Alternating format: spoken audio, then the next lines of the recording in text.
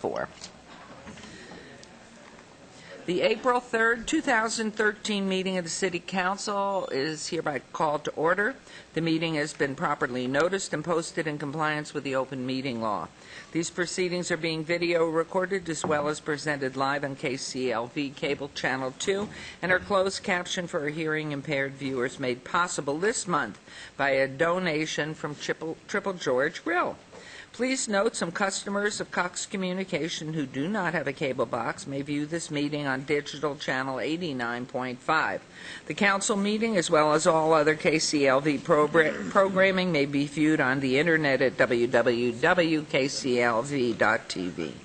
The proceedings will be rebroadcast on KCLV and the web the Wednesday of the meeting at 8 p.m., also Friday at 4 a.m., Saturday at 7 p.m., Sunday at 7 a.m., and the following Monday at 1 p.m. This building is protected by a state-of-the-art fire detection and suppression sprinkler system. If the alarm should activate during today's meeting, please evacuate using the exit at the back of the chambers out to the mezzanine. Proceed out the double doors to the terrace and down the back staircase. For anyone who has difficulty with the stairs, please check with our city marshals or our fire officials for assistance. Once outside, assemble on the northeast corner across the street from the City Hall at Lewis and First Street. Employees wearing safety vests or our city marshals will inform you when it's safe to re-enter the building. For public comment related to items on the agenda, citizen participation, and public hearing items, we have available a speaker card, which you may complete and submit to the city clerk. Cards are available online in the clerk's office or at the rear of our chambers. If you do not submit a card, it does not preclude you from speaking under public comment, citizen participation, or specified public hearing items. If there's anyone present today who has a need for hearing impaired equipment, please see our clerk staff. If you parked in the garage across the street and did not receive a validation ticket when you entered chambers, please exit to your right and then see the security personnel at the entrance. Before we proceed with the agenda, would everyone please rise this morning for the invocation given by Dr. S.S. Rogers, the Great Mountain Sinai MRMI, Inc., and please remain standing for the Pledge of Allegiance. May we bow our heads. Lord, we thank you for this blessed work. We thank you for this blessed day that thou hast provided for each of us as we've come now to this council meeting, that we'll be able to implement and improvise the things that have been set forth. We ask you now in the name of Jesus, Lord God, that you would bless now our city council, our mayor, as they go forward to continue to lift up our communities, to provide the things that our community needs. We now continue that you would bless each of us has come today, that we're able to share, we'll be able to lift each other up and give each other some encouragement, that we can continue to be instrumental to helping each other on this journey. Bless now continue that the job that will be provided, and we all have an opportunity to share, to work, and provide for our families. We know the economy the way it is, but we know you're able to revive that. Give us all some understanding how we'll be able to implement a program that will be unique for us and help those who are less fortunate than we are. These now are the blessing we ask in your Son, and for your sake we pray. And everyone said, amen.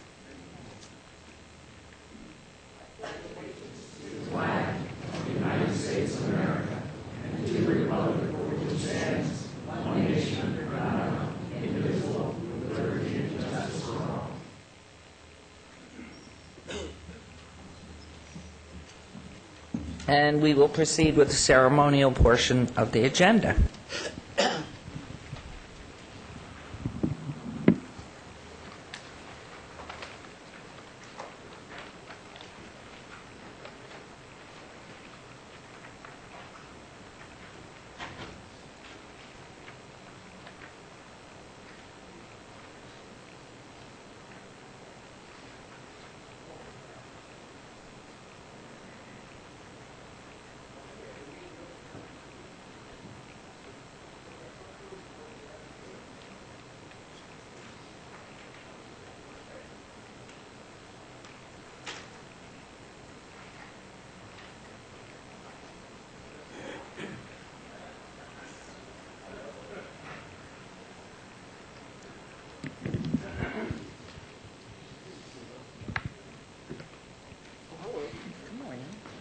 Meatball's always a little late.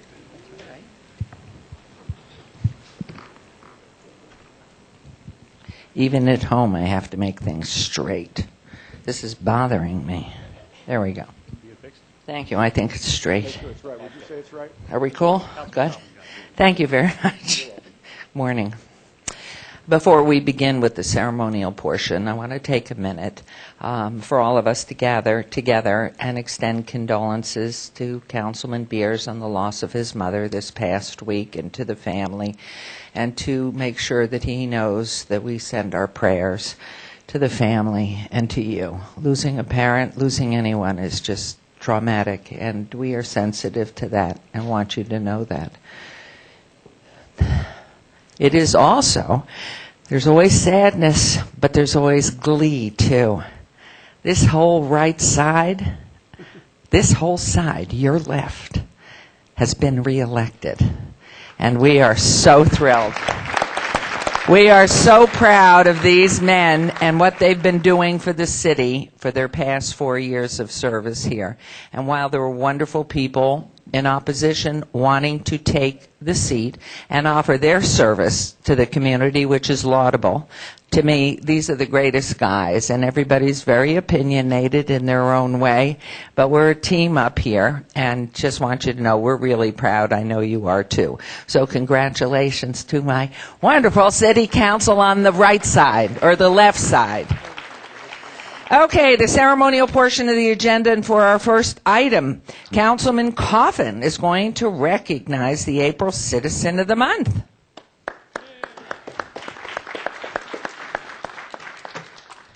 Thank you, Mayor.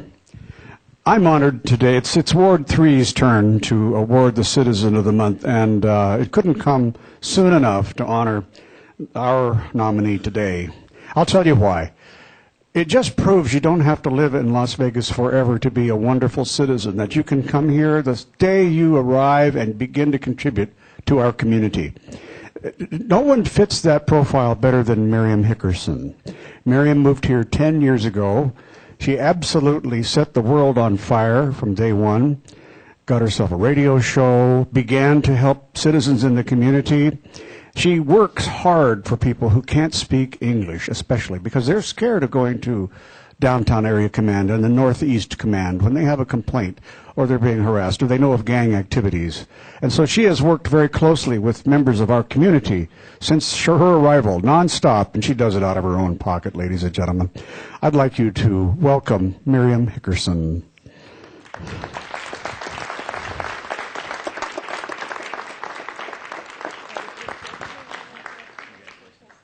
Particularly ladies receive help, and you know how hard it is to approach a police officer.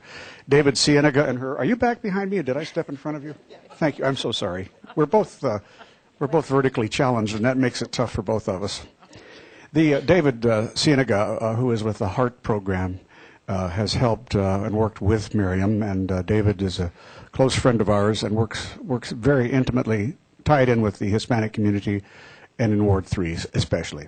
So we're proud to have you here, and I hope you'll say a few words because you've brought your team with you, your team of volunteers and helpers. This is a wonderful story that's being told in Ward 3.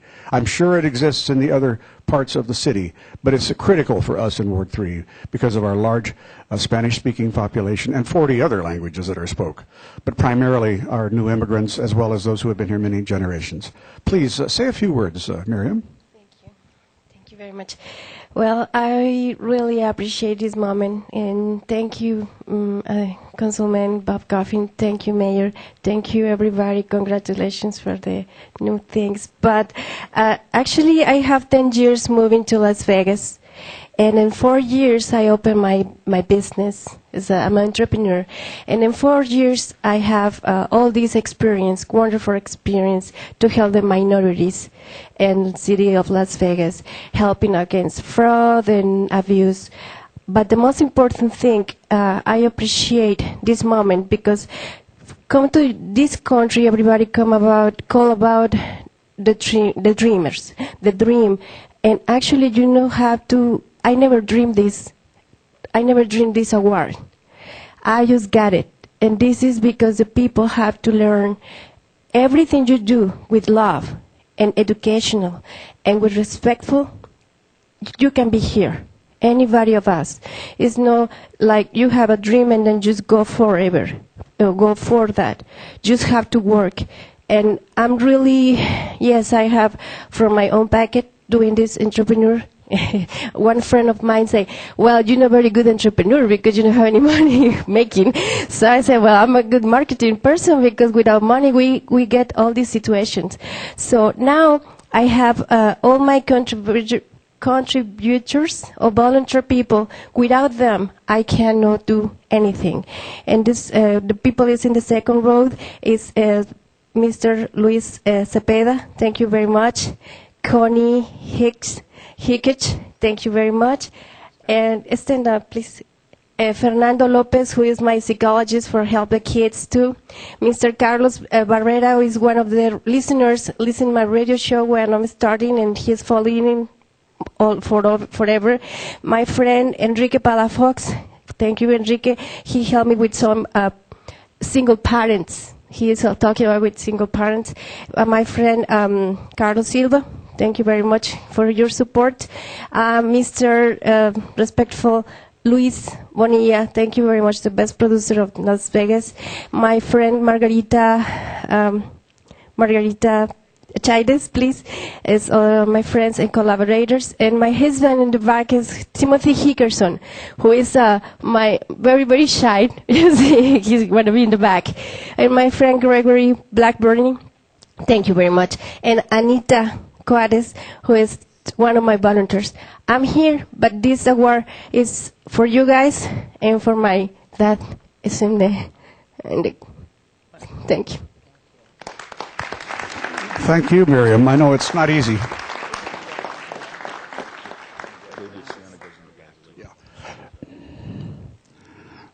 You know, David Cienega is here. He's just hiding in the back. You think he's shy? Oh, yes, he's back in there, Officer Cienega. So thank you very much for being here, David.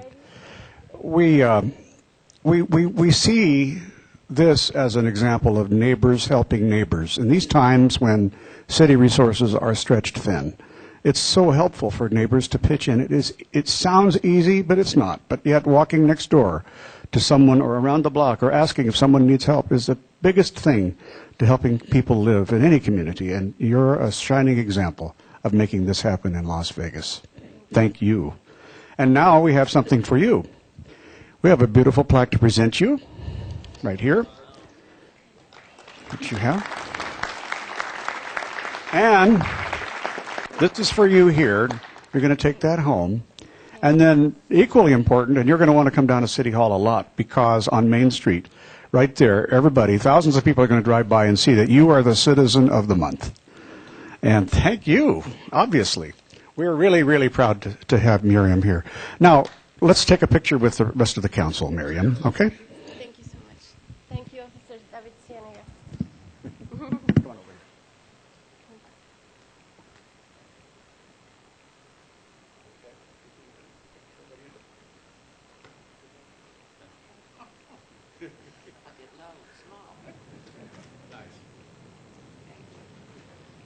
Everybody, you tell us when you're done. Thank you.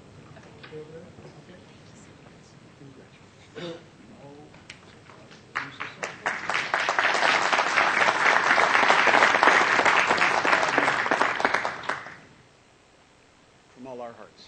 Okay?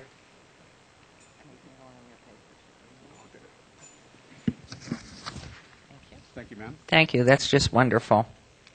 For our next item, I have the pleasure of recognizing an outstanding group of employees here at the city. I'd like to ask our Economic and Urban Development Director, Bill Arndt, and Detention and Enforcement Chief Michelle Freeman to join us up here at the podium for this recognition, please. The Action Team Award recognizes a team of employees that strives to be superheroes in the workplace, meeting our values of what's called action, which stands for achievement, creativity, teamwork, integrity, and ownership now.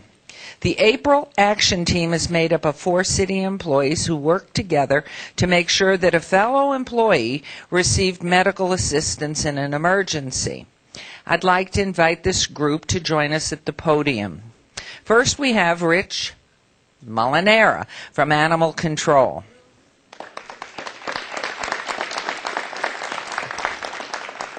We also have 3 employees from our parking service division, Craig Campbell, Chris Burns, and Matt Lancaster.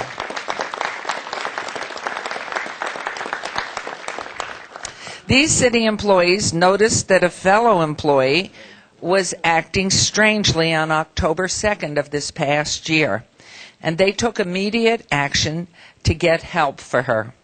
The employee was having problems speaking and acting confused. The team members were observed and quickly rushed to their co-worker's aid. They called emergency response personnel to the location and made sure that this woman received the medical attention she required. After a trip to the hospital, it was determined that the woman, indeed the employee, had suffered a minor stroke. Through the quick actions of these co-workers, she had shown no ill effects and has fully recovered from the incident. This kind of caring and quick attention and looking out for each other is what this city is all about. And we can't thank you all enough, Rich, Craig, Chris, and Matt. You are the very, very best. And because of this, while we certainly appreciate all of our employees, we do have a special certificate for each of you, and we'd be happy to hear from the group spokesman, Rich Molinera, if you would come first, please. Well, good morning, everybody. City Council, Mayor. As you know, timing can mean everything. And on that day, on that place, and that time, everybody came together. We did a great job. A fellow employee needed some assistance. We tended to her. We responded. Everything went accordingly. And we couldn't have been happier on what we did and how it turned out. So we're very, very happy. This individual is a great employee and a great person. So we're very happy. And back at work. And healthy. And healthy. And doing what the doctor says. Yes. Good. So. Good. Thank you. We are so proud. Congratulations for each of you. Rich, of course. Thank you. Thank you. It's just wonderful when you care about each other and you make things happen. And when you have loved ones that watch out for you, you know when you're acting a little differently. And we've had some of these incidences recently. So where people seem confused and someone immediately has noticed it and made sure that 911 is called or they're taken immediately to the hospital. So I do want to ask, who would like to say a word first? Where do we start? We go to the ladies first. Thank you, Mayor, Council.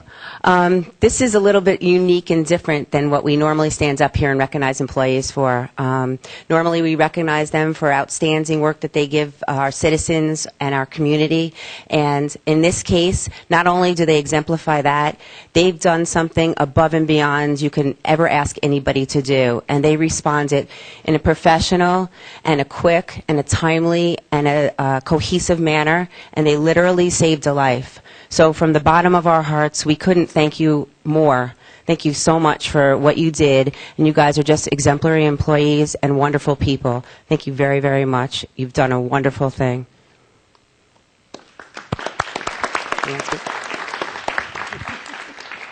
I'll just add that I think these two functions for the city often don't get the credit that they deserve, that they are put in stressful situations every day, and no situation is more stressful than when you see a colleague in need of help. And just from the bottom of my heart, thank you for what you did. I know that you do it every day in your job, but no day could have been more important than that day. So thank you very much. Thank you. Thank you both. Thank you. Thank you.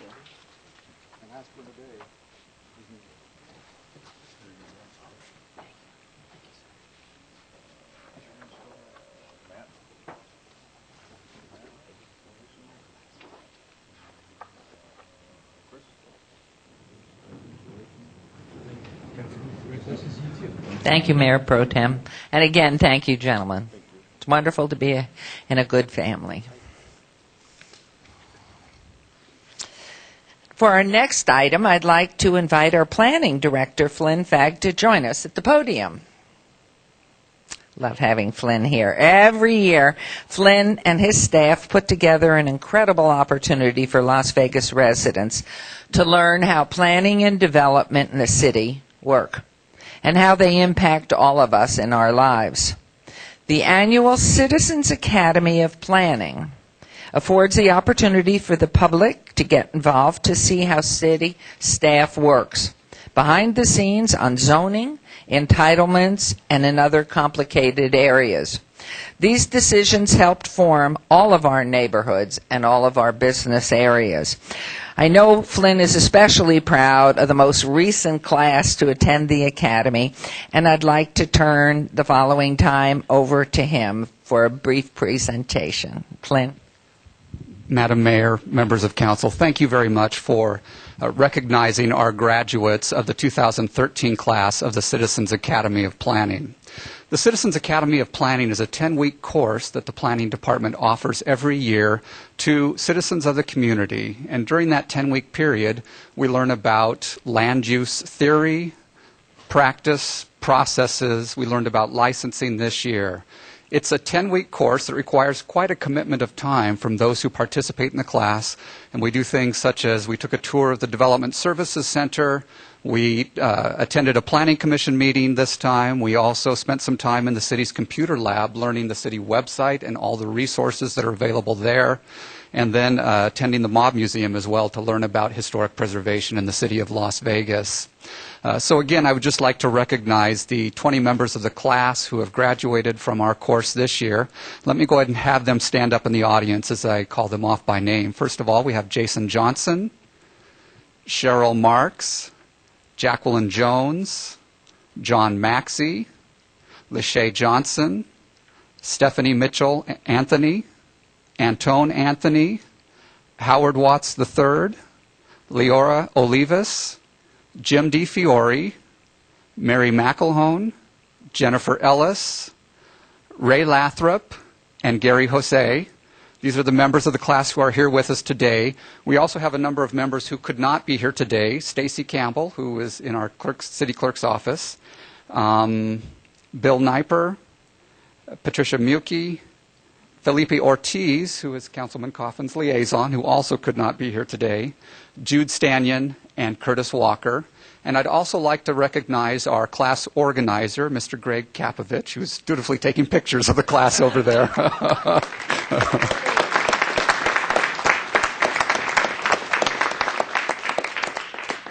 Greg helped keep everything together and made sure that we got all the class members to the right locations every week, and so we appreciate his efforts.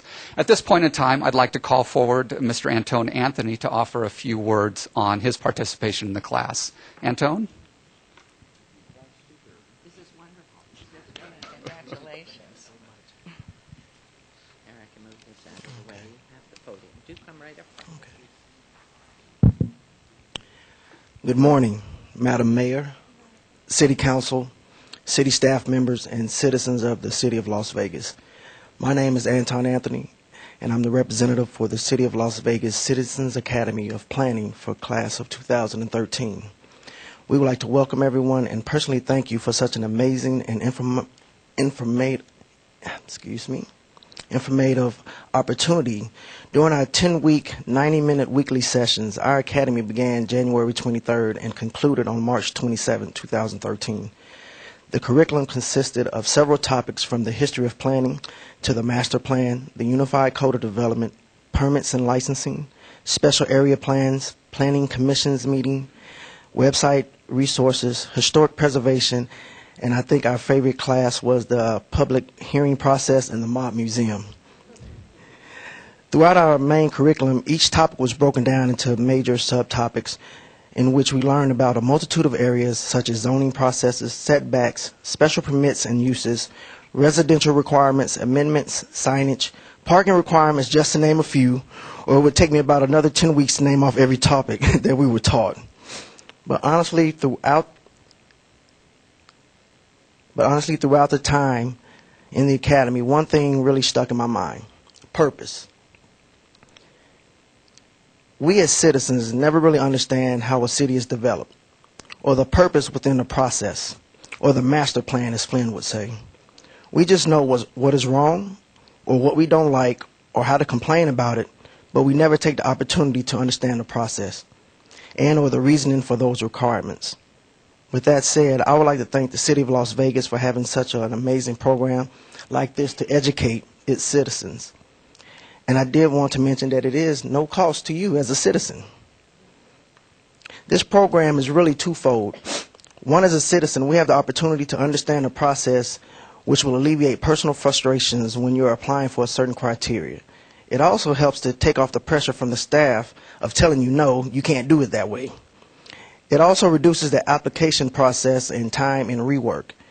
It includes better communication, in which it makes it easier for the staff to do their job and make it a little easier when the citizens understand the process and we have whatever is required in hand and ready and always completed. It truly makes a better relationship between the city and its citizens. Our class would like to thank the City of Las Vegas for this opportunity and for having such a program like this, and we want to personally thank Flynn and Greg, the planning department and staff, the academy facilitators, and their personal time and dedication to this program, but also for being such an integral part of the City of Las Vegas master plan with your vast knowledge and experience. And as a retired Senior Chief Petty Officer of the United States Navy, I would also like to commend you and say bravo Zulu for a job well done. Thank you so much.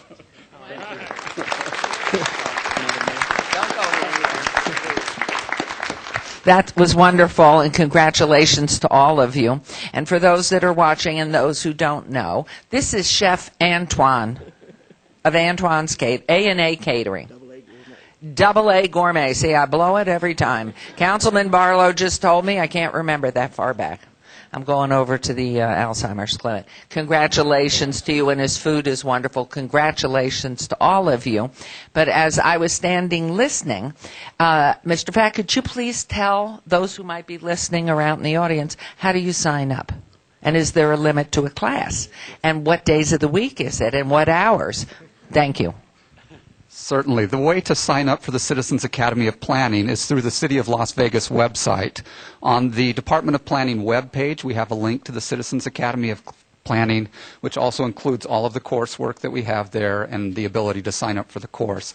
The next course is not going to be offered until January of 14, so you have a little bit of time to think about this. And again, it is a 10-week course. It does require your commitment for all of those 10 weeks. And again, I'd just like to celebrate those who participated with us this year and congratulate them and thank them for participating with us. So, Mayor, thank you. I know you're proud. We all know how proud you are. So please leave your emails with us in case we have a question that we can't answer. So we get a quick answer from you. And we do thank you and congratulate you. Chef, great job. Multitasker. For our next item, there was something that Councilwoman Tarkanian, who has an excused absence today, really wanted us to present. I mean, she really wanted to do it herself, but since she isn't here, of course, we wanted to do it for her. I would like to invite Gregory Blackburn, Chairman of the Southern Nevada Child Drowning Prevention Coalition, and our Building and Safety Director, Chris Knight, to join us at the podium. So nice to see you. Mr. Knight is coming.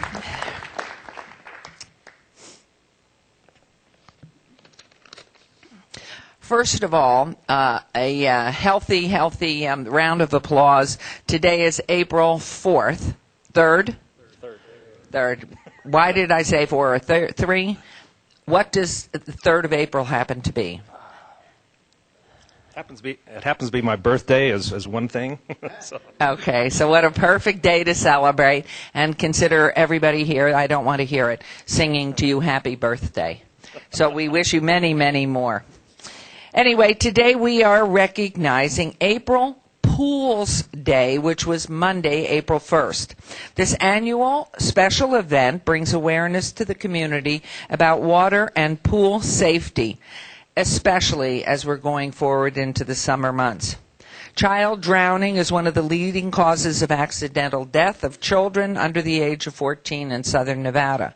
In 2012, 7 children drowned, including 5 who were 4 years of age or younger.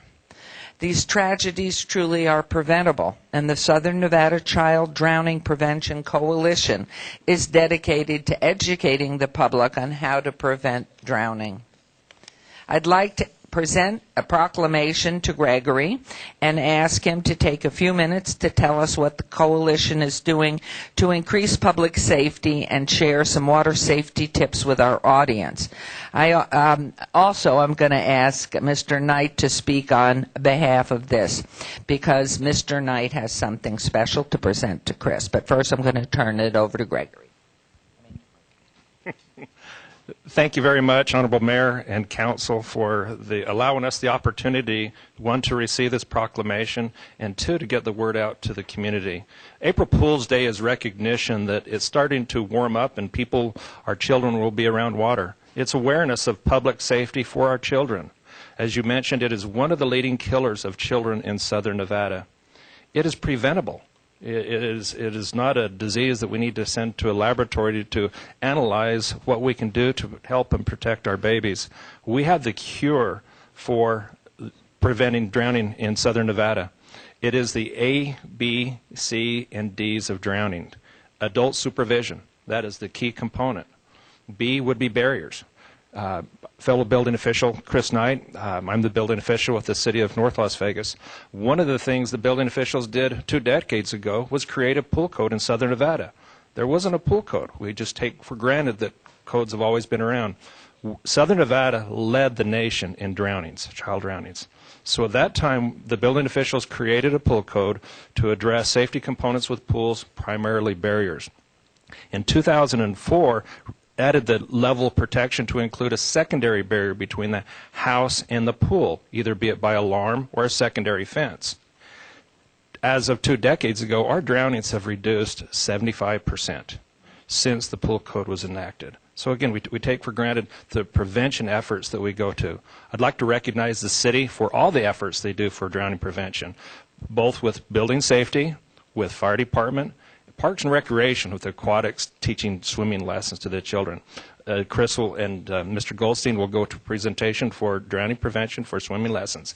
Children that receive swimming lessons have an 88% less chance of drowning. So it's an effort that we can do, and we feel motivated to continue the drowning prevention effort in southern Nevada. After barriers, it'd be classes. CPR. If you own a pool, or around a pool or water, the lake, whatever it may be, learn CPR so that if you're around when an event takes place, that could make the difference with somebody surviving or not surviving, or surviving with damages as well too. And D would be for devices. It would be life jackets, other alarms that could be put on children. Visit our website, Google Drowning Prevention Southern Nevada, and you'll see all the components that are there. We have safety devices we'll give people. We don't want that to be a limiting factor on why some babies drown. Again, it's so far year to date, we're at 0. We want to continue that, and our hopes and prayers that absolutely, knock on wood, hopes and prayers, whatever it is, that we can continue that. Again, in representing the coalition, it is a combined effort of professionals that are involved in drowning prevention. Again, be it Parks and Rec, building officials, fire, private individuals, and with recognition of Marion, she's on our Hispanic committee as for drowning prevention with her volunteers, and also getting out into the media. Unfortunately, over the last 3 or 4 years, our statistics on the Hispanic community has been 75% the fatalities, which is higher than representing our population. So they're working together with us to help partner in the community to save our babies' lives. And out of what we do in our daily jobs, I couldn't think of anything more important than that effort. And with that, thank you for your time, and again, thank you for raising the awareness and your support on this great effort. Thank you. Thank you. Really, this is simply, and remember, A, B, C, D, adults, barriers, CPR, and devices. Excellent. I got an A.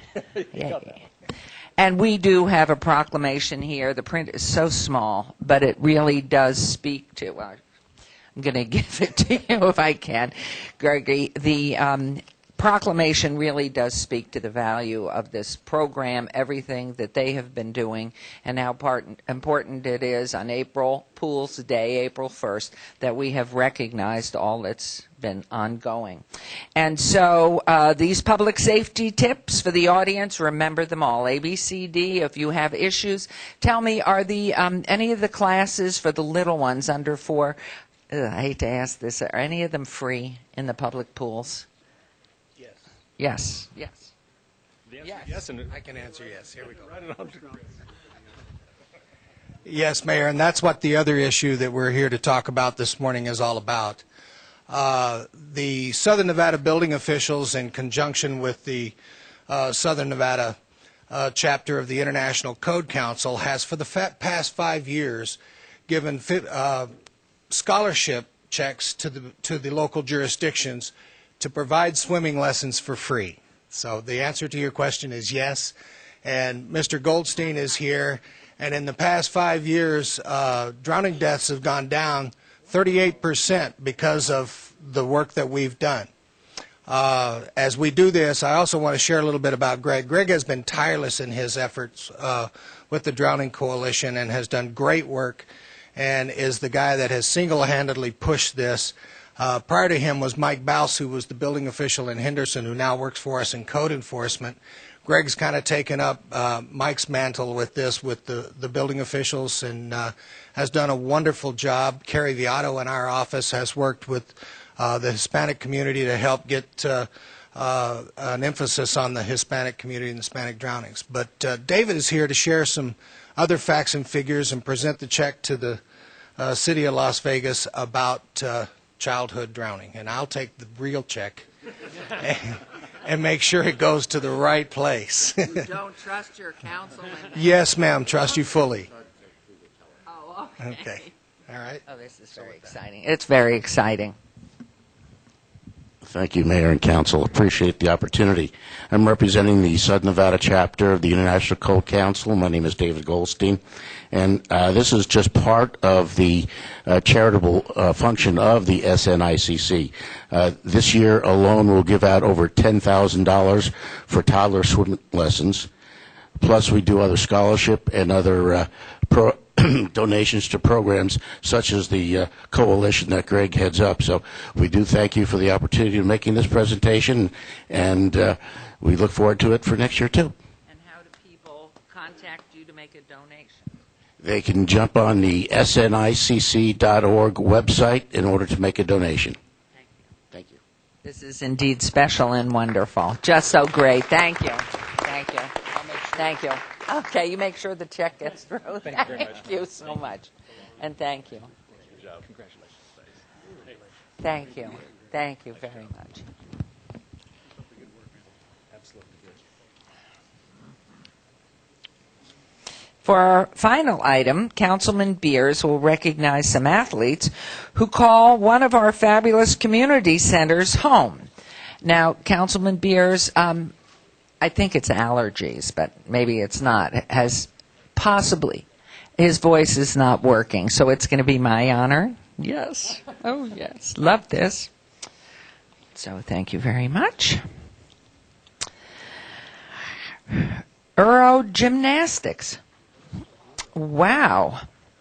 I understand that team members and coach that will be here today. We have Lena Tabakova, our coach, Elisa Fomina, team member, 7-year-olds, Yana Galavan, I hope I pronounced that okay, team member, 6-year-olds. Elisa and Yana will be wearing their competitive leotard. Oh my, I saw you coming in. Ooh, are you related? Are you sisters? Are you friends? And how old are you?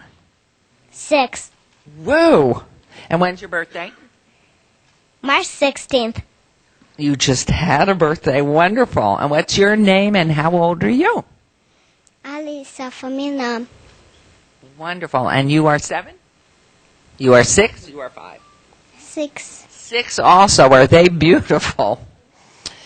And so what we have today from the city of Las Vegas is a proclamation. Whereas Eurogymnastics trains young athletes with special attention given to grace and flexibility. Participants combine classic ballet techniques with tumbling. As they mature in their sports, they will add balls, hoops, ribbons, jump ropes, and sticks to their performances. And whereas the program is a transplant, and I'm sure when you've watched the Olympics, you will know about which I'm speaking, is a transplant from Eastern Europe, and in Summerlin was created and is coached by 3 individuals with personal experience in what it takes to perform and win on and at Olympic and world levels. Eurogymnastics is the only recognized rhythmic gymnastics club in the state of Nevada. And whereas Maya Tabakova, Lena, okay, and Lena, so related, of course, and Evelina Hamel, is she here? She's not here. Teach recreational classes with movement based on ballet to 20 students, including girls as young as 4. Bibi Ignatova is an internationally recognized judge who serves as an advisor to the club. And whereas Eurogymnastics at the Veterans Memorial Leisure Service Center has a competitive team of 11 girls ages 7 to 14. Eurogymnastics will host and compete in the annual meet April 12th, oh my goodness, next week, April 12th to 14th, 2013. The meet will be held at the Mirabelli Center, Community Center, and is open to the public. That's off I-95 just before Jones, or between Rainbow and Jones. And whereas rhythmic gymnastics must be executed with panache, ooh, I like that, which is just one of the factors of this activity that keeps those from 3 to 14 engaged and excited. And therefore we, the mayor and city council of the great city of Las Vegas, proudly proclaim April 3rd, 2013, Eurogymnastics Day in the city of Las Vegas, and ask all of our citizens to join us in recognizing Eurogymnastics as an outstanding activity for young girls in our community.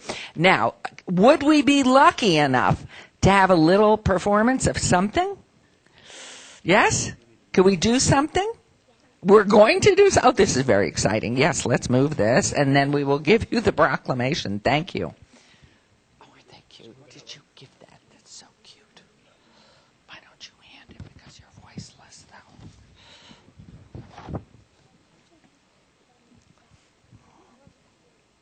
Oh, my goodness. No, this right here. That's so cute.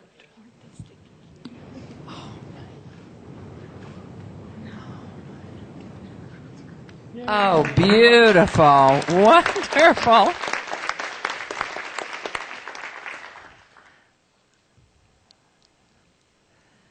Ow. Ow. Oh, are we going to play it now? As soon as that's done, apparently we have a video, too. Awesome.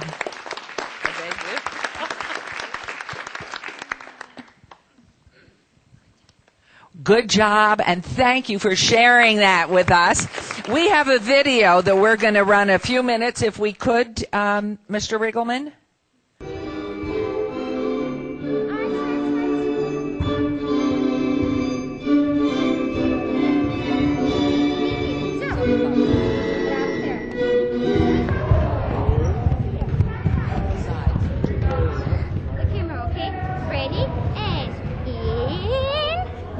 And out. Now we're gonna give it sandwich.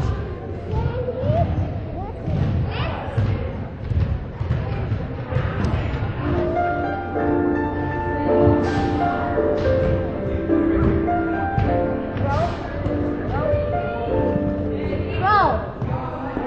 Roll. Long arms roll. Bianca go. Up.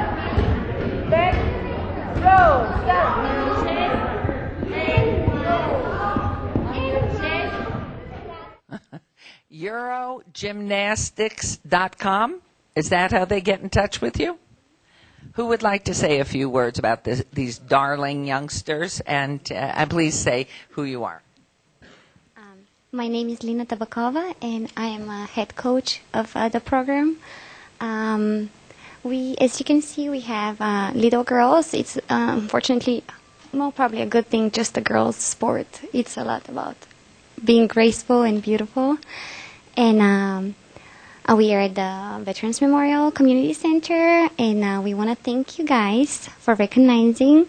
We want to thank Councilman Beers for coming and watching the whole class. We want to I personally want to thank Mary for everything she does for us. She's right over here. I don't think we would be where we are if it wasn't for her. I want to thank Bibi, who started the program, Bibi Ignatova. She's in California. I want to thank all of our parents for bringing the talent.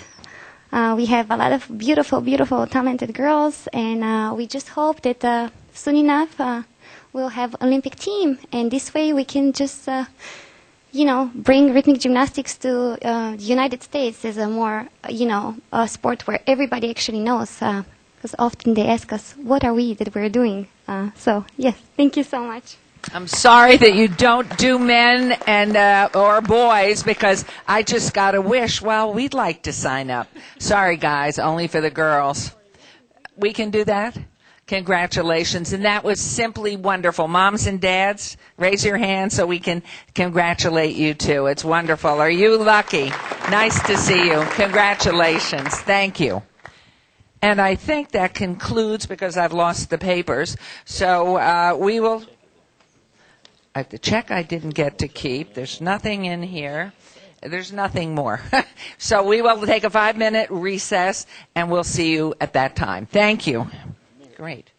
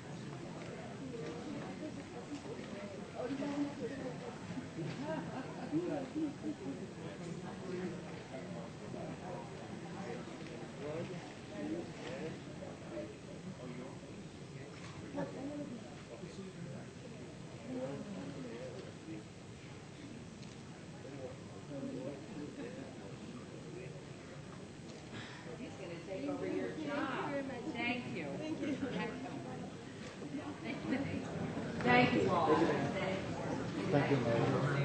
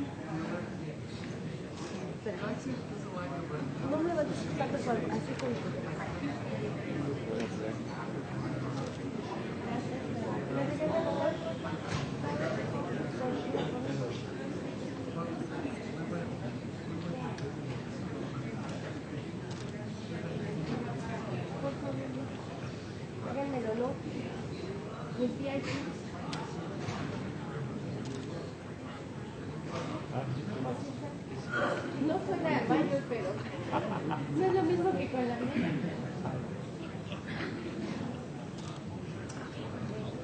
¿Qué parece? Luis, no suena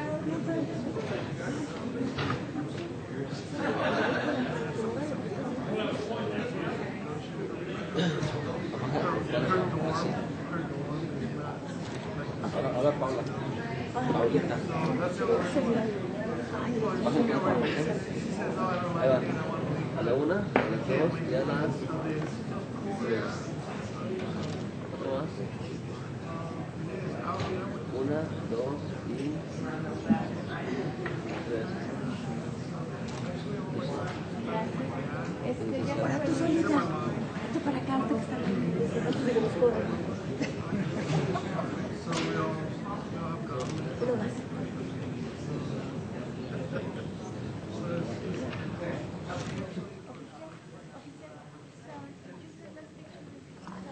All right, we are concluding that little brief recess, and we will continue on with our meeting, beginning with item number 11. But first, I understand that from Boulder City Councilman, Cam Walker is visiting us today, so could you wave to the camera too so they can see up there, Cam Walker?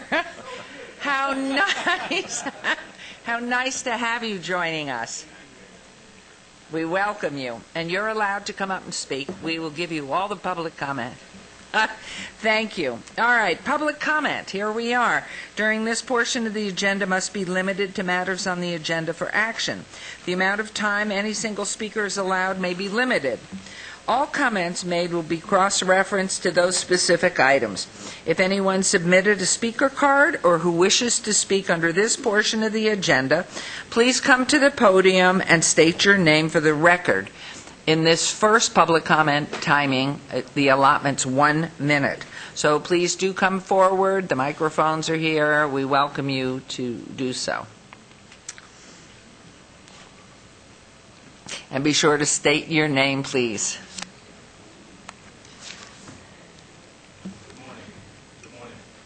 There's a button there that says speak. Can you see? Oh, all right. Thank you. Good morning, Mayor, Councilman, Board, women and men.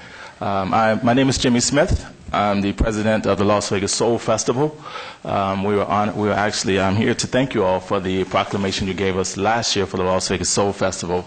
And I also just wanted to extend the invitation again that if you have the time, that you can stop by the Thomas and Mack this weekend. It's our Las Vegas Soul Festival. The cause of what we do and why we do what we do is to bring together some of the world's most elite musicians, country, jazz, R&B. Yes, I produce country events, jazz, R&B, and Latin Latin events, and we do them every first April at the Thomas and Mack in conjunction as a partnership with UNLV to raise awareness and funds for Lazarus Cancer Foundation.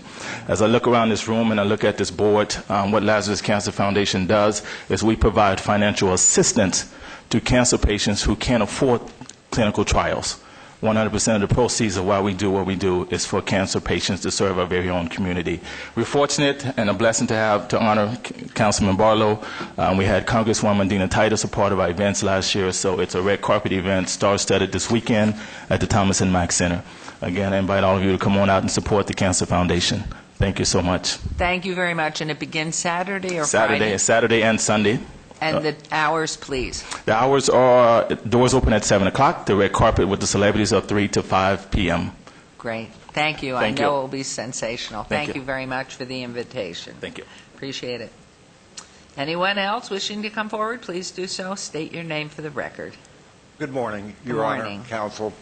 Teddy Russell, the 5th, 600 East Bonanza Road, Las Vegas. I just got back from 9 days at UMC. Small world, I'm in relapse for type B cell lymphoma, but it's quite easy to solve. I get chemo at $50,000 a pop. So anyway, I spent 9 days in the hospital, and I just came here to give kudos. I don't get KCLV at home because I don't have a cable box. I'm going to get a cable box because they blacked out Turner Classic Movies, and I have to have that.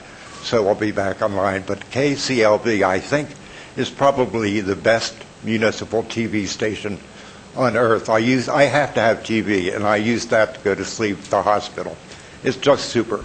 I also wanted to give credit and thanks to Project 150, Meals on Wheels, and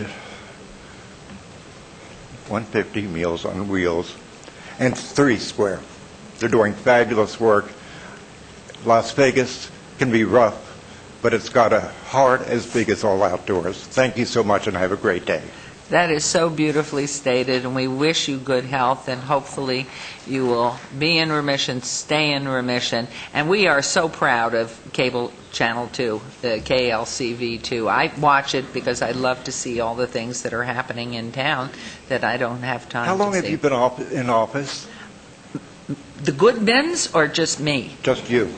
I have been in 19 months, 20 months now. It's been that long since I've been to a public meeting. I can't believe it. What I liked especially about KCLV was the arts. The best musicians from all over the world. Just tears me apart. Wonderful. Thank you so much. Thank you so much. And Mr. Riegelman and Mr. Radke over here are so heavily orchestrating what is going on that station. So I hope you will take the word back to the team. Great job. Great job. Anyone else? Hearing none, then we will move on to item number 12, business items. For possible action to approve the final minutes by reference of the regular City Council meeting of March 20th, 2013. Is there a motion to approve the minutes, Mayor Pro Tem? Thank you, Mayor. I'll make a motion to approve the minutes for March 20th, 2013. Thank you. There's a motion. Please vote. And please post.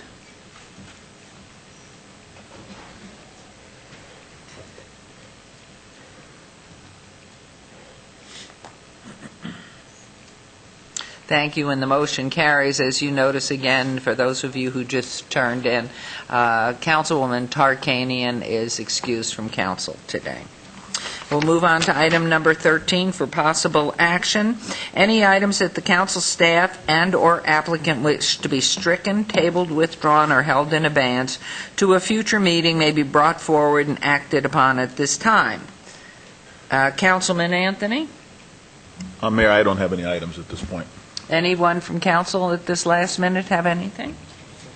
Okay, would you make a motion? Mayor?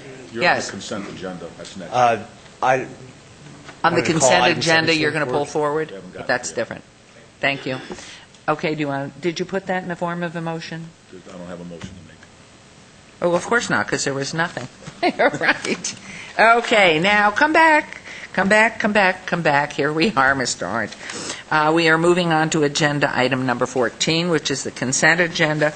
Items 14 through 33 on the consent agenda are considered to be routine, are recommended for approval by the departments, and may be enacted in one motion. Are there any items that the council wishes to bring forward? Mr. Arndt. Thank you, Mayor. Bill Arntz, Director, Economic and Urban Development.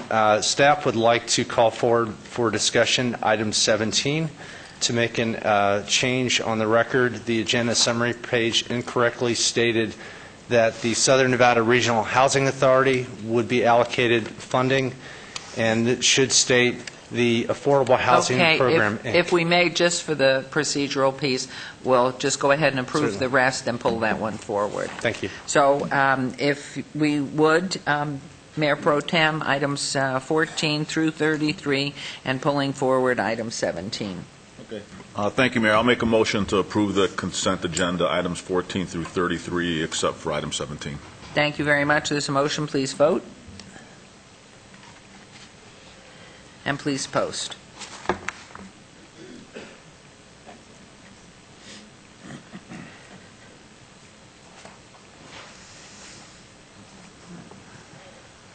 And that motion carries. Now to item number 17. One more time, sorry. Okay.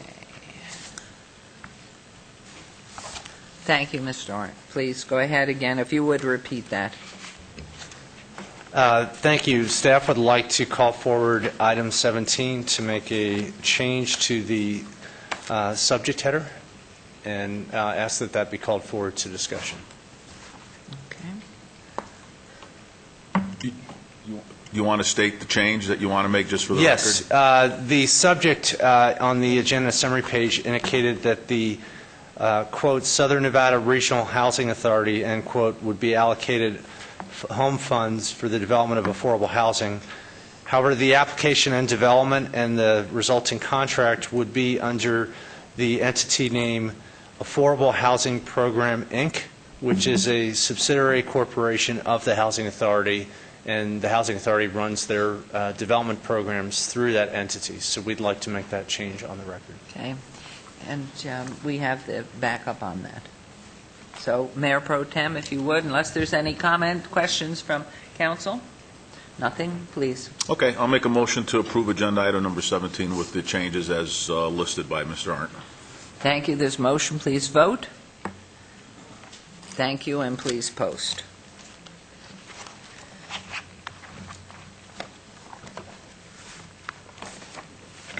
And that motion carries.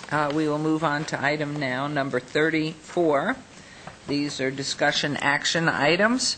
Administrative and abeyance item, report on the status of the city's life cycle infrastructure asset management and maintenance costs for roadways, storm drains, sanitary sewers, buildings, parks, and fleets, all wards. Mr. Cervantes, Mr. Hogness, good morning.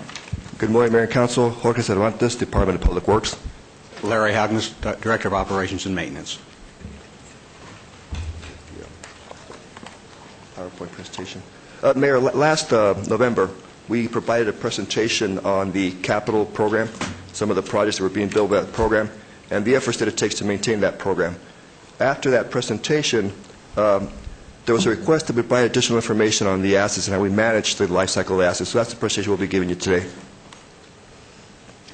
When we talk about our infrastructure assets, we really talk about some broad categories, and those include the roadways that we provide for folks to travel around, the drainage facilities for flood control purposes, our sanitary sewer system that takes our treated water out to the plant, our buildings that are municipal buildings such as fire stations, community centers, our parks, and our fleet.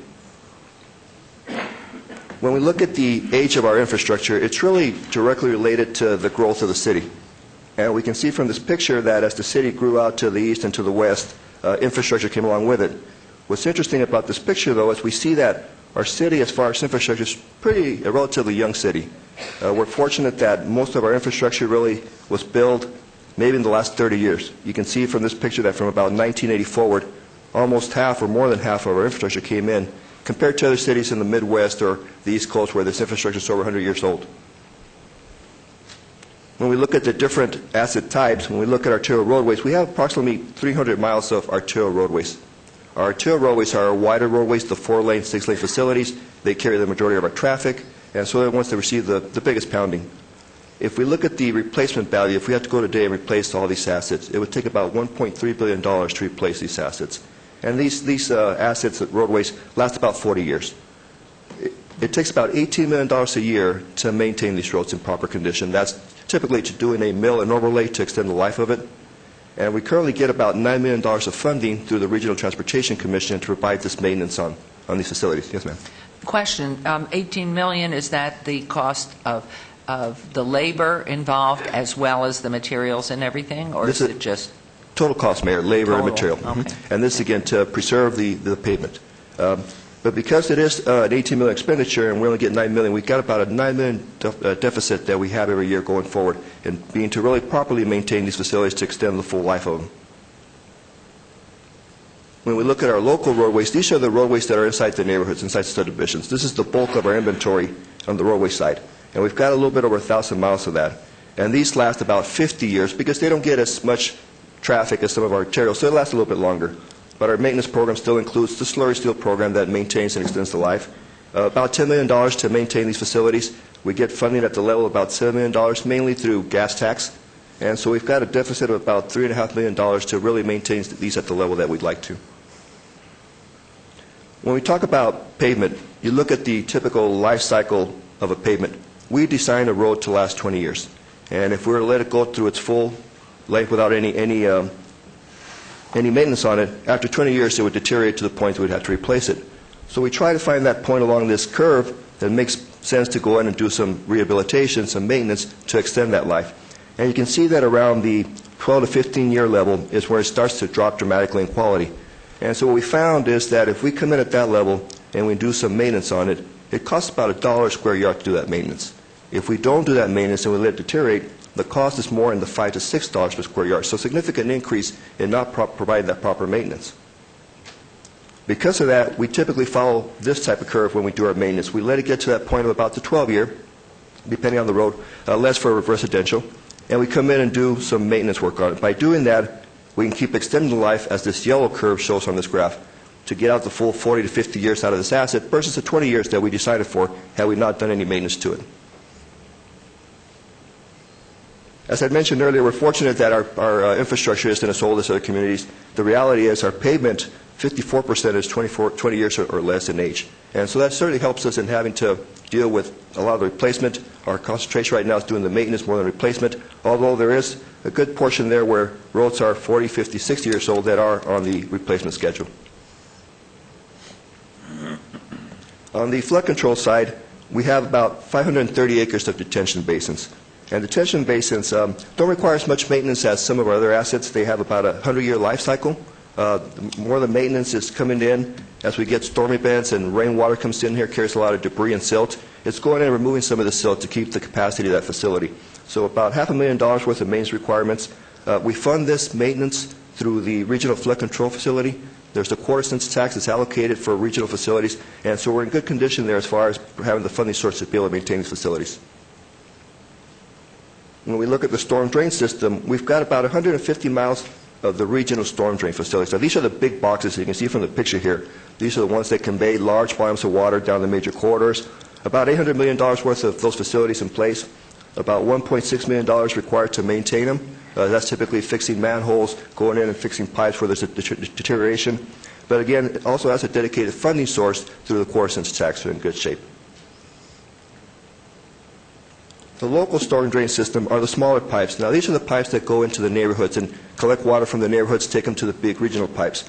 Because they are local systems, they don't qualify for the quarter-cent funding that the Regional Flood Control provides. So these are funded out of typically general fund.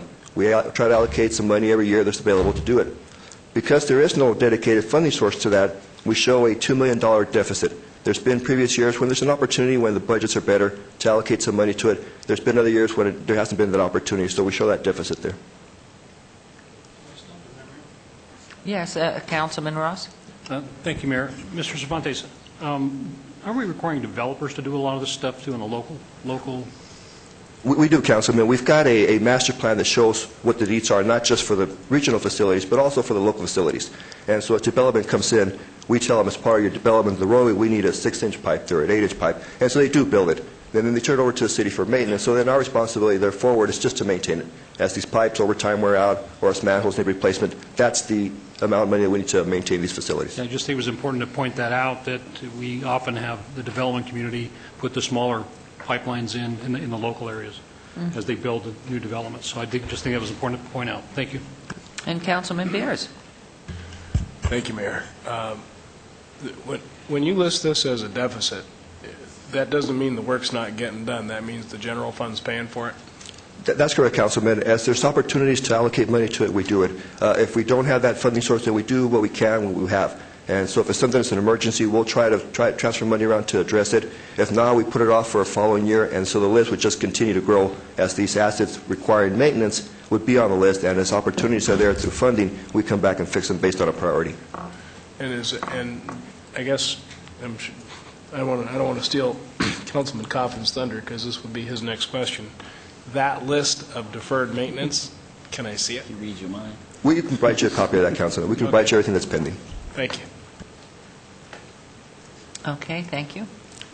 When we talk about our sanitary sewer system, we've got large diameter, small diameter pipes. Our large diameter are those that are 15-inch up to all the way to 84 inches in diameter, carry again the bigger volumes of water down a treatment plant. We've got about 200 miles of these larger systems, about $11 million required to provide maintenance to these facilities. These are funded through the Sanitary Enterprise Fund, and so we do have a dedicated funding source to provide this maintenance to these facilities. Similar, our smaller diameter pipes, a whole lot more of that. That's the bulk of this inventory, about 1,500 miles of these. Again, about $5 million required to maintain them and a dedicated funding source to provide this maintenance. So we're in good shape with these assets. And again, that's because you charge a sewer fee. That's correct, Mayor. When we charge the sewer fee, it goes to two purposes. One is to maintain the collection system, and the other is to operate the treatment plant. So in road repair, there is no fee that is charged to the resident. When we repair a road? Correct. No. Where there are some of these roadways that are in the residential areas that might need it, not private necessarily, I mean public roads, there is no fee that we are charged. It comes off of gas tax or... That's correct, Mayor. We use the gas tax allocation. There's been some times when if there's an opportunity and some roads are in dire need, we've had to look at the general fund to help supplement some of those deficits if the road's in bad shape and needs immediate repair. Okay, thank you. Thank you, Jorge. I'll talk now a little bit about city parks, facilities, and fleet in the city. In the city park system, we currently have 76 parks, trailheads, and plazas that occupy 1,700 acres of real estate. Of that, 1,100 are fully developed at this point. We have the estimated cost of the replacement of them at $380 million. We figure they have a life cycle of 50 years. We have preventative maintenance needs in the area of $1.9 million a year. There is no dedicated funding at this point to allow for that, so we're showing a $1.9 million deficit.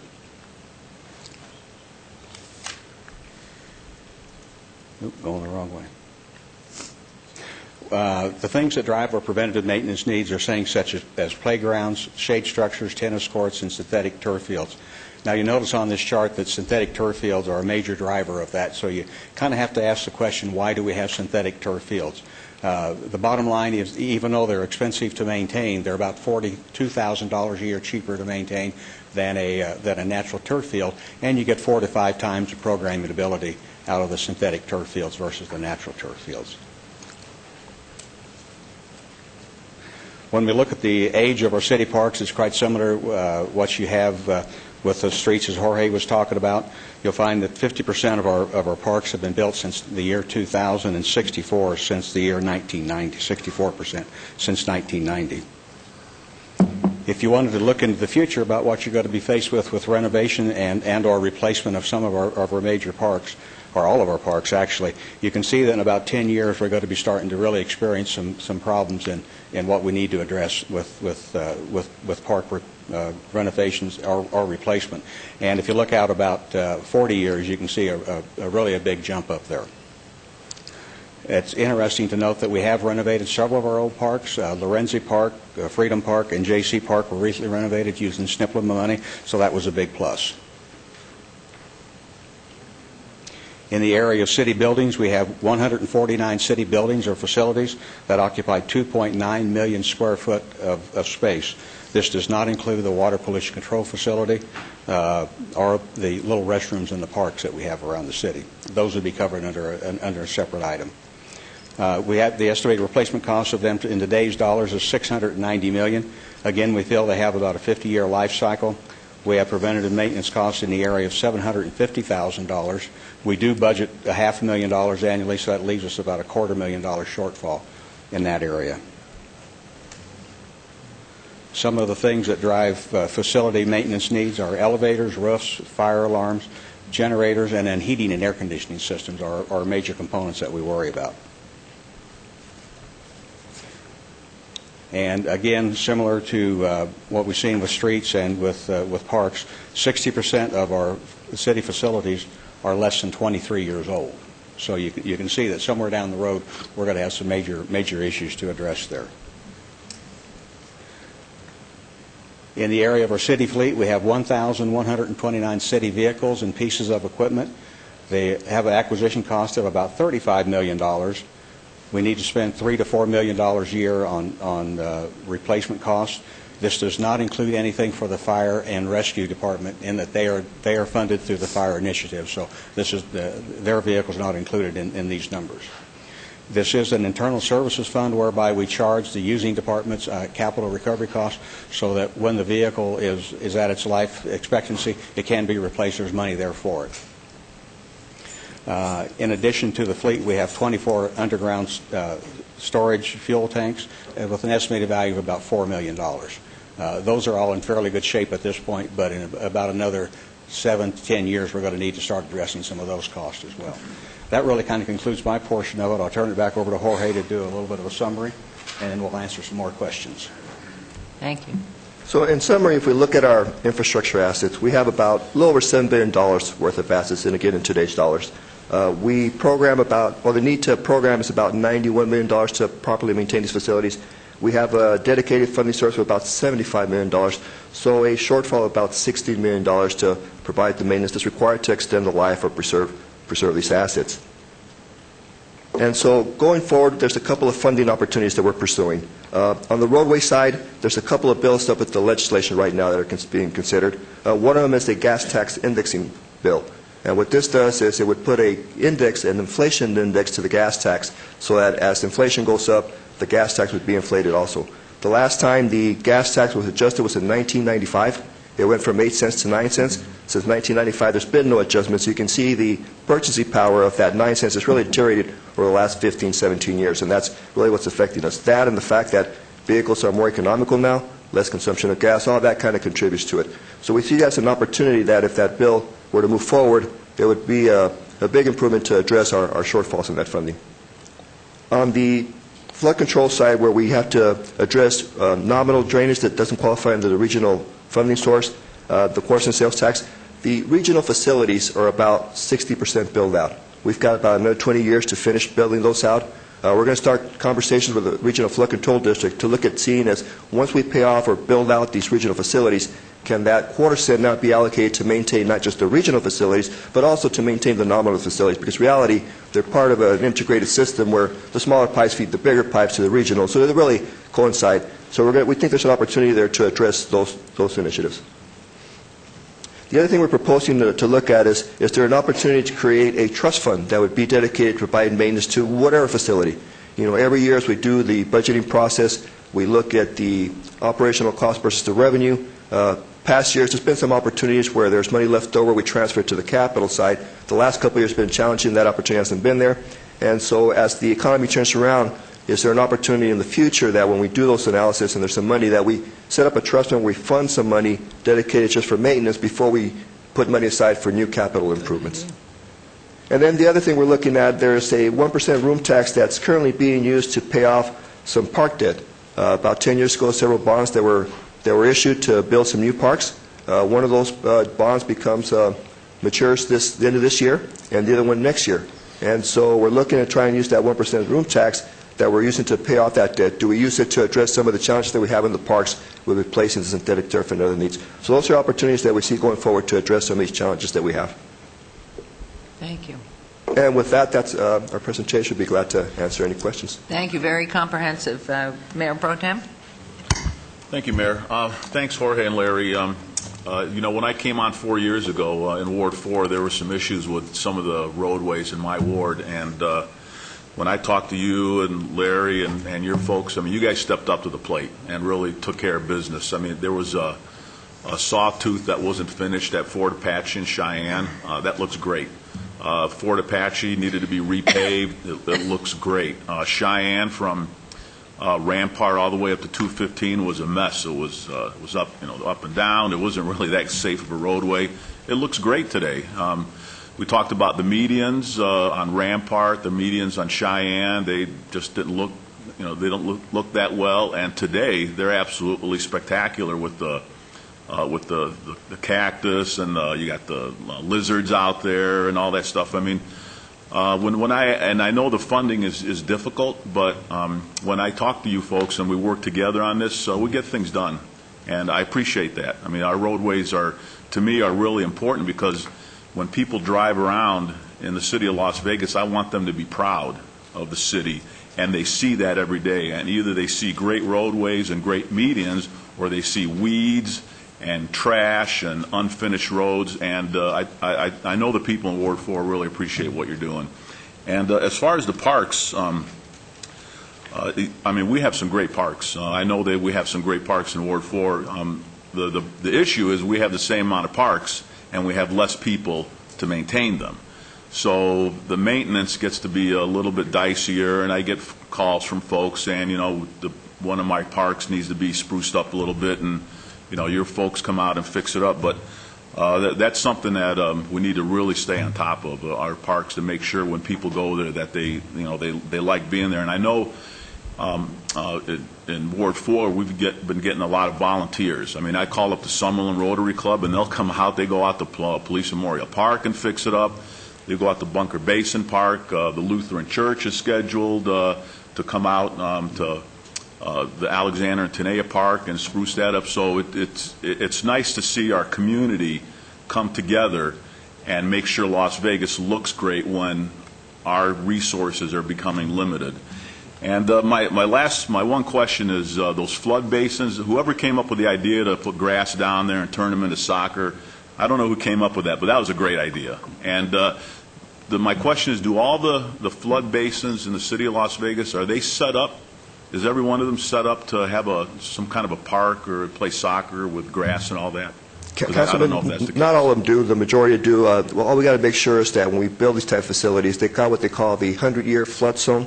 We got to make sure that we're at the 10-year flood zone. So if there's a quick storm and water comes in rapidly, there's not folks that get trapped in the bottom. They're at a high enough benchmark that they have time to escape. So we look for those facilities where those opportunities exist, that we've got the ability to build a 10-year flood zone bench and make it a programmable area. So we try to do it wherever there's an opportunity for it.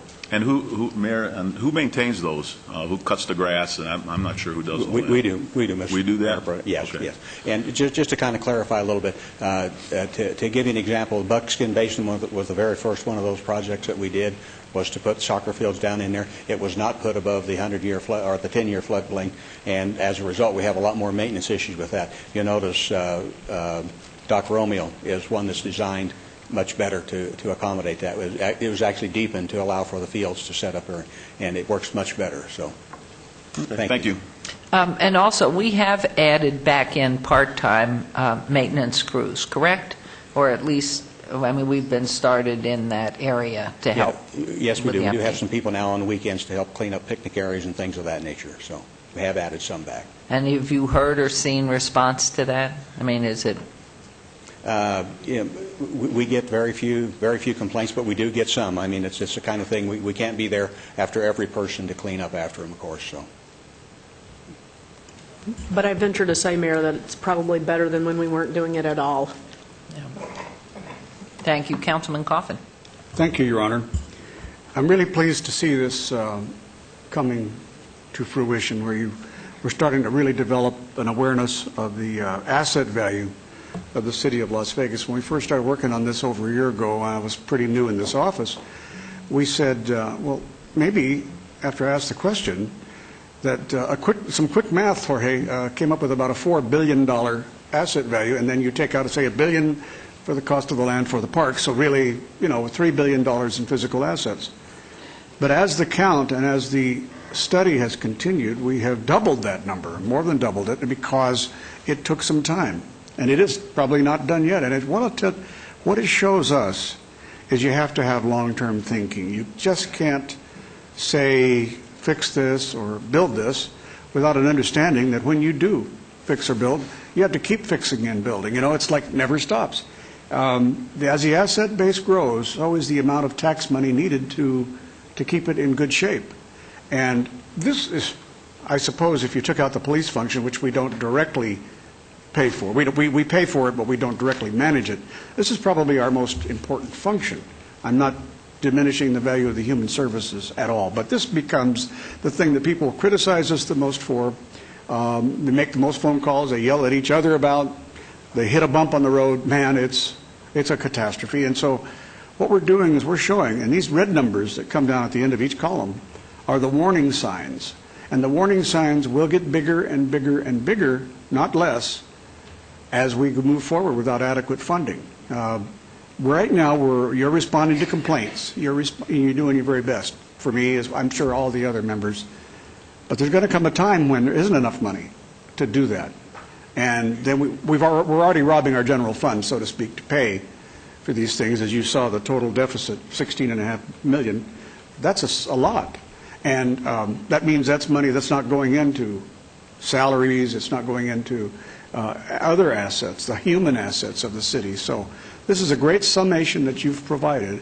And I know that people don't pay much attention to this, but those of us who are elected have to, because we're the ones that are going to have to find the money to pay for it. And we're the ones that will get criticized if we don't find the money. So we're going to get criticized one way or the other. The point is to find the truth and to make sure you got it all in line so that you can justify what you're doing. And every time you slide a little maintenance back, that adds more down at the end. So I think I really appreciate what you're doing, and I know that this is becoming, I hope, it'll never become interesting to the general public, but I hope it becomes of interest to the key people in the community who care about these things and who know that when we come to them, we will have exercised our best judgment because we wanted to find out what we really owned and in what kind of shape it's in. And bless you guys for doing this, and keep doing it.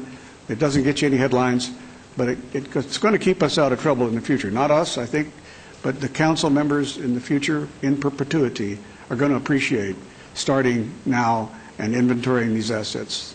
Thank you, Mayor. Thank you, Councilman. I just would echo, I think what you've been doing is incredible. It bothers me that we're almost at $16 million in a year, which is just going to compound unless we find a way to fund it. And everybody hates to talk about taxes and fees.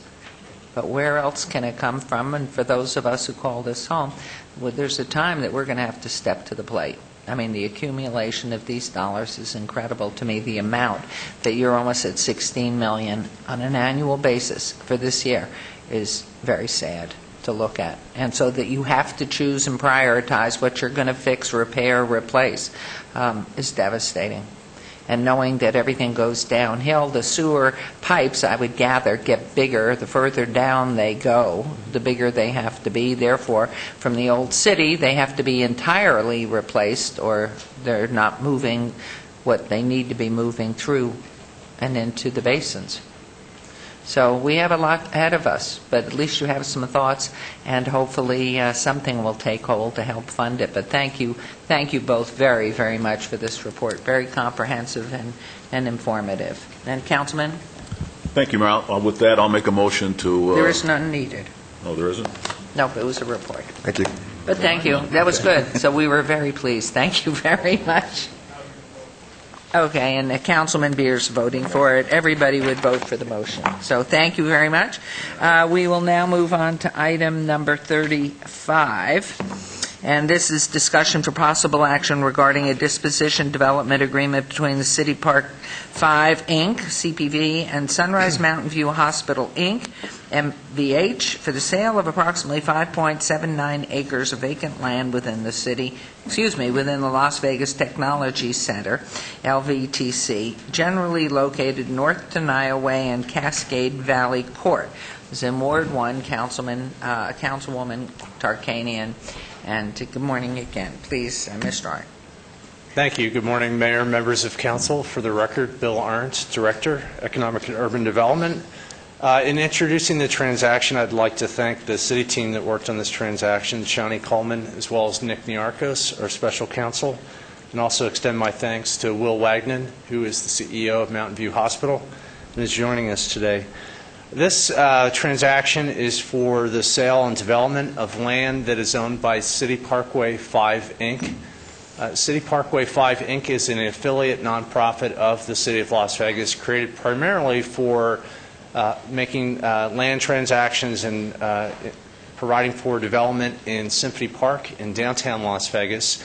This parcel originally was transferred to City Parkway 5 to try to do medical development with the School of Medicine of the university. That did not come to fruition, and that explains the ownership for City Parkway 5. The property is just under 5.8 acres. It's immediately south of the Mountain View Hospital campus, as you see on the screen there. And Mountain View has had interest in acquiring the land for developing and expanding their campus.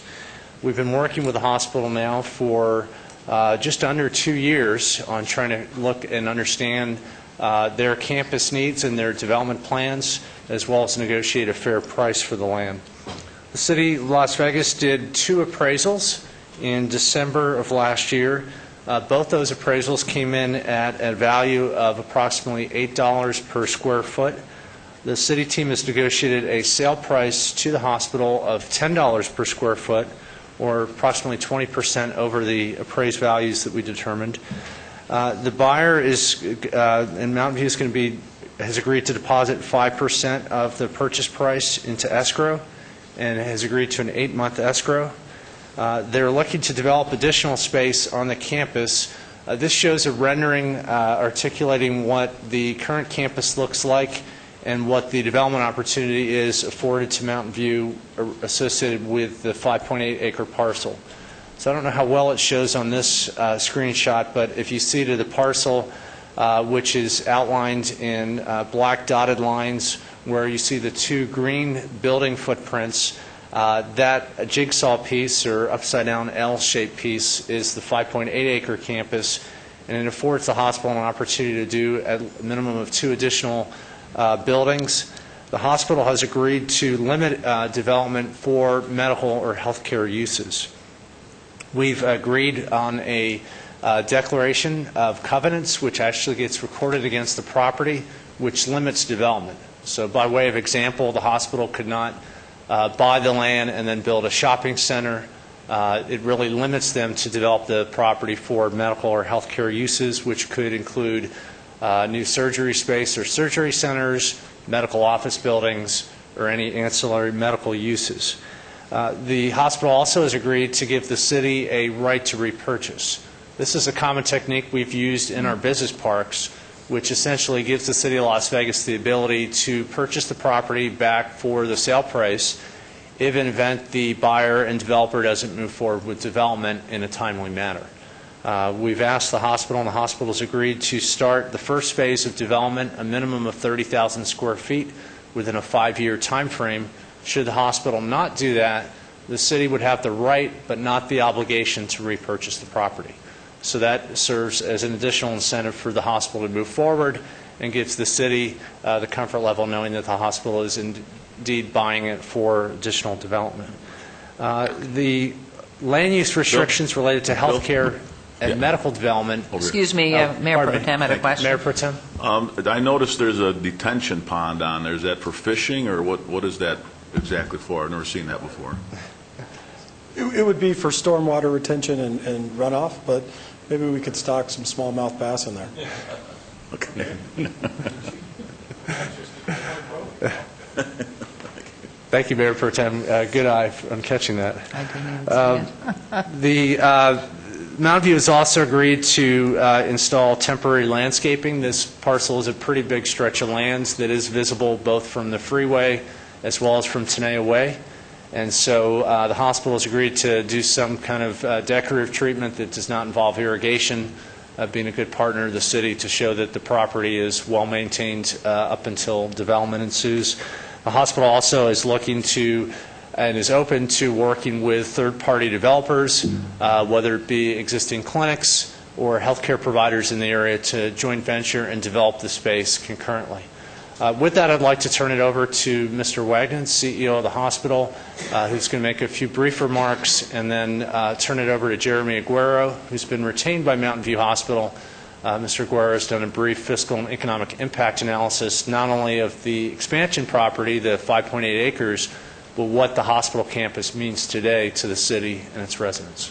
Mr. Wagner. Thank you. Mr. Arndt, welcome. Thank you. Good morning. It's a pleasure to be here, and thank you for having us. I would like to recognize the hard work that Bill and his team, and in particular Shani, have done.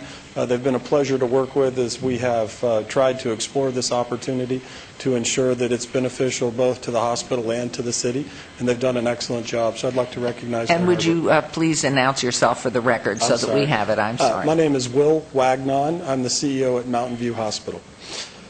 Mountain View was originally constructed in 1996. We were a 120-bed hospital, and it's amazing to ponder that in July of this year we will nearly have tripled our size and will be a 340-bed facility. Over the last 2 years, we've seen investments in the campus of about $130 million. Jeremy will talk a little bit about the direct construction impact. We've been very diligent to make sure that our construction dollars are being invested locally, and 92% of that money has been invested with contractors that reside in the city of Las Vegas or Southern Nevada. So we feel like we're doing our part to make sure that we're recovering as a community.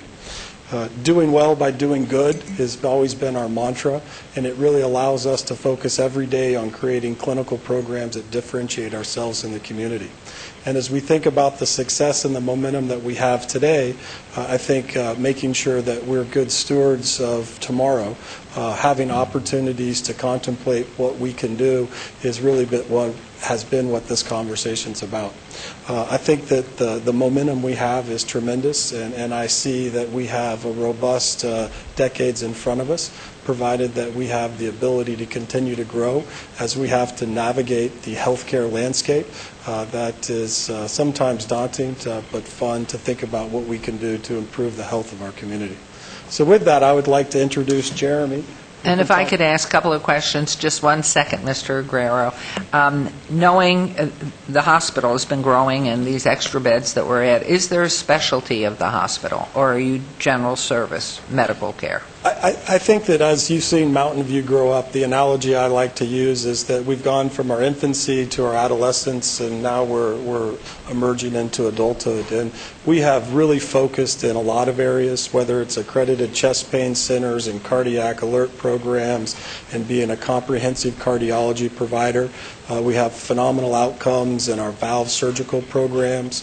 We recently have recruited a surgeon who's a thoracic oncologist from Cedars-Sinai to help address the growing lung cancer problem that we have. Interesting enough that lung cancer is the leading cause of cancer death in Southern Nevada. It's particularly traumatic among women, and we find that it's a challenging disease because often it's thought of in terms of a negative connotation with lung cancer and not good endeavors at early detection and prevention.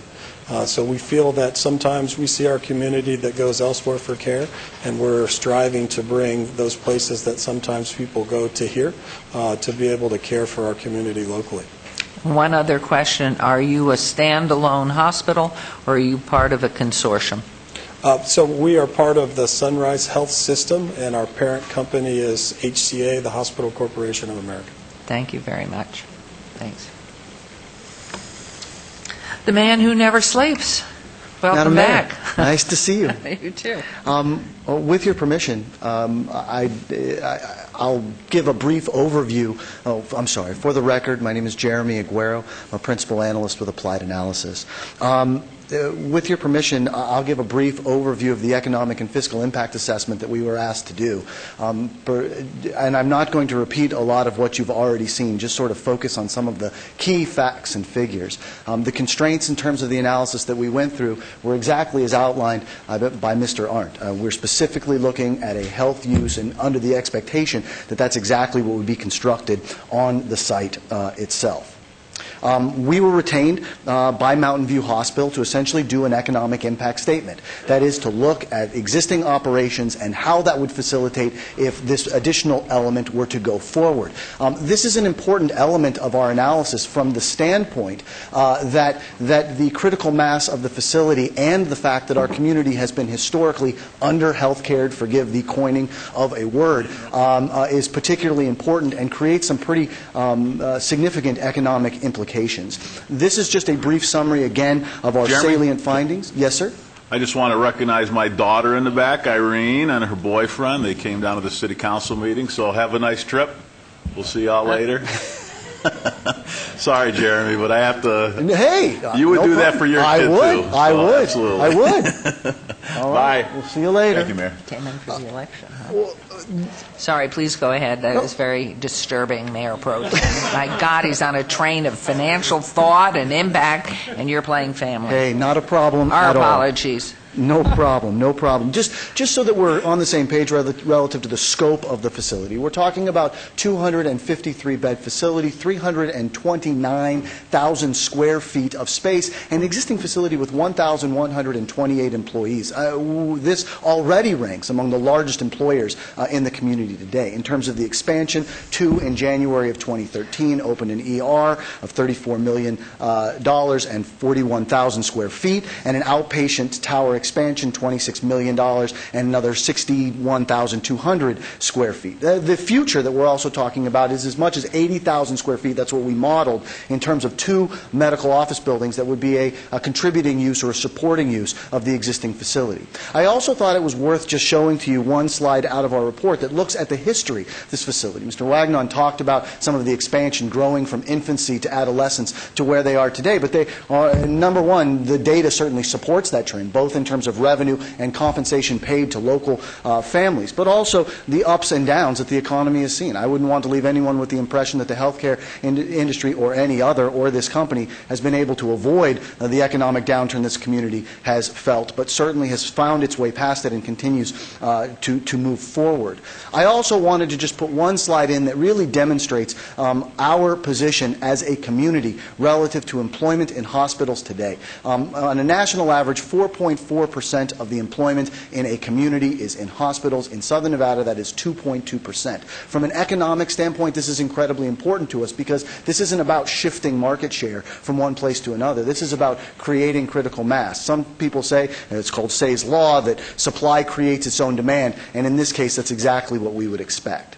With regard to current operations, I'll just touch on a few of them for a moment relative to the economic output. This is economic output. I've included both direct, indirect, and induced. Again, just as a reminder, direct is activity going on specifically at the hospital. Indirect is essentially supplier purchases, and again, we're only focused on local supplier purchases from Southern Nevada. And induced is all of the activity that goes on when employees at the hospital go out into our economy, go to movies and go to grocery stores and spend their money and create jobs in other areas. A lot of that money, of course, goes to wages and salaries. Again, the blue area there, I believe that's blue, forgive me, Mayor, I'm a little colorblind, so I believe that's blue or something close to blue there. That's direct, indirect, and induced. $164 million already in terms of impact. And if we talk about the total employees, it's not only the 1,300 that are directly there, but a total of 2,752, including that entire ripple effect. So the impact of the proposed development has two real parts to it. One is the construction phase. The second is the ongoing operations phase. The construction phase is one time. We construct something that put construction workers back to work, those type of things, or to work. And so I'll talk about that first. And again, there's three component parts. One, the new patient tower, the ER expansion, and the two office buildings that we've talked about here. And again, I'm not going to go through all of the details, but rather to look at the investment in each one of those and demonstrate that it is relatively significant, that every portion of that adds to our economy in terms of output, every portion of that adds to our economy in terms of wages and salaries paid, both to employees that are on site as well as within our economy, and every one of those creates additional jobs. Here, what we're looking at is, each one of those adding somewhere between 423 person years of employment, or one person employed for 1 year, as much as that for each element of the project.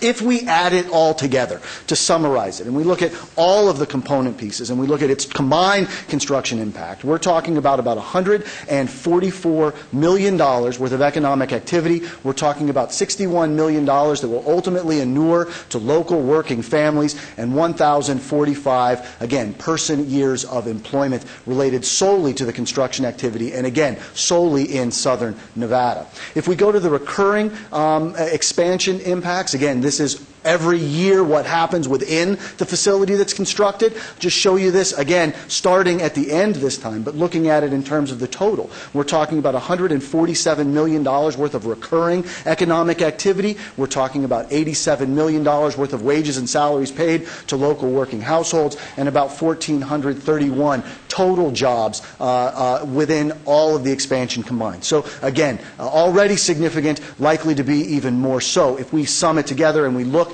at what these totals look like, we get about $556 million a year in economic output. We get $388 million in wages and salaries paid in total, and as many as 6,463 employees that will either be directly or indirectly dependent upon this facility as it exists today or its expansion. With that, Madam Mayor, I appreciate very much the opportunity to be here today, and I'd be more than happy to answer any questions. Thank you very much, Mr. Aguero. And I think, were you wanting to come back, Mr. Wagner, and say, we're so proud of this addition to the community, having lived here since '64 and knowing that was just raw desert there, to see what's occurred and the services you're providing, especially in the area, but obviously city and county-wide too. So questions. Since you already did your thing, you're just going to have to wait a minute. Mayor Pro Tem, newly elected, just out of the box, re-elected. Councilman Ross, you start this. Thank you, Mayor. Thank you, Mayor Pro Tem. Mr. Wagner, thank you for bringing Mr. Aguero down. I think it's important that all of that is clearly laid out, not only for us, but for the public as we enter into these transactions. I was going to make a recommendation to you, Mr. Arndt, that you always bring Mr. Aguero down to give these kind of presentations when it comes to these transactions. So thank you very much, all of you. Wonderful. Councilman Beers, I see you getting well with your tea. Is there anything you'd like to add here? Thank you for the care you showed my mother last week. Nice. Smiling down there? Any comments, questions? Mayor Pro Tem, the floor is yours. Thank you, Mayor. I can wait my turn. First of all, I mean, this is really a great project, not just because what Jeremy talked about, but it continues to add to the theme of what's going on in that particular area, because that was originally the Las Vegas Tech Center, but it was recently renamed. I know, Mr. Wagner, you were involved in this, the Northwest Medical Center. So it's now the Northwest Medical Center, so I mean, this is appropriate to have additional medical resources, and that area is becoming, I mean, it's a great place because there's a lot of folks going there for medical attention, so I'm glad it's adding to the theme. And the other thing, I just want to give you a plug and Mountain View Hospital, because I'm on the board of Goodwill of Southern Nevada, and the donation bin at Mountain View Hospital has the largest number of donations of gently used items dropped off there, and you are recognized every year for that, and all those items are collected by Goodwill, and they're sold to provide job training and help veterans. So thank you for doing that. I mean, that's a big deal that you're you allow that to happen on your property. So It's about being a community partner. Thank you, Mayor Pro Tem. Question, Mr. Arndt, when you said start time, what does start time mean? In 5 years, something has to be in the ground, plans have to be in the process. What is a 5-year start time? Thank you, Mayor. Construction start within 5 years of close of escrow. So from the day they take title of the property, the clock starts, and then they have 5 years to start that first building. Okay, thank you. Well, we're very pleased and proud. And since this was Councilwoman Tarkanian's ward, on her behalf, I'm going to make a motion to approve, please, with any of the additions and restrictions that have been put in place. So with that, it is my motion to approve. And I appreciate you all to vote. And please post. Thank you.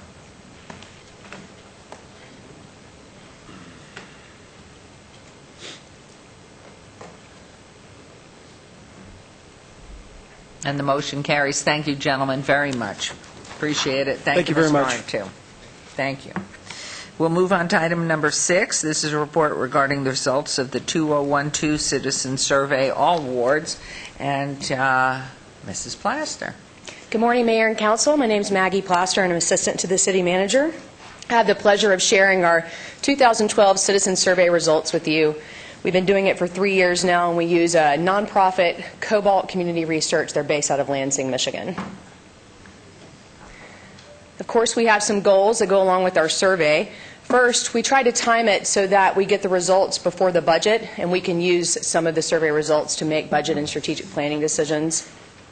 It really tells us what engages our citizens, what leads to their engagement, and we measure that by their volunteerism, if they want to remain in the community 5 years from now, if they recommend the community to others, and if they encourage businesses to start up here.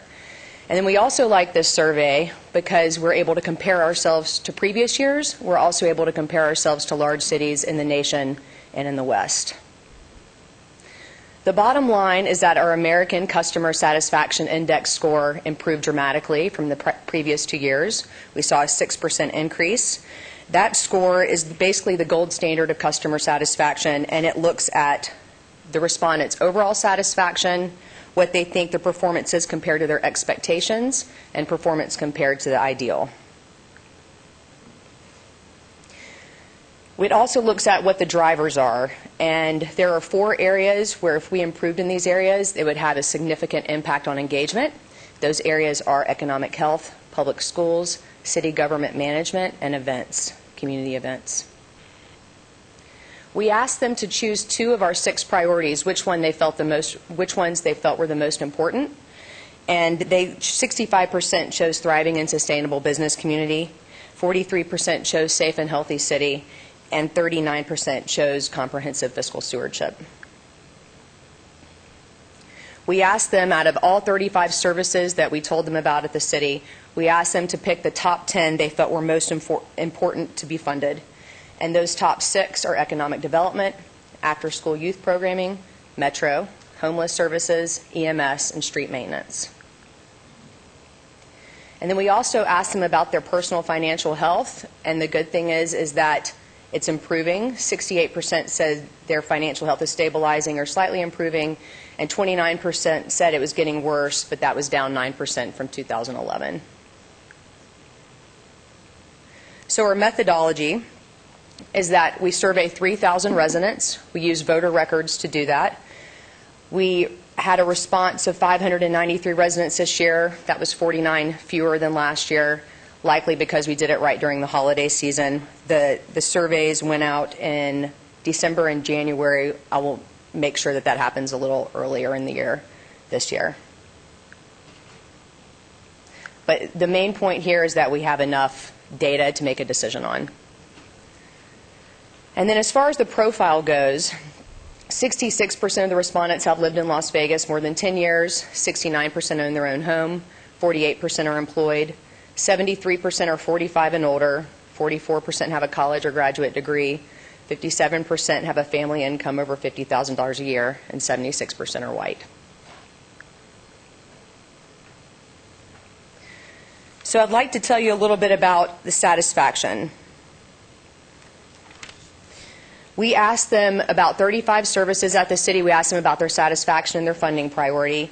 And what you'll see here is 9 services that are public safety programs, and we saw improvement in every single area compared to last year and the year before. We had particularly high satisfaction scores with firefighting and EMS.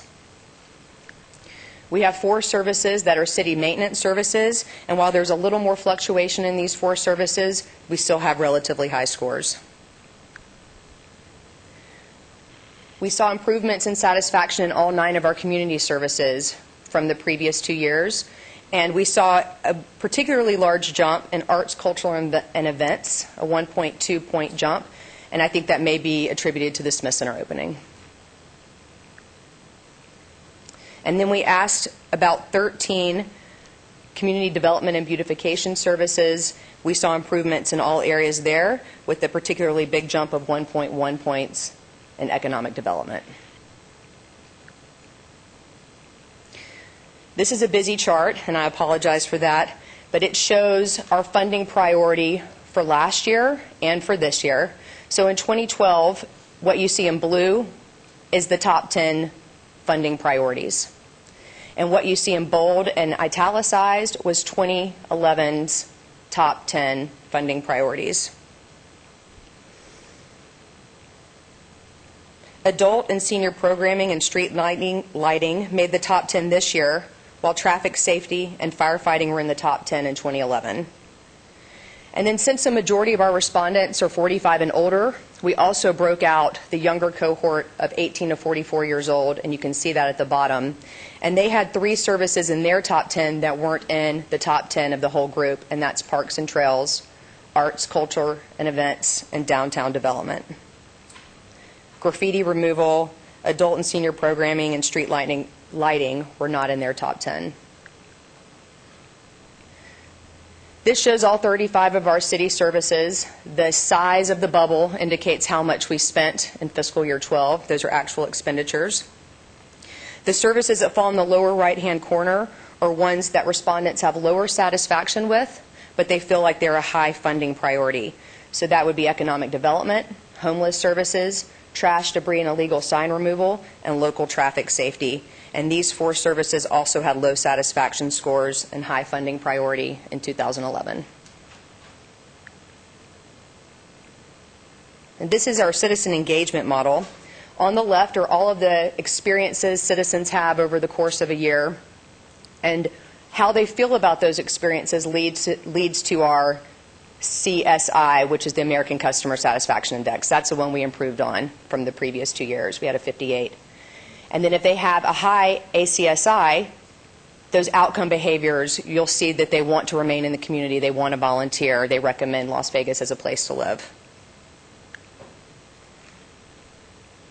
This shows our scores in these areas, and these are the areas that are asked of all local governments. It shows our scores compared to the previous 2 years. And the areas in green have a strong impact on overall engagement. And what you can see here is that we've made improvements from the previous 2 years. Now this chart shows our scores compared to large cities in the nation and large cities in the West. And we do fall below the benchmarks in a majority of the areas. However, we do better in the support for the current City of Las Vegas government administration, in parks and recreation, shopping opportunities, and in libraries.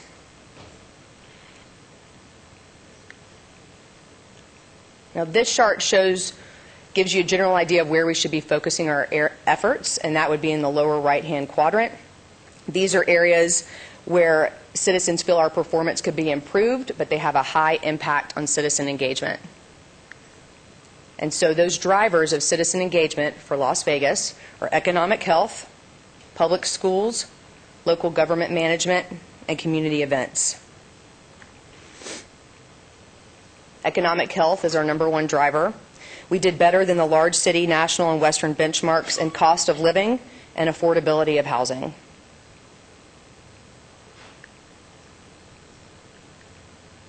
Public schools is our #2 driver. We did below the benchmarks. We fell below the benchmarks in all areas.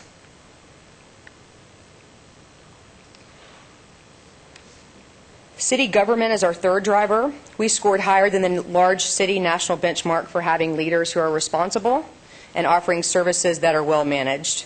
And in future years, we hope to see satisfaction scores increase due to our partnership with CSN, our social media efforts, our Transparency Las Vegas website, and our public service campaigns. So we hope that those efforts will drive improvements in these areas. And finally, community events. This is our fourth driver. We scored at the national benchmark in our range of cultural offerings, but some areas that we could improve include strong and vibrant arts community, quality sporting events, and a variety of festivals and community events. So our next steps. I think the number one goal is that we use the data. We use it in our budget decisions. We use it in our strategic planning decisions. We incorporate 5 of these measures in our community pride priority. So we will come back to you in January of next year to talk about our corporate scorecard. We use this because when we make improvements to our programs, we hope to see improvements in our satisfaction scores and in our engagement. So it helps us see if we're making a difference. And it's important to note that moving the dial on satisfaction or engagement is very hard. It takes a lot of investment, focus, and discipline, and we have seen the dial move over the past 3 years, and I think that's something we can be very proud of. Thank you. Nice job. Excellent. Any questions, comments? Councilman Ross. Thank you, Ms. Plaster. Very good job Thank you. and presentation. I'm a little concerned about the methodology in only doing a random sample of 3,000 residents and the results we got, 593 residents. It's kind of low for a city of our size. You don't think so? Maggie may want to respond to that, but it's statistically, it's representative. Okay. So I think we're within, what, 4% Well, in the correlation there? The margin of error was 1.7 for the Okay. questions they ask all local governments. Okay, through the mayor to you, Ms. Plaster, I think, and Ms. Fretwell, I think I'd just like to see more citizen engagement in the city. We work very hard as council members to get out there and work hard for our residents, and I'd like to hear more of that input. But I think if this is the scientific method, and I appreciate the report, very informative on how we guide and direct the city for tomorrow. If I might, Mayor, just a real quick follow-up. You're absolutely right, Councilman. That's why we're doing a variety of different efforts. We've got a public service campaign that's driving people to the budget website. We have Your Voice Vegas, which the mayor and I rolled out earlier this year. We will be taking these key areas identified in the survey and asking people to give us concrete feedback through Your Voice Vegas on those 6 or 7 areas where maybe we could enhance our performance. And like Councilman Anthony shared earlier, maybe we're not doing as well in some areas, but there may be a volunteer effort that would come through to help us, buoy us up until we can do more. Or maybe we don't have to do more because the volunteers will continue to do it. So it's not just a survey. It's your town halls. It's our employee survey feedback. It's Your Voice Vegas. It's our social media feedback. All of those things come together to help give us the whole picture. This is a big part of that because it is a random sample and it is, something that you can use to make a decision based upon because of its scientific basis. But it's not the only data source for us. So we recognize that, and we'll continue to use those other vehicles to get feedback so that when we're sharing information with you or as you're formulating a decision, you have the best data available. It's interesting, too, Mayor and council members, that the demographic, that age group that changed and what their priorities were as opposed to last year's priorities for the older demographic group. So very interesting. The city is, we're continuing to be out there on that leading edge, and I think that's significant. So fabulous report, Maggie. Thank you. I do want to make a suggestion. We had pulled together a year and a half, 2 years ago, a group of all the nonprofits that really had gone ahead, done a study through Jeremy as well, and applied data analysis. That is more, it's more varied as far as its community focuses. So it would pick up the more different areas where different racial groups tend to live or choose to live. And it's a very, very interesting piece of information, and much of the area and the results were within the city. So I'm going to suggest that you contact Cass Palmer, get a directive from him, from the United Way, to get a copy of that analysis, that data source, to bring that also in to the look. So we have it. It is so good because it really does pick up the different locales and what their specific interests are by demographics and by the locales in which people live. Okay. So it would add numbers, and I think their numbers might have even been a larger number than the 3,000, which I gather you feel is very definitely a healthy number from this database. Mayor Pro Tem. Yeah, thank you, Mayor. You know, Councilman Ross, I'm glad you brought up the methodology because when I was getting my PhD, I had to take these survey and statistic courses, and they're not very exciting. But you do find out if you contact 3,000 people and get 580, you get a pretty valid return on the information. So just a couple of questions. Was this a telephone survey? It was a mail survey. They could do an online portion as well. Oh, it was a mail survey. Mm-hmm. Okay. How long do you think it would take somebody to take the survey? Probably about 10 minutes. 10 minutes? Okay. All right. Okay, very good. Good job. Well, please do that. I mean, I think it's exciting to have the information back of where we're looking.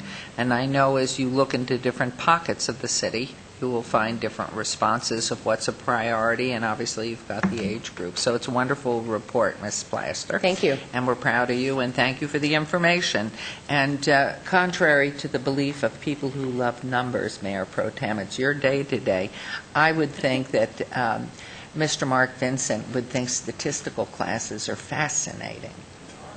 They are. That's see? why he's here. Numbers never lie, do they? Unless you fiddle with them. So anyway, we're proud that you have Dr. I will now call you Mayor Pro Tem Dr. Anthony. So we need a motion here. Mayor Pro Tem, do you want to make a motion? Sure, I'll make a motion to accept the report. Thank you. There's a motion. Please vote. And please post.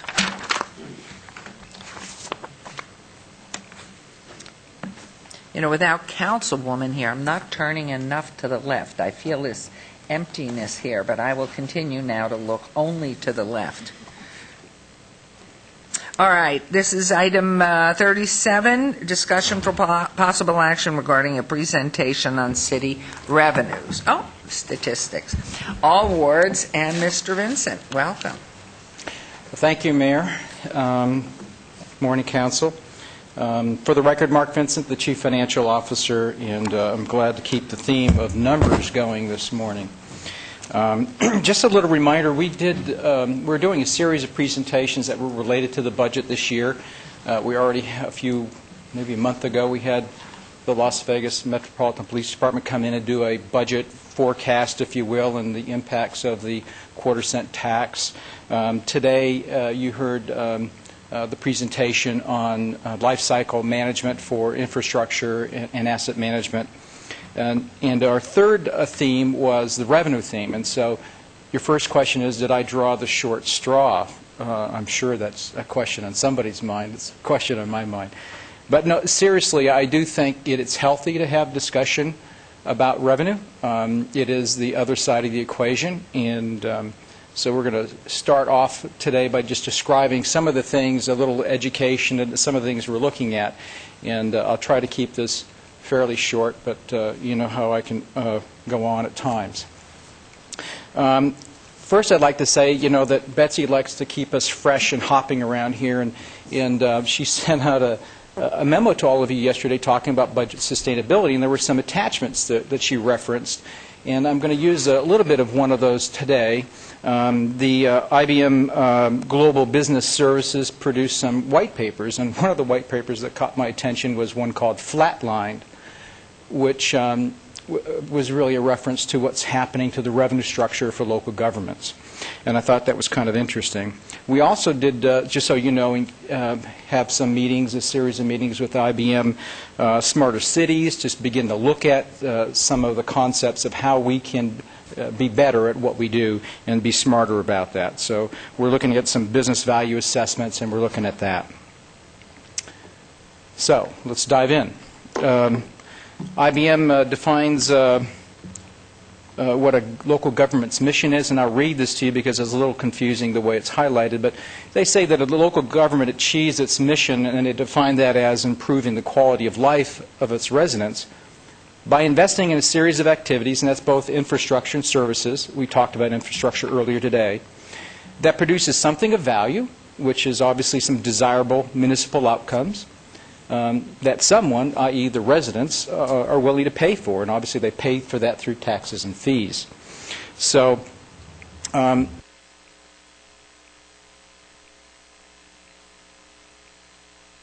sorry, I just shut it off by moving my book up. They quote some interesting GAO statistics in there. In 2000, by the way, this report is about a year old. It came out in January of 2012. GAO indicated that, estimated that the local governments would run an average annual deficit of about $225 billion over the next 10 years. That's a staggering amount of money. They also indicated the local governments constitute 7% of the national economy, that they employ about 1 in every 10 Americans. We can debate whether that's good or bad or indifferent, but it is what it is. And the reason why they say that was significant is because if local governments address that $220 billion deficit by cutting costs, it would be a 2% drag on the GDP. So just imagine what that would be like. And so their argument was that yes, you know, cutting often is the classic response to revenue restriction. Certainly we did that. That was one of the quivers in our one of the arrows in our quiver, but it can't be the only one. And their big push was local governments have got to find a way, in this new economy, through this recession, to become sustainable. That was one of their key themes. And they came up with five items that should be in a sustainable business model for local government. And I thought these were very, very interesting. And in fact, all of these I think we're doing to some extent or another. Obviously stimulating revenue growth. And they're talking about making sure we have policies and programs that drive revenue performance. And we'll talk about that a little bit here in a second. Also, evaluating our spending options based upon some kind of return on investment or some fiscal sustainability. We don't want to spend money on things that aren't going to be fiscally sustainable, and or if they are, we have to find some way of making them sustainable in the future. You know, grants might come to grants where we're using grant money that has a short seed money term that we're going to eventually have to fund out of the general fund as an example of that. They talk about continuous improvement. Then they talk about recalibrating service levels, and this is something we've been actually discussing in Performance Plus. You know, we invest money to enhance our performance levels, and then we measure those results, those outcomes. And what they're saying here is, you know, as you get results, you need to sort of recalibrate what you're spending the money on, because an example might be what we're doing with the Development Services Center. We're spending a lot of money to get some results for the development community. At some point, we shouldn't have to invest the same amount of money into that. We need to recalibrate and be thinking about that. And then this last concept, which really fits in with what Jorge and Larry talked about this morning, is this idea of rebalancing. It's a financial investment term, but it speaks to the fact that over the last 6 years, a lot of local governments were cutting back on infrastructure investment and asset management for the sake of maintaining a certain level of services. At some point, that has to be rebalanced, because you can't. That's not sustainable. That's pretty much what the presentation this morning was about. So that's what they're talking about.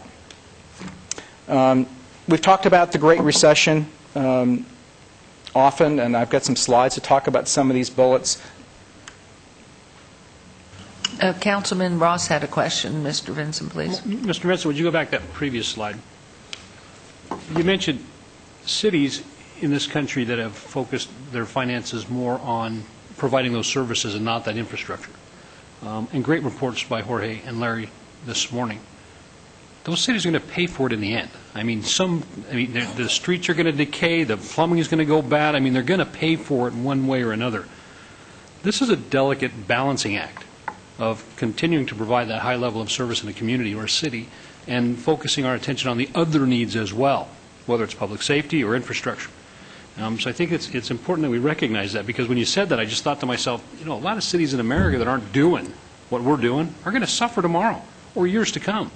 and their taxes are going to go higher in all phases of taxing or fees or whatever. So I just wanted to point that out because that is kind of significant that we are doing the very best we can, Ms. Fretwell, your executive team, the things and decisions we've made in the past to point the city in the right direction. I just think that's significant to note. Thank you, Mayor. Thank you. Okay, Mr. Vincent, thank you. One of the things that I think that's kind of interesting, I don't think I ever shared the statistic with you, but again, we'll be having a budget workshop. I should have mentioned that budget workshop was on Monday, so I didn't intend this to be a budget workshop discussion about expenditures, but I will, just to stay on this theme of what we've done, if you look at our expenditure level in 2007 was the high point, about $529 million in our general fund expenditures. And in this current year, we're budgeted at $467. We'll probably come in a little bit less than that. If you look at that on an inflation-adjusted level, and if you just use a 2% inflation rate over those 6 years, that's equivalent to a 22% reduction in cost and an inflation-adjusted reduction of about $114 million. That is significant. So clearly, we've done some things. We've done many things to reduce our costs, and they were thoughtful. I think all of the things we did were very thoughtful. We tried to make changes that were going to be sustainable in the long term, but we've done a lot of cutting.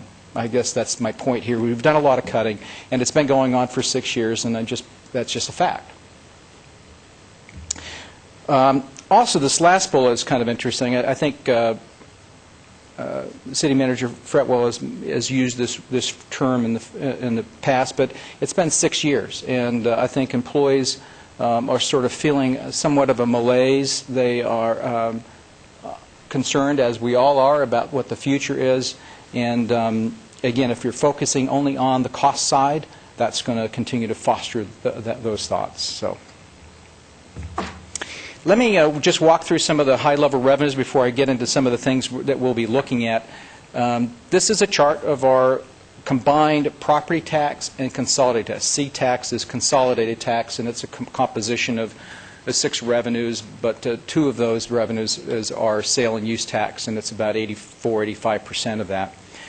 The reason why I have these 2 is because these 2 alone constitute 70% of our general fund revenues. And you can see it's been kind of a roller coaster. By the way, the faded bars to the right represent an actual estimate for 13, and where we think we're going to be budgeting for 14. That's why they're a different shade of green. It's not that it's faded out. And interestingly enough, if you look at this, preceding the recession, that slope up was a 10% per annual growth. And I would argue that in itself wasn't sustainable. And surely isn't any longer. And now what we're looking at is, while we kind of sense we're in recovery, that slope's now about 2%. And inflation is higher than 2% and is likely to even get higher still, some people think. And at some point, we still have to get on to the business of compensating our employees in a market that demands some compensation and benefits, as well as being able to fund infrastructure and some of our long-term liabilities. So leave you with that thought. The other interesting thing is, again, if you look at from a revenue perspective, that revenue level is down below what it was in fiscal year 06. So you've got to go about 9 years back, or 8, 9 years back to get to this revenue level. And that's just, again, this is just reality of where we're at. Unemployment's kind of interesting. We actually looked at the full-time employees that we had actually on the payroll, drawing a paycheck. This is not vacancies. This is people in a seat doing a job. And you look at that compared to where we were in 2001, and guess what? We've had an 18% decline in our employment, but you have to go back to the previous decade, 1999, to get to the same level of employment. So again, it's been a tough ride for us. Again, just to remind you, the revenues that we're looking at. We're not going to talk too much about consolidated tax. There's not a whole lot we can do about that. It's a sales tax. We don't have any input into that. It just recognizes a big chunk of our revenues, and you can see the property taxes is the other piece. We're going to talk about all those other slices down below.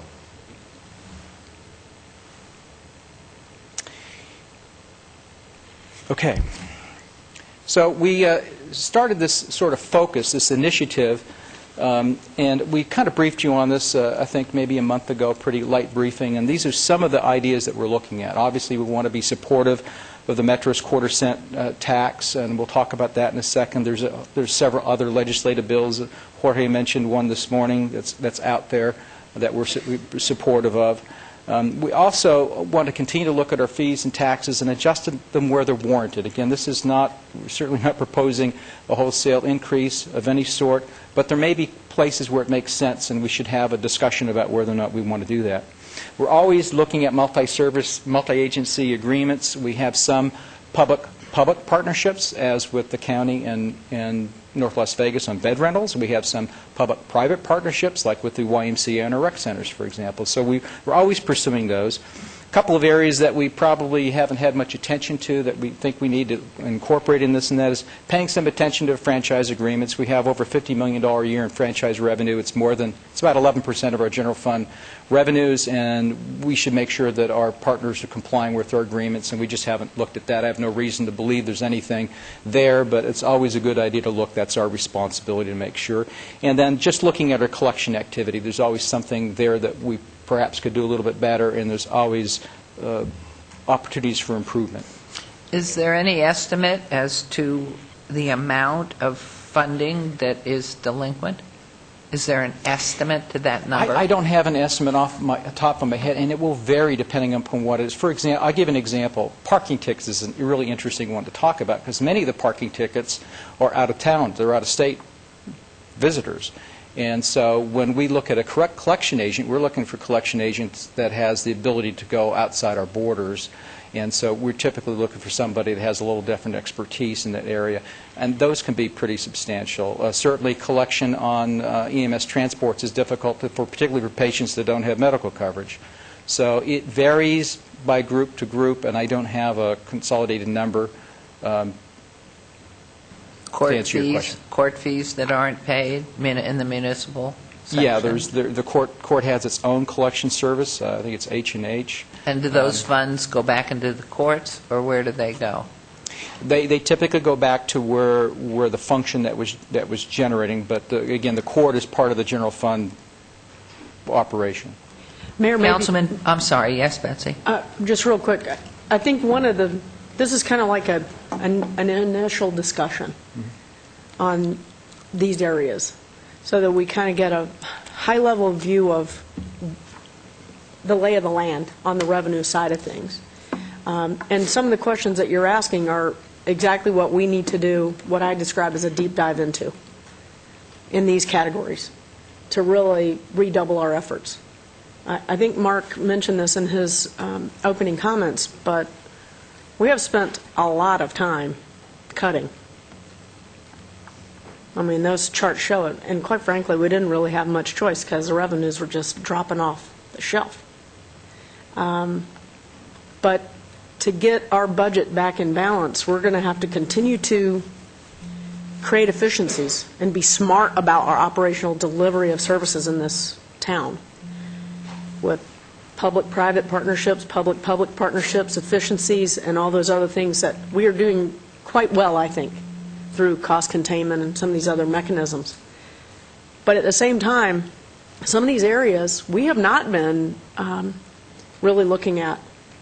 And it's probably time to do that, because there's a modicum of recovery that is happening, but we're not seeing it in our revenue bases. And so these are some things that we feel like we really need to explore, and we need to spend some concerted time and staff effort to look into them on that very performance, so that we can come back to you and say, hey, guess what, on parking tickets, this is the problem area, and we think we can get to the bottom of that if we do A, B, and C. Those are the kinds of things that we're subtly shifting some of our focus from the expense side of the ledger to the resource side of the ledger, and trying to do that in a smart way that creates maybe more opportunity for us to continue to stabilize the budget without having to go back into another retrenchment mode where we're cutting things again.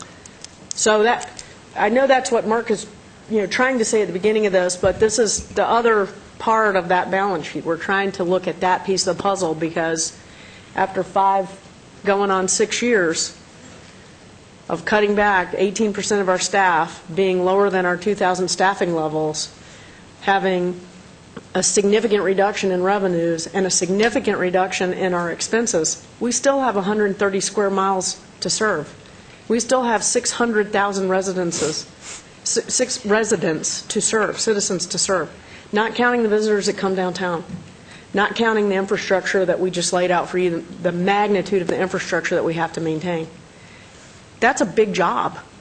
And so we're trying to figure out how do we get all that to start clicking the way we know we want it to. And I think, thank you, Ms. Fred. Well, I absolutely believe we have to be innovative to look at as many revenue sources.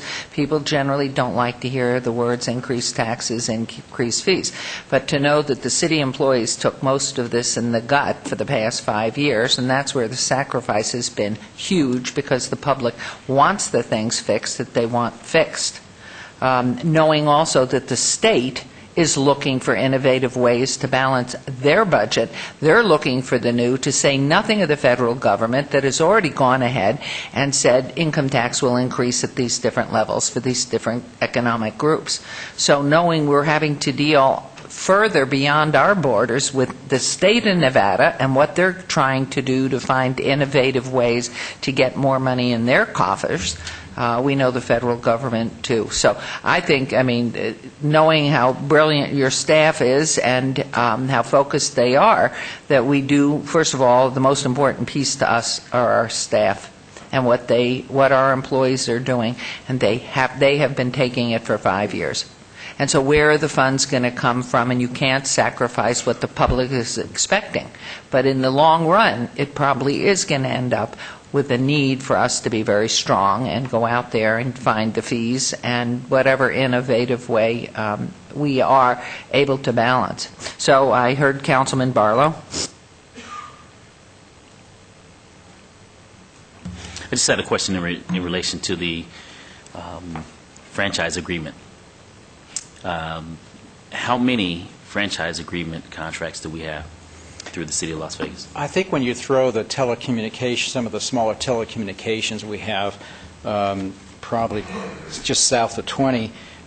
But when you go through the big ones, we have 7, including the city sanitation piece of that. So there's 7 large franchise sources that we have, and I was going to talk about that a little bit later, but yes. Were you also going to talk about how, in fact, we audit to make sure that the city of Las Vegas is receiving its fair share as it relates to the franchise agreement contracts? That's the point of the second to last bullet down here. That's what we're saying, is that we believe, one of the positions that we've reduced through attrition was we had a franchise officer, and that's one of the positions that we think we need to add back because it's probably an area that we're not putting proper oversight to, and the idea of doing a compliance audit, in all likelihood that might be something that we would do. We'd hire someone external to do that. We might even partner with some of the other local governments that may have an interest in that. We've done that in the past as well. So that's what we're referring to here. Okay, good deal. Thank you. Thank you. Councilman Ross? Thank you. Mark, can you go back to your City of Las Vegas employment slide? I think it's 2 slides back. One more. Wow.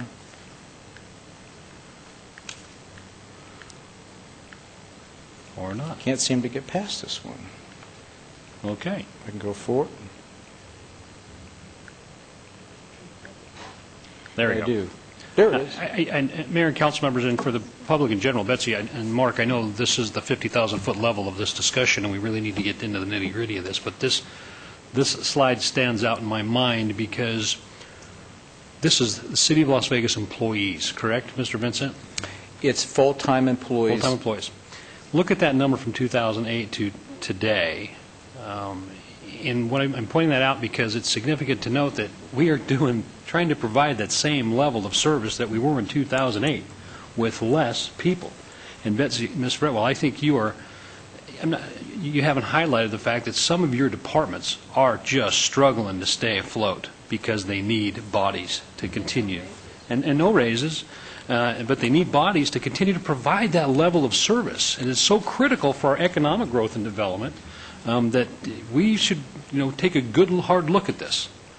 Because, from 2008 numbers to today, and that big loss in full-time employees at the City of Las Vegas has been very challenging for many of your departments. And I know that firsthand because I talked to the departments. And I know that's not covered in Mr. Vincent's report today, but it's significant to recognize that our employees are doing a great job with less and less, and they continue to do a great job. I just wanted to point that out. Thank you, Mayor. Thank you. I think the way Betsy characterized her comments was excellent, and that concludes my presentation. No, I'm just joking. If I could only think like she thinks. So that's what we talked about. So just to talk about some of the legislative initiatives, I don't want to go into detail on these, but I will tell you that AB 68, the Consolidated Tax Form, that was actually passed and signed into law. And so I mentioned yesterday that we're dealing with that, and that's, I think, a good thing. It stabilized the revenue that we get, that 50% of our revenues, and it's also addressed some of the issues, the controversy between the faster-growing and slower-growing communities. The rest of these are still in committee. I think they've all had at least one hearing, and you can read those for what they're worth. I didn't have on the list the idea that Jorge mentioned. We talked about it, but it would be a future legislative issue about trying to redirect that quarter cent on the flood control to nominal drainage. So let's talk about property taxes just a little bit, and again, just some facts, some information. I think this is kind of interesting. This was a study that was done by the Minnesota Taxpayers Association back in 2001. In fact, I think I shared some of this information with you in the past, but the nominal tax rate, by the way, is defined as the tax bill you actually have divided by the market value of your property, because everybody has different assessed value factors and so on and so forth. So this kind of levels the playing field. And we rank 49th and 48th for commercial and apartment effective rates, 37th for higher-level homes, and 34th for lower-level homes. That kind of intrigued me a little bit. You wonder why that would be different, and I'm thinking it has to do perhaps with abated taxes, and we'll talk about that here in a second. I think that might be one of the reasons why the ranking is a little bit different. Some facts about property taxes is probably more than you care to know, but it's interesting to understand that there are layers of limitations on your ability to levy property taxes. And the first one is constitutional. The tax rate can't be over $5 per $100 of assessed valuation. The tax shift in 81, shifting to the supplemental city-county relief sales tax, it statutorily limited the overlapping tax rate to $3.64 for any entity. And by overlapping, we're talking about the county, the state rate, the city rate, and all those jurisdictions. Our current operating rate for this year is just a little over $3.27 per $100 of assessed valuation. So you can see there's some room in between the cap 364 and where we're at. Certainly not advocating, again, I'm not advocating anything today. This is just more of an education process to see where we're going. But you can see there's a gap there, and that's available for all the entities that levy operating rates in our jurisdiction. Then there's an operating rate limit calculation that's separate from the statutory cap that allows us to have some growth in taxes, and it's always been more than we levy. We've been at the 67, 65 rate for over a decade, and so we're well under that statutory cap.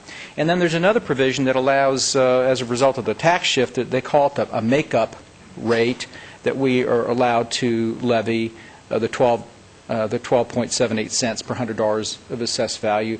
That we've never levied that. We just never have. It's never been anything that the board had an appetite to do.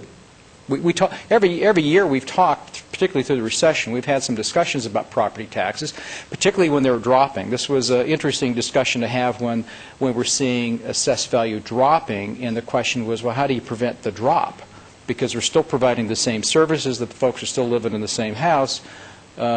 and we talked about raising the rates to slow the drop down, but again, and I think justifiably so, the board at that time didn't feel much of an appetite to do that, and we were still looking at, are we as efficient as we could be? Are we providing the right levels of services? And that's why we've taken the fact that we're down as much as we are isn't necessarily all a bad thing, right? I mean, there were some things probably that made some sense that we probably didn't need to do anymore. But the question is, can you cut more? Is there more that we can cut? And that's kind of why we're talking about it. Have any of the municipalities taken advantage of that makeup rate? Yes. I believe North which? Las Vegas takes advantage of the makeup, and I thought Henderson did at least maybe once or twice. We never have. Okay, thank you. So if you actually combine those two, if you combine the $1.82 and the 12 and the 13 cents, you're up to almost over $2 that theoretically we could raise the rate. Well, you can't raise the rate because you're going to hit the 364. So you understand how these limits, they layer each other. Thank you, Mayor. Mark, where are the other cities in the county in terms of the current operating, overlapping, and operating rate? Are they about the same as us, above or below? It's a mixed bag because the city of Las Vegas, when you talk about the 67, 65 operating rate, you'll find that Henderson and North Las Vegas have much lower operating rates. Some of this is rooted in the tax shift of 81, but it's also rooted in the fact that, for example, with North Las Vegas, they have a lot of voter-approved overrides, predominantly for capital, but also some for capital and operating. And so if you combine their overrides with their operating rate, their rate's much higher. So it's a mixed bag. If I might, a not question. Everybody's created equal, apparently. They're supposed to be. Councilman Coffin, please. Thank you, Your Honor. It's always handy to have at your fingertips the little numbers, like, for example, if you're thinking about these things, I'm sorry to lay this on you today, but what is the amount of property tax in our city limits yielded by 1 penny of property tax? Do you know that one? I know there's a lot of things you keep in your mind. Yeah, gosh, I had that calculation at my well, for every 1 cent of property tax levy, what does it generate? And the difficulty you have with me making that answer is that bottom bullet on the slide right here, because now we have to deal with a whole new thing that says the tax bill itself can't increase by these limits, the tax bill itself. And so we create this new idea called abated taxes. So, mathematically, you could do the math rate, and if let's put it to you this way: if 67 cents is generating about 77 million in tax revenues, it's something less than that ratio. Okay. But again, the abatement becomes the problem, because the question is how many of your properties are butted up against the abatement, and that's part of what I wanted to talk about here with this slide, is that this works, the idea of just the mathematics of raising a rate with the AB 489, which just remember that AB 489 came to pass when real estate was just climbing up the roof, and we were having discussions with our board composition at the time about lowering our tax rates because we didn't feel it was appropriate to be gouging homeowners at a time when their value was going up through no efforts of their own exponentially. But this law passed, and so now we're living with it, and the issue is no one contemplated the bursting of the real estate bubble as deep as it went. I mean, here's a little, numbers are fascinating since some of you like numbers. If you drop 50%, which is what our property tax revenues dropped by almost, the question becomes, what do you have to grow by to get that 50% loss back? Well, you double that rate. You've got to grow by 100%. If I had $100 and I lost 50, that's a 50% reduction. But to get back to $100, I have to have 100% growth in the 50 I have in my pocket. And how long will it take you? Decades. It'll take us decades, in my opinion. It'll be 15 years plus or minus 5 to get back to the levels that we were at. And so that's sort of the issue here. And again, we're not. we're not trying to lay blame, we're not trying to make excuses. This is the framework we live in, and that's all I'm trying to say. I will tell you that for 14, our abated taxes in total, the taxes that are over this statutory limit is about $5 million citywide, including the RDA. So how would you can't deal with that. That is the piece that's over these limits. So then you wonder how many of the properties aren't yet at that 3% cap, and if you raised your rate, would you be able to recover some of that? That's the mathematics of all that. Councilman Beers? Thank you, Mayor. Repeat that, please. Which part? I was rambling. About the quantity of abated taxes. Yes. 3 to 5? Yeah, we have... is that valuation that's abated or tax revenue bill. that's abated? That's the tax bill. It's revenue that's abated. Revenue that we would have gotten but for not these caps. How has that number moved over the last 3 or 4 years? It's really interesting. It crashed, obviously. It was huge. The abatement was a significant number on the way up. And then the interesting thing about it is the abatement softened the fall a little bit because while property values were dropping, our revenue was still going up a little bit because the people never paid the taxes on the full increase on the way up. Then when it passed us and hit the bottom, now what we've got is we've got a new reset. I only have $50 in my pocket, and now it can only grow at 3% a year. How long is it going to take to get up to the $100? It's going to take a while. Do we get those numbers separate for the area and the redevelopment agency? Yes, we actually, I can't remember if we made a presentation, but we may have briefed on that. We have that data. We were looking at, we have the data for the pieces, the redevelopment, the fire safety initiative, as well as our operating. Will we expect that number to hit 0 soon? No, it's going to continue to grow now. Now that you're recovering, I mean, think about, we're seeing it every day in the paper. My personal residence is now up to where it was a few years ago, but I'm not paying taxes on that. I'm back to where I was, or getting close to where I was, but I'm not paying the same tax bill. So we're starting to see a little bit of recovery in prices. You're not seeing that in your tax revenue is the point. Or you're only seeing a 3% or 8% growth in your tax bill. Yeah. And who polices whether you should have a 3% limit or an 8% limit? Pardon me, Councilman, I didn't hear you. Who polices whether you're properly reporting that this building should have a 3% limit rather than an 8% limit? Well, I believe that the treasurer does that policing. On residential, I think it's a self-policing process. You identify if you're owner-occupied or not, if you occupy the home. So it's I don't know I have no idea what. Because I'll bet there's been significant change in owner occupancy. I reported, I think, a couple years ago that at that point in time, 40% of a residential property was listed at the 8% cap, so that implied to me at least 40% of a property was rental. Because that's that shift that we saw as when the bottom feeders came in, bought up all the property. Yep. Thank you. All right. This is really, I didn't intend to get it so deep into the weeds, but this is good. This is sort of just discussion about where the climate we're in. Let me talk a little bit about some of these areas a little bit. Municipal court fees. We do some alternative sentencing. We do some counseling. One of the questions there is, are the fees we're charging recovering the cost of those things? Kind of along that line, we've been looking at and having some discussions about probation, supervising probationary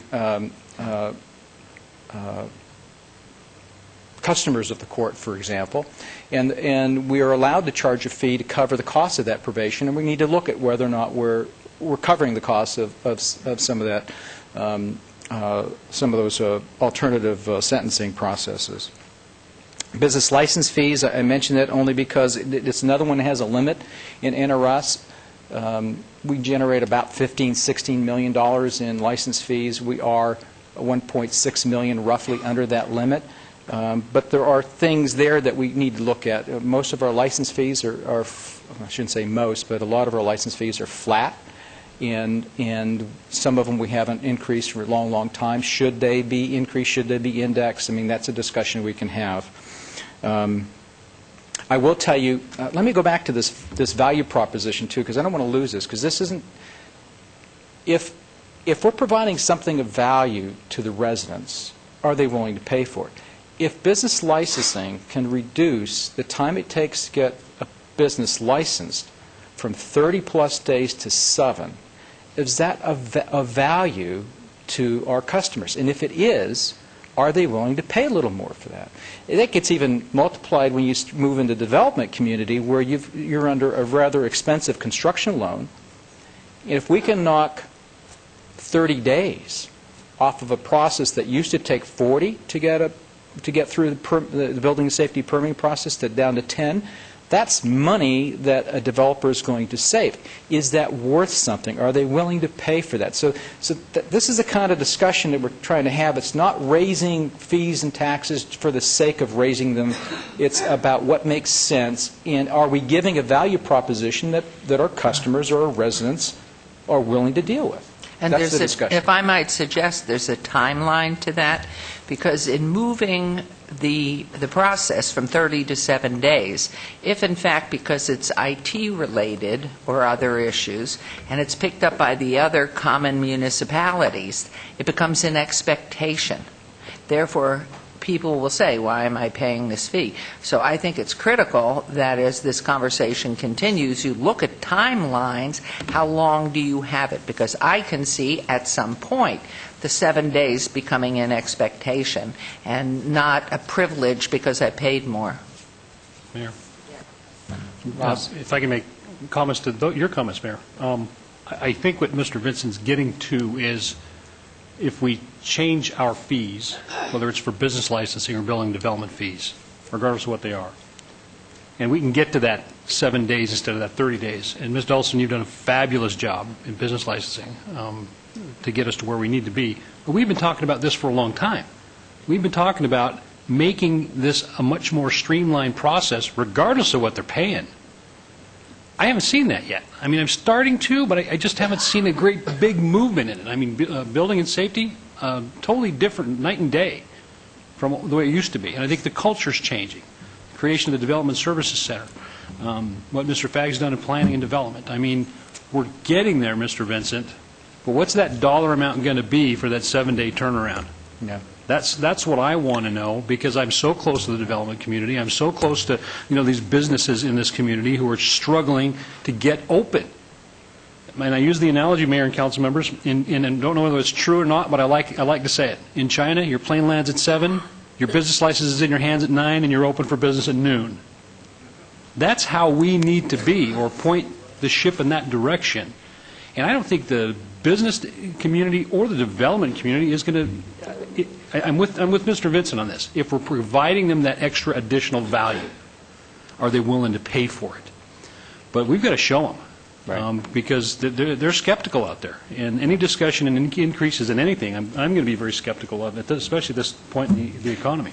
Well, it's kind of interesting, because if you talk about what we did with the DSC, I mean, we did it at a time when some people would think you could least afford to do this. I mean, because this wasn't free. I mean, we've invested time and money in systems and consultants to get to where we are. We made an investment at a time when our revenues were dropping, because we had a vision that, hey, recession's not going to last forever, and when the business community and the development community starts to come back, we'll be prepared to be the best provider. How do you measure being attractive to people that say, hey, I can do business in this community or I can do it here, and if this one is quicker, faster, better, I'll make my choice based upon saving money, because time is money for the businessman. So there's some intangible things there, but we purposely made an investment in DSC for this exact reason. Well, and two, I'd add that obviously it's thinking out of the box and new places to find fees. One of those I had mentioned back to Scott Adams some time ago about bringing towing back into the city. Does it become a source of revenue for the city? Certainly it's more convenient than through the private sector, perhaps, I'm not sure. And things like, I know search and rescue probably isn't our dollar, but do we recoup, or does the entity recoup the dollars of sending out helicopters and our people to recoup the costs of what's going on, whatever it is. It's thinking out of the box of where is the cap? You're going to hit caps on everything at some point. When you talk about jail bed rentals, well, how many people that are in jail can afford to have that fee paid? Right. Well, in this case, let me kind of wrap this up a little bit. I know, it's just, and it's ideas, which I this think is really a good important. discussion, and I'm happy to stay up here and talk as long as you'd like to about it. But the rest of these items you see on here, a lot of the focus is on cost recovery or sustainability issues. And so think of cost recovery in the jail bed rentals. Now I'm thinking about our contracts with the county in North Las Vegas. Are we recovering at least our incremental costs? Forget our overhead, forget our capital replacement. I mean, we may not be recovering all of our costs, and we've been making a concerted effort to try to, I believe we have an escalation factor in our contract with North Las Vegas. I think it's $10 a bed per year. So those are the kinds of things we're talking about. Are we thinking about where we need to get to cost recovery? Some of these, for example, let's just take, gosh, did I skip it on here? Recreation fees, there we are. We think of recreation fees as covering the maintenance and maybe the operation, but we have some facilities that attract people from outside the boundaries of the state, and let alone the boundaries of the city, to have tournaments and leagues here that play on artificial turf fields that wear out.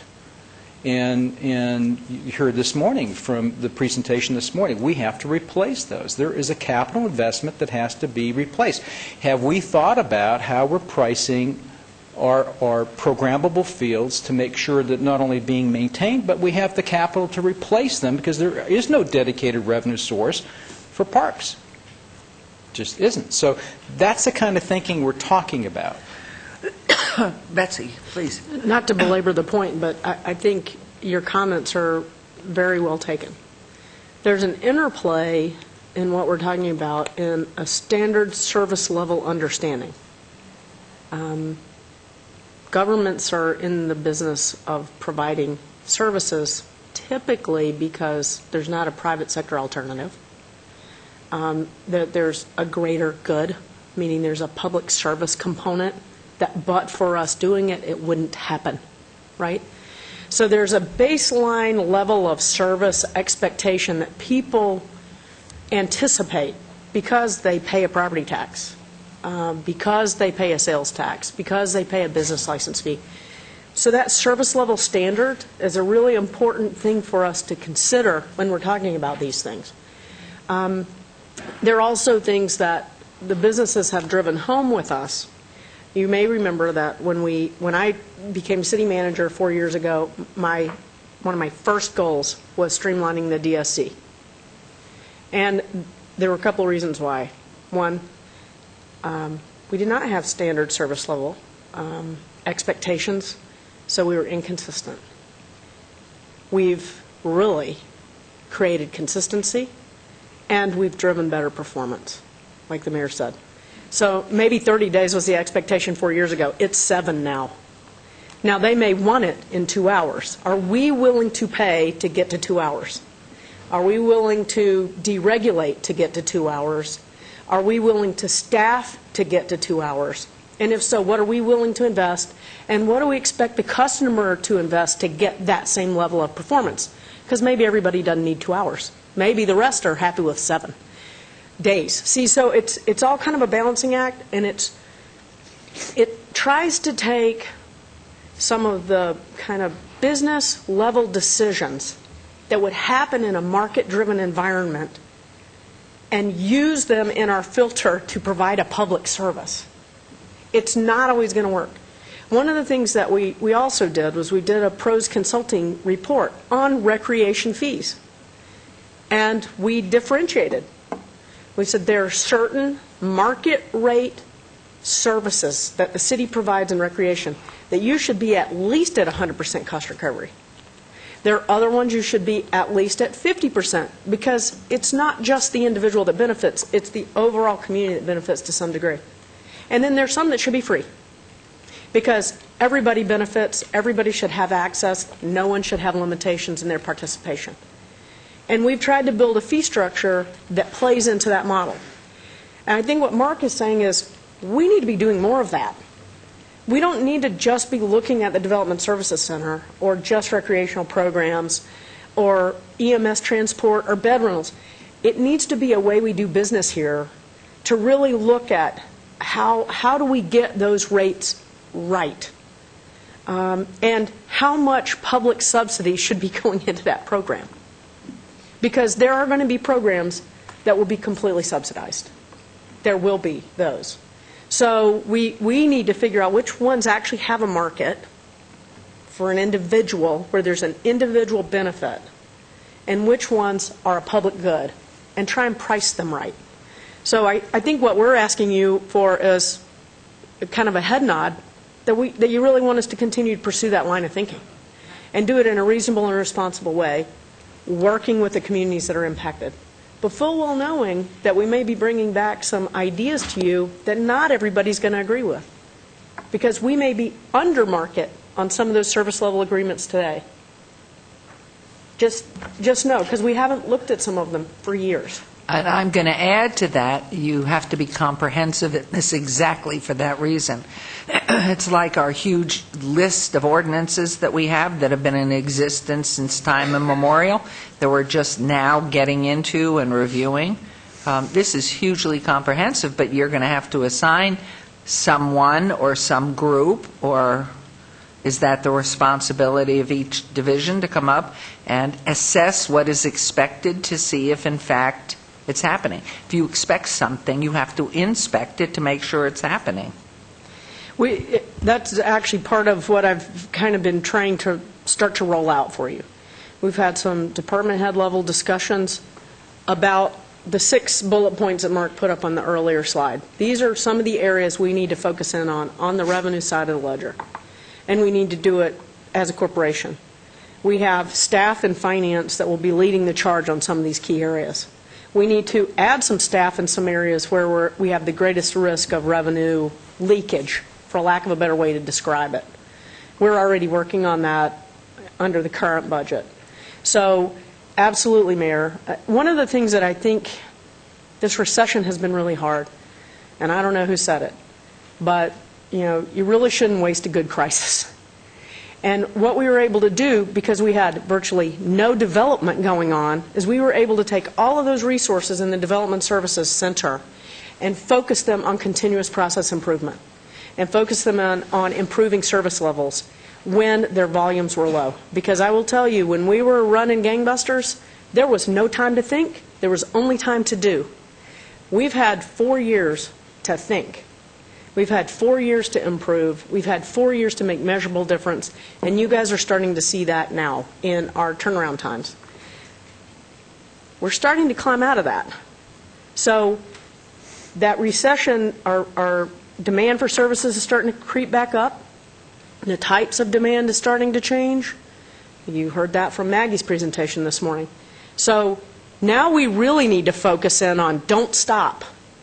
Don't stop. We need to be looking at these things. We need to look at them carefully. We need to be responsible in our review, and we need to be very thoughtful and interactive in the way we review those. So, I think there's a lot of opportunity here in what we've been talking about, but we also have to be very mindful that there's a delicate balance between that service expectation, just because you're a citizen of the City of Las Vegas, what we can deliver responsibly, and what do we need to do to change where things are out of balance. Well, let me just conclude with this last slide, which is really what Betsy was talking about. So what's next? Phil Steckinger is sort of heading this up for us. He's our finance strategic analysis and reporting manager. He's leading that revenue focus. He's meeting with all the departments and has already had many, many meetings to begin these dialogues and these discussions. None of these concepts are going to be in the tentative budget that you'll see over the next 6 or 7 weeks, perhaps even longer, because some of these, as we talked earlier, might have longer lead times, or maybe they needs more thought or more analysis. So we're not rushing to do anything specifically for the final budget in May, and some of these may be more long-term ideas. But we will, over the next 6 or 7 weeks, purposely meet with you for some of the things that we think that make sense to us for the upcoming year. We'll brief you on those, or those that you think have some merit that maybe we should have a formal discussion about. We'll tee them up at the final budget hearing. So that's the process, but I don't think it ends then either. It's something, as Betsy pointed out, we need to be looking at this side all the time to make sure that we do have the proper balance up or down. Thank you, Mr. Vincent. Mr. Kaufman. Thank you, Mayor. Just didn't want to interrupt your presentation some time ago when you were talking about the bills that are in front of the legislature, bills that we are supporting, or at least we acknowledge their existence, and we feel like they're in our favor, so we support them. One of them is the gas tax indexing bill, and I think, was that AB 439? Or something like that. I think it was 413? 413? I think that sounds right. To I'll tell you what, on that bill, I think we need to support it, but let's just remember that that's not a solution to the problem. In fact, that's kind of the problem. But the problem is the truckers are getting a big deal at the expense of the motorist. And the indexing thing simply continues that disadvantaged situation. We are paying, you and I and motorists are paying hundreds of times more per mile of miles traveled than the trucks do. And I'm speaking mostly of the long-haul truckers, and they've been able to take advantage of their edge in Congress and their popularity in Carson City to keep the focus away from weight and distance, either a combination of those two things. And as you rightly pointed out at the beginning, we're driving maybe about the same amount of mileage, but we're not using as much gas. I use almost no gas at all. I get 182 miles to the gallon at last count on my Volt for the last 16 months, first 16 months of use of that car, 17 months. That's what the future is. And so I've used 73 gallons in 16 months, and I paid just a fraction of tax, a few dollars. But my car's 4,000 pounds. So it's traveling over a road causing just as much damage as everybody else's car. And then you get the trucks, which pay way, way less than they should. So the indexing bill is kind of a distraction. Here, support this because this is a solution. But all we're doing is increasing the problem where the motorist is going to pay a lot more than the trucker. And maybe it's a compromise for a short term, but I think it's a real distraction from the initial thing. And that weight distance has been around for more than 30 years. And the truckers have put a lot of money in to distracting us, elected officials, from the real source of it. We can't control that tax here, but others can. And we have to support that bill. But remember, we will never, ever keep our roads up, even if we index the gas tax price, because less gas used, it's still less money. So, I'm just going to make sure we go out of here knowing that bill isn't going to solve it for us. Thank you. Okay, any other questions? Entertain a motion to accept the report. Thank you, Mayor. Good report, Mark, and I'll make a motion to accept the report. Thank you very much. There's a motion. Please vote and please post.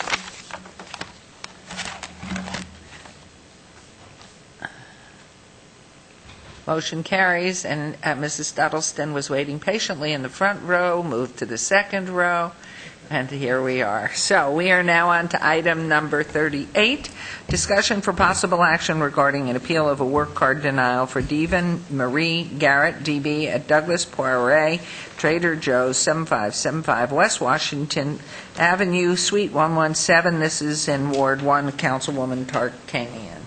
And is the appellant present? Yes. And Ms. Duddleston, please. Thank you, Your Honor. For the record, Karen Duddleston, Business Licensing Manager. Ms. Garrett has applied to be a cashier at Trader Joe's. We've reviewed the Metro report, and also her employer has signed a letter of support, and we would recommend a site-specific work card with a one-year administrative review for your consideration. Thank you. Do you have any comments you would wish to make? state your name, please, for us. My name is Devin Garrett. I just want to thank you for this opportunity. I have definitely changed my life tremendously from then. Great. So. Okay, yes, Councilman Anthony.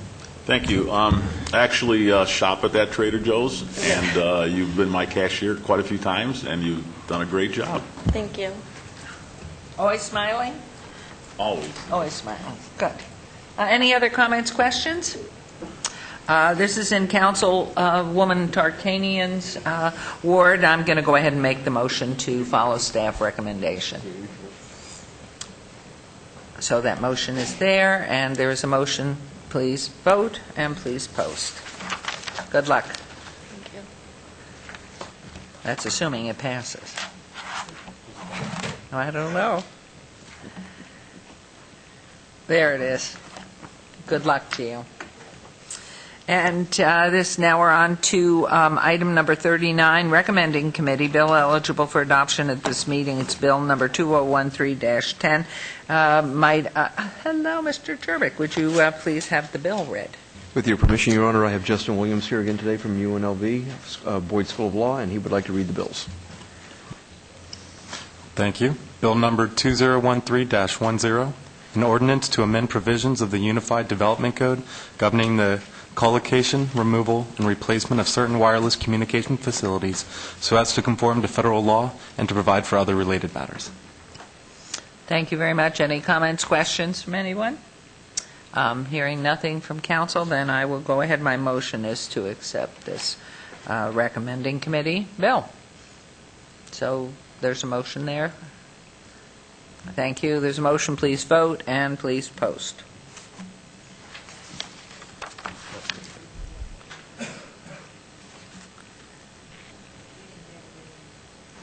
Show me the affirmative, please. Okay. We're getting there. Okay, we're adding Councilman Beers and Ross in the affirmative. Yes, Mayor, for the record. And Councilman Coffin, are you in the affirmative on that as well? What happened? I did vote for it. Oh, it didn't come through. Yes, I see it shows only 3 registered yeses so far. So everybody, it should have been totally, it's unanimous, and Councilwoman is not here. So that does carry. Thank you very much. Are you able to post it, correct it, or no? Okay, it posted incorrectly, but it is unanimous, save for absent Councilwoman. Okay, this is bill number 40, bill number 2013-11. Mr. Jervik, could you please have the bill read? Thank you. Bill number 2013-11, an ordinance to amend the Unified Development Code to remove the provision limiting beer, wine, cooler cultural establishments to the Arts District and to provide for other related matters. Oh, thank you very much. Any questions, comments on this from council? Then hearing none, my motion is to accept the recommending committee's recommendation. And there is a motion. Please vote. And please post.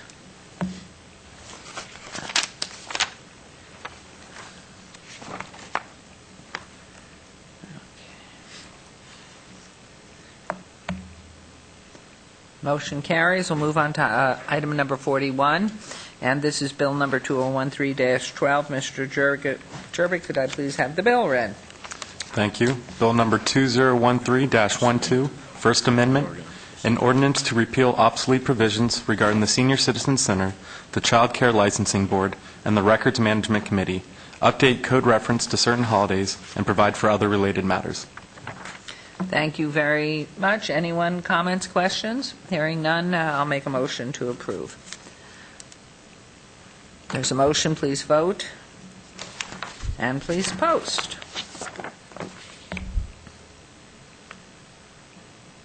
Didn't go through? Okay.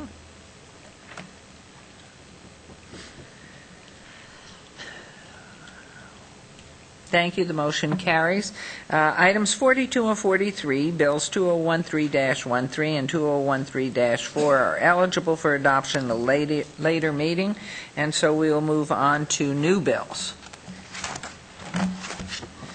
Items 44 through 46, bills 2013-15 through 2013-17 will be heard at recommending committee on Tuesday, April 16th. City Attorney, pleased to read new bills. Thank you. Bill number 2013-15, an ordinance to amend the Unified Development Code to clarify that the remedies available to the city for sign violations under LVMC 19.16.200 apply to sign violations under Chapters 19.06 and 19.08 as well, and to provide for other related matters. Bill number 2013-16, an ordinance to authorize supergraphic signage within the Downtown Centennial Plan Overlay District, establish standards and procedures relating thereto, and provide for other related matters. Bill number 2013-17, an ordinance concerning the City of Las Vegas, Nevada, Special Improvement District number 607, Providence, authorizing the issuance of local improvement refunding bonds, Series 2013, providing the form, terms, and conditions of the bonds and other details in connection therewith, and providing other matters relating thereto. Thank you very much. These will now be assigned to Councilmen Barlow, Anthony, and Coffin, and they, I mentioned, will be meeting in recommending Tuesday, April 16th at 2013. Your Honor, before we go on to the next motion, could we revisit item number 41? That's bill number 2013-12. Item number 41. Yes, please. If I could state that when that bill was read into the record, there is a First Amendment to it, and so the motion should have been to approve with First Amendment. So I'm going to ask you to technically take a motion right now to rescind your vote on item number 41, and then recast a vote to adopt that bill as First Amended. Okay, I will so move to rescind that. My vote or the whole vote? The whole vote. Let's vote on rescinding that vote.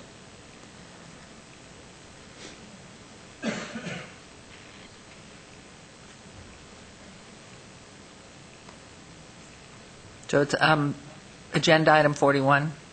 There it is. Thank you. Please vote. And please post.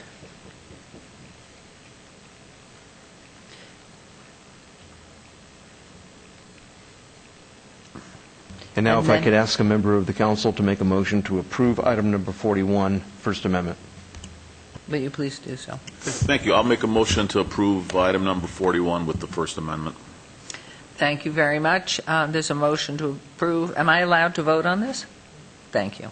There's a motion to approve by Councilman Anthony.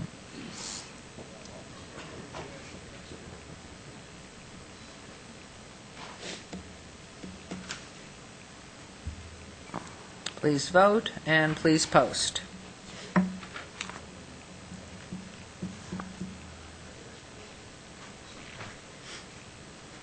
Thank you very much. That motion carries. And now we are on to closed session. Okay, we will recess for closed session. And we'll come back, we will reconvene at 1 o'clock? 1 o'clock. Thank you very much.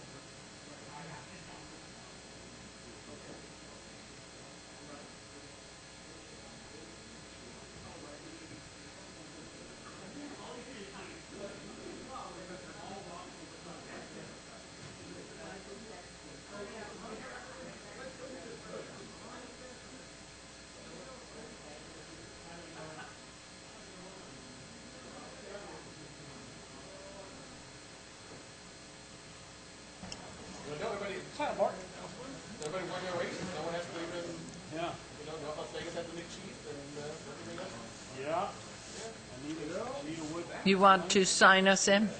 Please. Okay.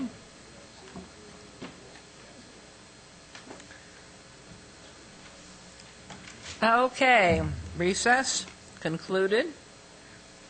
I don't see my partners. I see 1, 2, 3. Oh, we're good. And we will start with agenda item 48. Possible action, any item from the afternoon session that the council staff and/or applicant wish to be stricken, tabled, withdrawn, or held in abeyance to a future meeting may be brought forward and acted upon at this time. Does anybody have any of these? Looking to my left, to my right, hearing none, I would entertain a motion. Oh, we don't need it. We're just not holding anything. So we will move on now to agenda item 49, abeyance item. This is a public hearing for possible action to consider the report of expenses to recover costs for abatement of nuisance located 1625 Southeastern Avenue for fees in the amount of $3,440, general fund, and assess a maximum of $19,500 in daily civil penalties for a total of $22,940. Property owner, trustee clerk, county treasurer, care of Igya Demirki and David Sadra. This is in Ward 3, Councilman Coffin's ward. Good afternoon, Mayor and Council. Code Enforcement Supervisor Vicky Ozuna. The item before you today is a public hearing to approve the report of expenses for a nuisance abatement performed at 1725 Southeastern. The property is located at Eastern and Oakey. A code enforcement case was opened on August 30th, 2012. Code enforcement issued a notice and order to the property owner on September 5th, 2012. A total of 7 inspections were completed on this case. The abatement completed by contractor the abatement was completed by the contractor on January 15, 2013, and this property actually had 2 abatements. The initial was for a hazardous condition for demolition of a cover on the front of the building, and then the second part of the abatement was to include the remaining high grass and weeds and graffiti that were on the building. There was also additionally open doors and windows that were secured by boarding. The Zillow.com shows the property value at $76,606, out-of-pocket costs of $3,440, and proposed daily civil penalties of $19,500 for a total of $22,940 are the costs submitted to you today for approval. Thank you very much. Are you the representing the owner? Yes. Would you state your name, please, for the record? My name is David Sadri. I am one of the owners. And I actually live in Los Angeles, and we're a little distance away. But we were informed that by neighbors that some car had backed into one of the poles and broke the pole, and that caused the part of the front roof to come down. And I was in process of finding a contractor that can take care of it in Nevada, but since I live in Los Angeles, it took a little longer than I expected, and apparently the city had decided to get that repair done. And there must have been a time element there. I'm sorry? There must have been a time element from notification and that expired. If I'd like to ask a question. This is the owner is the trustee clerk, county treasurer. So I don't see how this fits if he in fact the owner. Actually, David still remains the owner. Clark County trustee has it under trusteeship because there's back taxes that need to be paid. As well? Yes. Okay. Yes, I will be taking care of the taxes and everything that's needed. I invested in this property a few years ago, and I paid a large amount of money to purchase it in cash, and I spent a lot of money remodeling it and had it ready, but I had some problem getting the zoning changed. So I was in process of getting the zoning changed as all these things happened. So my intentions were to make the place nice and proper and make it a desirable place that I can rent it and create an income. But unfortunately, I had some difficulties with getting the zoning changed. And I was wondering if I can get some help with the repairs and everything, because I'll have to hire a contractor to get the repairs done and get the place back to normal. Okay, thank you. This is a public hearing, which I declare open. Is there anyone wishing to be heard on this particular item? Councilman Coffin. Well, David, there was a long time between, what we consider a long time between the time you were notified. You certainly knew there was a problem. And the visits we made, the attempts to contact you, we made. And we had no choice but to go fix it because it was a safety hazard for the public. When something like that, and I drove by it, I took a look at it, and it was barely standing up, an overhang, which I don't think was very properly constructed. I think as fixed, the danger's gone, and for really a bargain price, you got that fixed. I mean, we paid that. That's cash. We're going to charge you for that. I understand. I invested over $40,000 to completely remodel the interior and putting new air conditioning, which unfortunately they got stolen. I put brand new air conditioning units, 2 of them, which after the repairs that they did, I noticed that those were stolen from the property. And the mailing that was going to my other partner that owns, we share it together, and I was out of country. And by the time I came back and tried to hire a contractor, because I couldn't hire anybody from California, so I had to come here and research and find out. It was just a day or two late. When I got down there, the repairs were already done. So and you I couldn't help it. Well, is the building still unoccupied? It is unoccupied. I've already remodeled the whole inside completely, and it's absolutely immaculate. And I'm really upset that this happened. And I will immediately, I've talked to a contractor to come and finish the job, and I will try to rent it out immediately, get the repairs done, make it nice, and rent it as soon as I can. Your Honor, I'm not sure what you do when someone is standing in front of us pledging to fix something they hadn't, and I don't know whether, I know I cannot recommend to this council that we forgive any of the cost spent. If I can get the help a little bit, I will have to hire some contractor to finish the job and finish the roof. And it's unfortunate because I had this place completely nicely remodeled, and some car backs into your property and damages it and creates all this problem. I don't really see that being fair, because I invested my savings, to make this place nice and have it as a property that I can, count on and rent it out, or maybe, If I might ask a question, Mrs. Una, did you say the property notification came in September? The notice and order was issued on September 6th, and we also always send everything certified, and the certified green card was signed on September 7th by Brianna Demirci, Demirci. You have to, there you go. All the mail goes to Mr. Demirci, and the young lady, it's a 17-year-old daughter that signed the registered mail. And I was notified quite sometimes after that. Well, Your Honor? Yes, Councilman.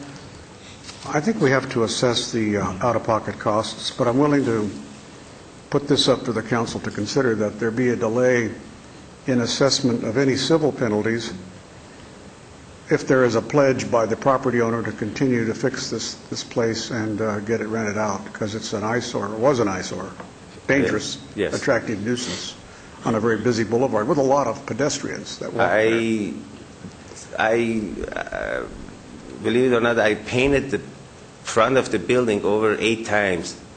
Each time I came to visit, I had some graffitis, and I painted it, and I hired people to do it over 8 to 9 times, and I keep consistent problem with the You need graffitis. to get it occupied as well. If it's occupied, you wouldn't have the problem. Yeah, at this point, I'm going to immediately hire, which I've already arranged, a contractor to finish the front and complete the place, cleaning it up, and rent it. Well, you've been an absentee landlord, and you haven't watched your property very well. So I think you've got to do better. I think maybe the council has done this before, where you've assessed the hard costs, which I agree we need to do, and expect payment shortly. I really appreciate if I can get a little help with that, because as of right now, I have to buy 2 air conditioning units that were stolen at this point. Well, you have to reimburse the taxpayers for what we've spent. We didn't want to, but we did it. So that's have to be paid within 30 days. What That's amount going to is be that? my motion. Is That's that the 30? $3,440. And Councilman Barlow, you've probably run into this in your ward too. What do you think a reasonable deferral might be for the administrative penalties? Because we might be able to waive them if we see some good faith by this property owner. I know in the past, Mayor and Council, that when this item has come up before, we've asked the property owner or the bank or whomever was coming forward, asking for those fees to be lifted. We asked them to go and do the work and then come back to the council after we've seen that they basically put some skin in the game as it relates to eliminating the blight in the communities of the city of Las Vegas. And then the council revisit as far as what the remedy would be, whether it be a zero cost to the property owner at that particular time or a percentage of that civil penalty fee, Councilman. So you see, David, there is two types of penalties here. Actually, out-of-pocket costs are not a penalty. That is what it costs the taxpayers to fix your property. So we levy that. You can't escape that. And then the question would be is, can you get it all repaired and fixed in good shape so you can rent it out and give you, say, 4 or 5 months to do that? I will arrange to pay that as soon as possible. And as I mentioned, I've already contacted a contractor to, I was just waiting to have the hearing, and then he will be able to finish the repairs that was needed in the front of the property. And it was mentioned to me that some window got broken, and, I will take care of that. But the inside was completely remodeled, so I hope. So you understand what Councilman's saying is the out-of-pocket costs that the taxpayers have come up with, the $3,440 is what that's being immediate to pay over whatever he says. It's 30 days. Then regarding the $19,500, he's sort of setting that aside to see what you're going to do in the timeline he says you have to do it, and at which point then maybe at that point he will mitigate the total cost, or you don't have to pay any of it, or you have to pay a portion, if in fact you're acting in good faith to fix up the building. But the $3,440 has to be paid is what his motion is. I understand, and I agree with that. You agree? Okay. Yes, Your Honor, and I think we'll give him 6 months on the administrative fees, civil penalties. That'll give me enough time to get the place ready. You must pay the $3,440 in 30 days? Within 30 days. You understand that? Okay. Yes. Thank you, Your Honor. That is my motion. Okay, and you agree to that, sir? Yes. Okay, and no one else, public hearing's closed. So there's a motion here by Councilman Coffin. Please vote. And please post. Thank you. Motion carries. Thank you very much. Thank you, Ms. Ozuna. This is item number, unless I skipped, wrong. Item number 50. Public hearing on local improvement district for special improvement district number 1516, Fremont Street Maintenance District, Las Vegas Boulevard to 8th Street. This is in Councilman Coffin's Ward 3. It is a public hearing which I declare open. Mr. Cervantes, Ms. Dunford, who is representing the city? Good afternoon, Mayor, Okay. members of the council. My name is David Bowers. I'm city engineer for City of Las Vegas, and I'm here with Dan Muirhead, who is the manager of our SID section. This is a public hearing for the final assessment roll for the Fremont Street Maintenance District, which extends along Fremont Street from Las Vegas Boulevard to 8th Street, also known as Fremont East. The district was created in 2006, and there are 34 parcels in the 15.62-acre district.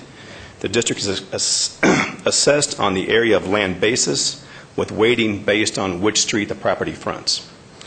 This funding covers sidewalks, landscape, and sign maintenance, as well as utilities and marketing for special events. Our budget for the upcoming year, which starts this July and ends next June, is $252,402, which is the same amount that was assessed for the past year. Payment would be made on a quarterly basis with no interest accumulating. No protests have been received as of this time. Okay. So it's totally covered through an SID? Correct. Okay, this is a public hearing. Anyone wanting to come forward to discuss or make comments? Okay, I'll close the public hearing, and Councilman Ross. Thank you, Mayor. Did you say that you had neighborhood meetings? All the business owners, all the property owners are fully aware? Yes. And no one protested? They all get it? That's how correct. important it is? Okay. Yes. That's good. Thank you, Mayor. Very good. Thank you. Councilman Coffin. Okay, there's a motion to approve. Please vote and please post. Thank you. Thank you. Motion carries. We'll move on to item number 51, public hearing on local improvement district for Special Improvement District number 1485, Alta Drive, Rancho, to approximately 275 feet west of Lacey Lane, landscape maintenance, FY 2014. This is in Councilwoman Tarkanian's Ward 1. It's a public hearing. I declare it open. And Mr. Bauer, do you want to continue? Yes, thank you, Mayor. Thank you. Again, my name is David Bowers, City Engineer for City of Las Vegas, and I'm here with Dan Muirhead, SID Manager. This is a public hearing for the final assessment roll for the Alta Drive Landscape Maintenance District, which extends along Alta Drive from Rancho, approximately 275 feet west of Lacey Lane. This district was created in 2002, and there are 37 parcels in the district which are assessed on an area of land basis. This funding covers the maintenance costs for the landscaping and the cost of utilities within that maintenance district. Our budget for the upcoming year, which starts this July and ends next June, is $75,800, which is the same amount that was assessed in the past year. Payments will be made on a quarterly basis with no interest due. Meetings were held by Councilwoman Tarkanian with the affected residents, and the decision at the end of those meetings was that they would continue to move forward with this assessed value. No protests have been made as of this time. Okay, thank you very much. Knowing the street wiggles now, it doesn't look like that at all. And it's only those properties that face onto Alta that are assessed? That's correct. And no response, negative response or anything in any of these meetings? There has been concerns raised, but as an overall community SID assessment, they've decided to move forward with it. Okay, to go forward. So in the absence of Councilwoman Tarkanian and knowing that she is in coordination with this and approves, I will make a motion to approve this. Do we need to open up a public hearing? Excuse me? Public hearing? Oh, I asked if there was. I did not close it. But anyone who wants to come forward on this, thank you for that reminder. Hearing none, we'll close the public hearing, and then I will make that motion to approve. And there's a motion. Please vote. And please post.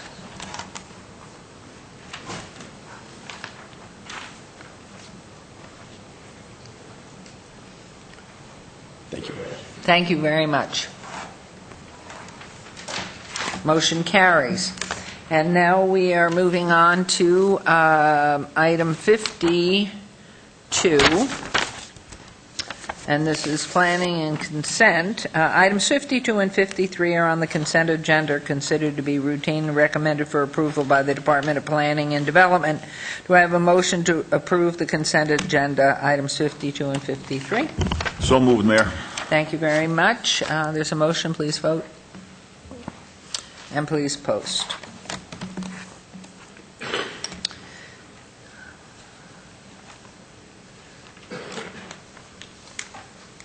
Motion carries. We'll move on to items 54 and 55. 54, MOD 47016, request for a major modification of the Town Center Land Use Plan to amend the Special Land Use Plan designation from EC to TC, Employment Center Mixed Use, to Town Center, to MLTC, Medium Low Density Residential Town Center. Number 55, SDR 47017, a request for a site development plan review for a proposed 293 lot residential development with a waiver of the town center single-family residential street standards and an associated encroachment into the public rights-of-way. The applicant is Dr. Horton, Inc., and the owner is the Teehee Family, LP, on 36.36 acres at the northwest corner of Gilcrease Ranch and Fort Apache Road. Both items are abeyance items. Planning Commission and staff recommend approval on item 54, and staff recommends denial, and the Planning Commission recommends approval on item 55. These items are in Ward 6, Councilman Ross, and the public hearings, which I now declare open. Is the applicant present? Yes. Your Honor, members of the council, my name's Bob Gronauer, 8345 West Sunset Road. I'm here representing D.R. Horton on these two matters.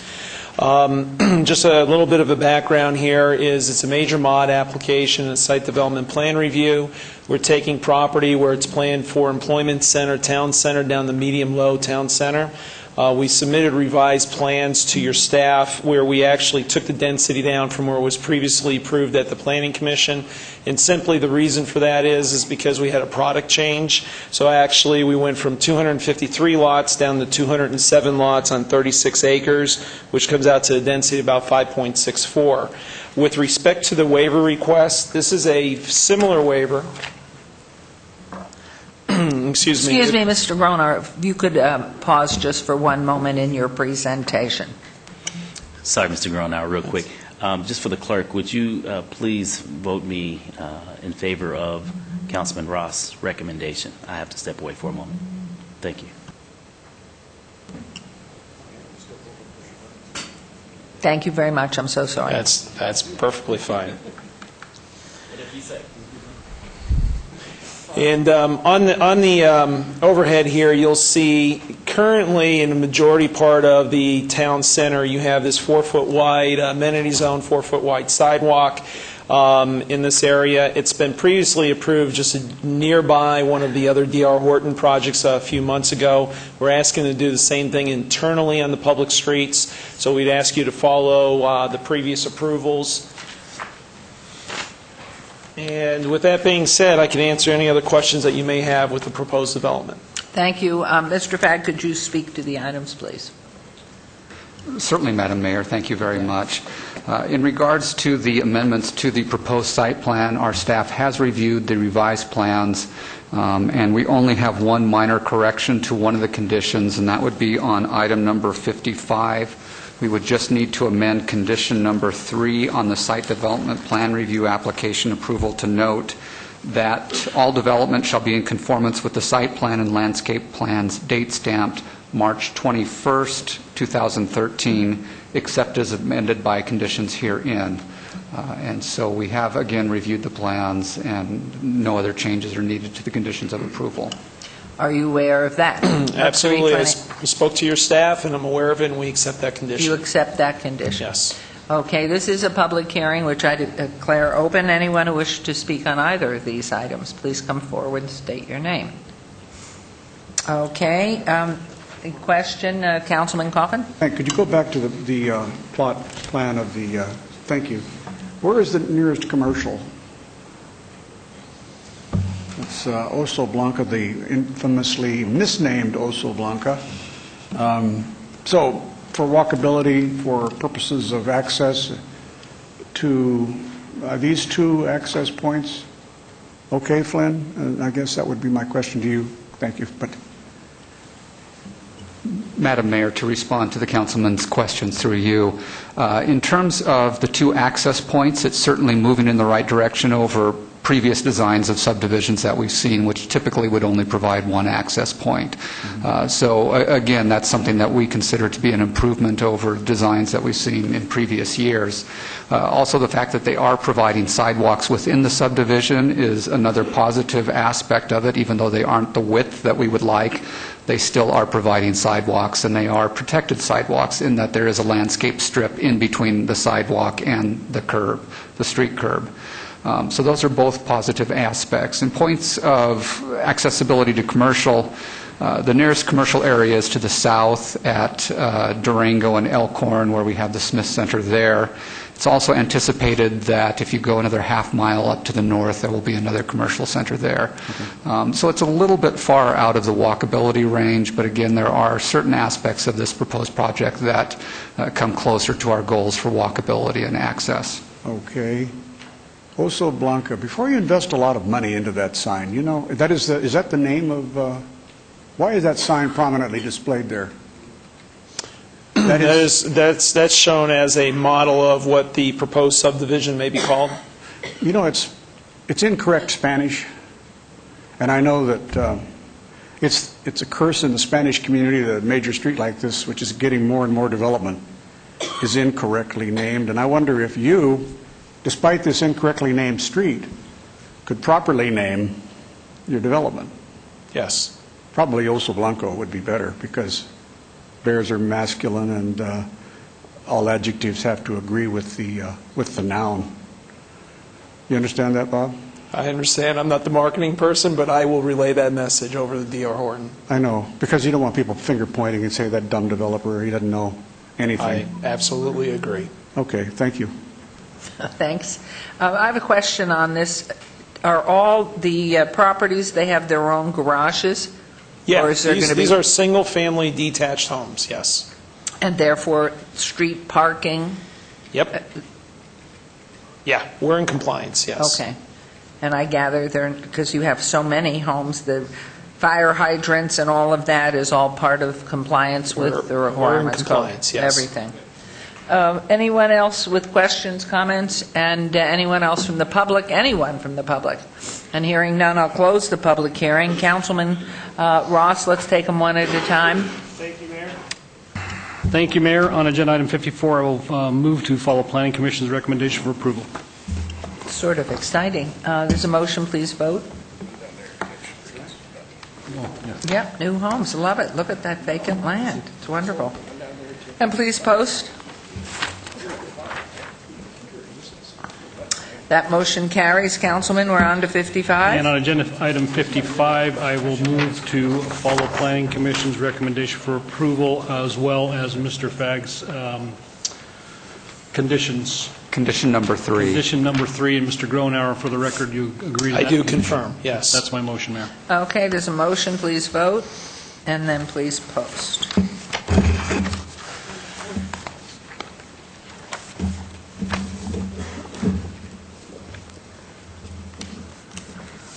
And that motion carries. Thank you very much. Thank you.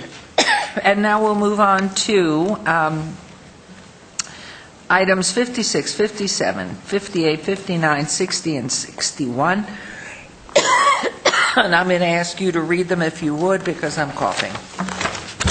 Absolutely, Mayor. I have a number 56, mod 47606, request for a major modification of the Lone Mountain West Master Development Plan to amend the future land use designation from MFM multifamily medium residential to low density residential, and to amend tables 1 through 4 of the Master Development Plan, section 2.2, to reflect changes to the land use categories and number of residential units. Item number 57, zone 47605, request for rezoning from undeveloped planned community development general plan designation to plan development. Item number 58, variance 47607, request for a variance to allow 6-foot perimeter retaining walls where 3.5 feet is the maximum allowed. Item number 59, variance 47609, request for a variance to allow 40-foot wide private streets with no sidewalks where 47-foot wide streets with sidewalks and amenity zones on both sides are required. Item number 60, VAC 47611, petition to vacate public rights-of-way and U.S. government patent easements generally located east of Pooley Road, south of Lone Mountain Road. Item number 61, SDR 47610, request for site development plan review for a proposed 328-lot single-family residential development. The applicant is Astoria Residential, owner Iota Tuscan LLC on items 57, and THM Enterprises LLC et al. On items 56, 58, 59, 60, and 61. On 55 gross acres at the southeast corner of Lone Mountain Road and Pooley Road. All items are abeyance items. The Planning Commission and staff recommend approval on items 56 and 57. Planning Commission and staff recommend denials on items 58, 59. Planning Commission recommends approval and staff recommends denial on items 60 and 61. These items are in Ward 4, my ward, and our public hearings, which I now declare open, and then I'll turn this back over to the mayor. Thank you. Is the applicant or representative present, please? Yes, Your Honor. My name is Bob Gronauer, 8345 West Sunset Road. I'm here representing the property owner in this matter. What's before you here is a proposed subdivision on about 55 acres located in the Lone Mountain West master plan area. If you're familiar with this area and this site, we have a significant slope on this property. As you go from the west to the east of the property itself, it drops about 80 to 85 feet. And if you're familiar in engineering terms, it becomes a very difficult site to engineer to put something on a property such as this. Since the Planning Commission meeting, what my clients has done is they've worked with staff in revising the site plan, and what I want to do is explain to you what was proposed at the Planning Commission and what we have here today, because I believe once when you see the difference between what was then and what is now, the significant changes here makes it more appetizing to approve the project that we're proposing today. So I'm going to hit on a couple of highlights. There's probably about 4 major points that I definitely want to hit on just to make sure everybody can understand some of the significant changes. First of all, if you take a look at the site plan itself, it's highlighted in blue, pink, and yellow. That encompasses approximately the 55 acres. In the yellow itself, the subdivision is going to be built on 40 by 80 lots. In the pink area, we have lots that are going to be built on 50 by 90s, and in the blue area on top of the slope, the homes are going to be built at minimum lot sizes of 60 by 120s. One of the concerns from the Planning Commission that we have addressed since then is in the blue area, as you can see as it runs north and south, is it's a long cul-de-sac area. So one of the things that we wanted to do, and staff asked us to make it more curvilinear, but because of the slope up there and the amount of properties had the narrowness of it, it's very difficult to move the road itself for single-family development. So instead, what we decided to do is, and I'm going to show you over here, we have in those 3 areas there, if you look closer onto the map itself, there are 3 green areas. What we've designed on the street is a 12 by 24 planter boxes, which is essentially like a traffic calming device that you would see anywhere else on typical streets. This is a private street here, as you can see as we zoomed in there. This is more to act as a traffic calming device in this area. We have 3 of them planted throughout, and I said they're pretty substantial, 12 by 24 feet in width. So I believe that's one of the 4 major changes that we made to the site plan itself with respect to addressing some of the staff's concerns. The second issue that I wanted to address here quickly is sidewalks. Initially, we were proposing in the subdivisions itself not to have any sidewalks. Now, the reason is the character in this area, if you're familiar, either many of the subdivisions in Lone Mountain West don't have sidewalks, or if they have a sidewalk, they have a sidewalk on one side of the street. For example, Stone Ridge, which is just to the north of our development and to the east, as you can see in this picture here, on the right-hand side you can see the sidewalk, on the left-hand side you can see there's no sidewalk there. So and that's the only subdivision that we saw immediately adjacent to us where you do have a sidewalk, one sidewalk on one side of the street. For the other subdivisions, as you can see here within the Lone Mountain West plan itself, we got in some of the gated communities. You can see there are no sidewalks in there. So one of the changes that we've made, I'm going to show you in the exhibit. is on the plan itself, if we'd zoom out a little bit more, and although you won't be able to see the red highlight, but essentially, as you can see, the darker figure that I'm showing you on the exhibit here, we are now proposing at least to have sidewalk on one side of the street throughout the subdivision and the 3 different developments there. As a matter of fact, I show you some connectivity that the green belt that you see, which is to the west of us, is a regional trail plan that's supposed to connect throughout the whole valley itself. So we're going to be constructing that. We have access to that. The sidewalks and everything gives us connectivity all the way down to Cliff Shadows Parkway. So we believe from this design, from where we were previously, it's a significant upgrade compared to also what's in the area. If anything, we're compatible or similar to other uses with subdivisions on the sidewalk issue in this vicinity. The third issue is the wall height issue. That's one of the variances that we were asking for. Now, what I'd like to show you is, I'm going to show you the before and then go back to the after.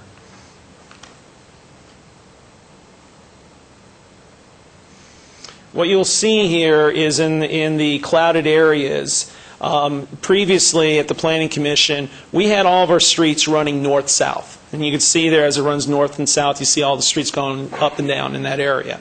When we had that initial proposal, what it created was we had a lot of retaining wall variances. And you can see in those clouded areas, that's where essentially those retaining walls were, which is actually really no different than what you see if you go up and down on Peaceful Dawn in this general vicinity. You can see these are wall height variances that have been approved and exist throughout Lone Mountain West in various areas. But for purposes of this discussion here, I wanted to show you exactly what you see out there today, which is existing conditions. Although you see that, what we're proposing, where we went from the Planning Commission itself in this exhibit, what we did is we readjusted our streets to move them to go east and west. I'm going to show you on this plan here of the new design where the wall height variances would be located. As you can see here from the previous picture, you don't really see any clouds in this picture whatsoever because we reduced significantly the amount of wall height variances that would otherwise be required. And I'm going to point out some of the areas here, and I could give this as an exhibit to your staff for future reference as we go if we get approved for future development.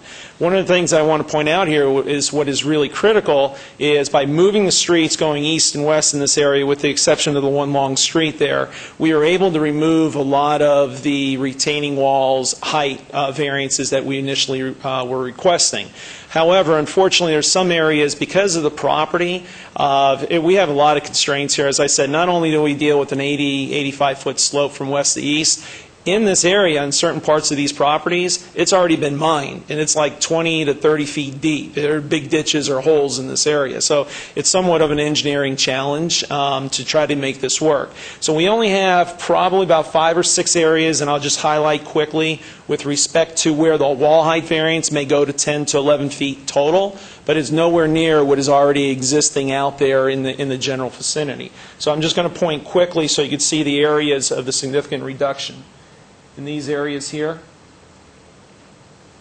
as I'm showing you. So, but for the record, if this is approved, I do want to submit that in because we're making that representation that we're taking down where previously we had many block walls that were going to be required for a variance to be approved, and now we significantly reduced it based on re-engineering the site itself.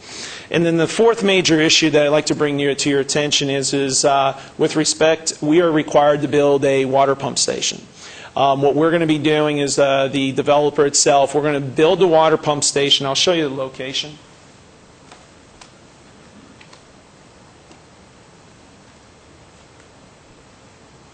It's in that area there where I'm showing you where the little brown area is. That's going to be the location of a water pump station. What our plan is to do is to build it per specs of the Las Vegas Valley Water District and deed that facility over to itself. But what's important, the greenery, the open space that's around there, the HOA will maintain that open space in that area. It's just that we're going to build it to the specs of the Las Vegas Valley Water District. You're going to deed it over because the last thing that you want to have is an HOA to maintain municipal water. And so if anything, as long as we get the approval of the Las Vegas Valley Water District, and it's been done before in the past, That's what we're going to build, deed it over, but the exterior of this will be maintained by the HOA. How about the homes immediately to the east of that? Have they been asked, and are they considered having that next to them in case there is, who knows, leakage problems, anything else? Those, I see those homes in the adjacent properties to the east. To my knowledge, as I just recently got involved in this, I could double-check my client that this was not of an issue of the neighbors, of whomever they've been speaking to. And then plus the other thing is you're dealing with, as I said, as you go from west to east, you keep sloping down significantly down there. But I'll confirm if there's other questions here. Well, I mean, knowing that, well, first of all, it's a public hearing. I don't know if you're through with the presentation here, because I know there are questions. I'd like to ask Mr. Fagg for his comments. But knowing that planning and staff approved 56 and 57, they agree on that, but the planning approved 58 and 59, but staff denied on those two. I want to hear why. And then also that planning and staff both were denial on 60 and 61. So to hear those issues and what they are, and if there's anybody in public, this is public comment time, but I didn't want to cut you short, if in fact... No, I'm about done, and to wrap it up, that's what I was going to mention, is the basis of my 4 main points focused around those variances that were denied at the Planning Commission. Okay. And it was the before plans at Planning Commission and the significant changes that we made. And the one last point that I do want to make with respect to the 2 variances is your staff mentions in the staff report that this is a very steep site to be developed, and it's engineered, I think, I'm going to paraphrase, there's a lot of challenges here to develop the site itself, and that's one of the reasons why, although we can't meet the code to the true form, we've come as closely as possible, and by the picture that I've shown the council here today on the overhead, we have even gone further than the existing developments that have already been approved out there for far less than what we've been asking for today. On your last slide that you had up, the blue, Yes. where they end up in the cul-de-sac there? Yes. And I don't know if you can move the slide a little bit down, just a little bit more towards the table? This way? Okay, yes. All right. There are 30 homes from that exit area to that southernmost cul-de-sac. Has that created an additional problem? I mean, people are landlocked in there because you can't get out. There is no way. The cul-de-sac is the southernmost point on that, correct? Yeah, it is the southernmost point for those homes, because For what those you're homes. doing is you're creating a little enclave, so to speak, Yes. with respect to the homes itself, because you're going to have very nice views up in this area, and you're going to have some larger lots in here. And because of the slope and the grade of what we're dealing with, that was the way it was designed. Because previously, there was a multifamily apartments that were approved here for a significant amount of density and more bulk up in this area. So what we're doing is that's what staff's recommending approval on the major modification, because it was multifamily, so you're dealing with apartments. I guess you could call them condos even, maybe potentially, but the fact is they were big, bulky, multifamily buildings with a significantly higher density than what we're coming in with. Here. Yeah. But there is from now, you can slide it back up if you would, for, I see exit areas, roadway, but for this southernmost piece, there is no way for fire or anybody to get in. It's landlocked ostensibly, right? There is no even emergency road or anything in and out there to access the other roads.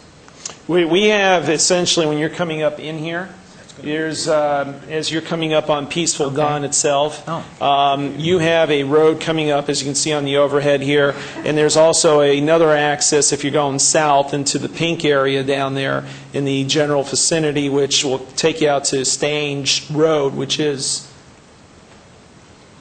down in this area here. Okay, and it is gated, the community is gated where? Up there on the north? It's just sort of? only up in the northern portion it's gated.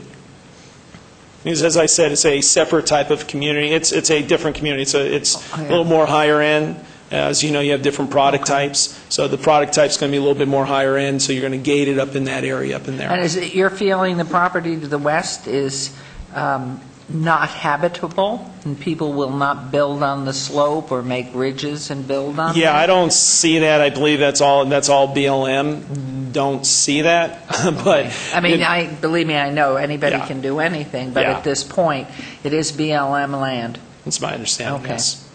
It is a public hearing, so please state your name, and we'll have conversation too from up here, but if you would, please state your Good name. afternoon, Your Honor, Counsel. Teddy Russell V, Bonanza Road, Las Vegas. I really don't understand what is approved and what is not approved, but I'm very much for the project. I'm sure the problems will be ironed out.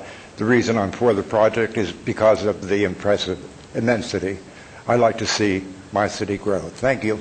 Thank you. Very nice. Anyone else? Public hearing? Councilman Coffin. Thank you. How do the existing homes cope with flood, the water coming off the mountain in a pretty high velocity? I saw on one photograph at least 4 arroyos heading right straight for the existing houses.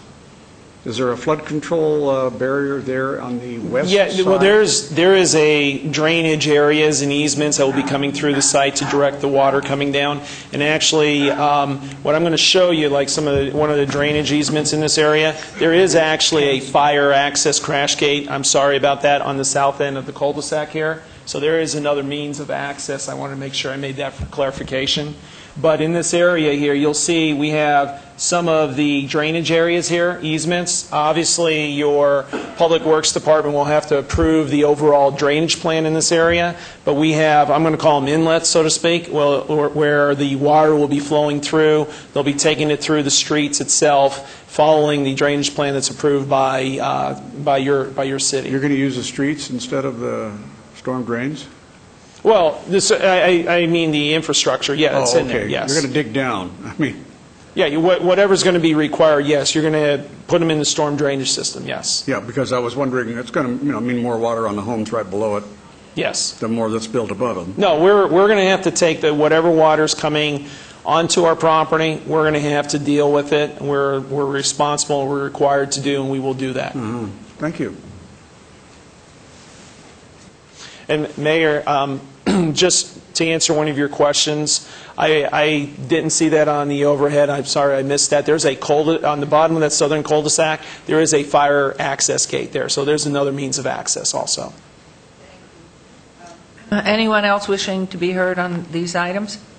Hearing none, I'll close the public hearing. Question, and I've gotten a little feedback, but since 56 and 57 have been approved by both planning and staff, no brainer there.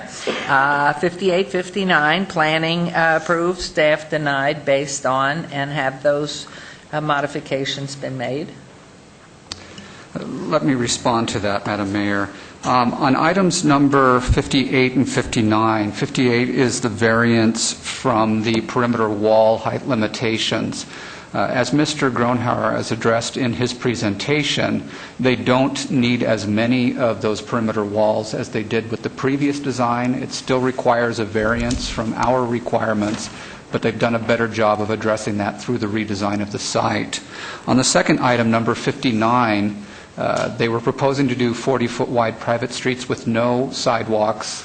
That was the basis for our recommendation of denial on that item. As he has indicated, they will be providing sidewalks on at least one side of the street, and so that does help to mitigate some of our concerns relative to the design of this project. And so that addresses our primary concerns with 58 and 59. Our recommendation of denial on item number 61 and the Planning Commission's recommendation of denial on 61 was for the reasons of the variances that have been requested. There were concerns relative to the layout of the subdivision, in addition to the lack of sidewalks and the height of the retaining walls that were needed for the development as previously proposed. We will note that they have made some significant revisions to the proposed subdivision. While they still require variances, it is in better shape than it was previously, and so we're happy to see that it is moving in a positive direction. We will need to correct condition number 3 on the site plan on item number 61, just to reflect the new plans that have been given to us. I'll read that into the record at the appropriate time. And I also understand that Public Works has some additional conditions of approval, and I'll let Mr. Anderson address those if you wouldn't mind, Madam Mayor. Please. Madam Mayor, Public Works. My conditions of approval are also on the SDR item number 61. They address a proposal to put to grade a public trail area on the west edge of this site on currently BLM property for possible future integration into the city's trail plan. The following conditions, are recommended if you choose to allow that. Condition number 26, coordinate with the right-of-way section of the Department of Operations and Maintenance to determine the submittal requirements for Bureau of Land Management BLM applications for a multi-use trail easement and a public drainage easement adjacent to the west edge of this site, and provide all required documentation and material. A copy of the plant survey, if applicable, approved grant issued by BLM, receipt for tortoise mitigation fee payment, and notice to proceed issued by BLM, if applicable, shall be submitted to the right-of-way section prior to the approval of construction drawings for this site or the issuance of any permits, whichever may occur first. The city will make best efforts to obtain such easements from the BLM. However, the city cannot guarantee such easements will be granted. Condition 27, the owner of this site, their successor or assigns, shall be required to maintain the trail easement and indemnify the city through a legal agreement until such time that the city installs a permanent trail on the west edge of this site, and such maintenance obligations shall be specifically stipulated in the codes, covenants, and restrictions, CC&Rs, for this subdivision. Condition number 28, the owner of this site, their successors or assigns, shall be responsible for maintenance of drainage-related improvements within the drainage easement area in perpetuity, and such maintenance obligations shall be specifically stipulated in the codes, covenants, and restrictions, CC&Rs, for this subdivision.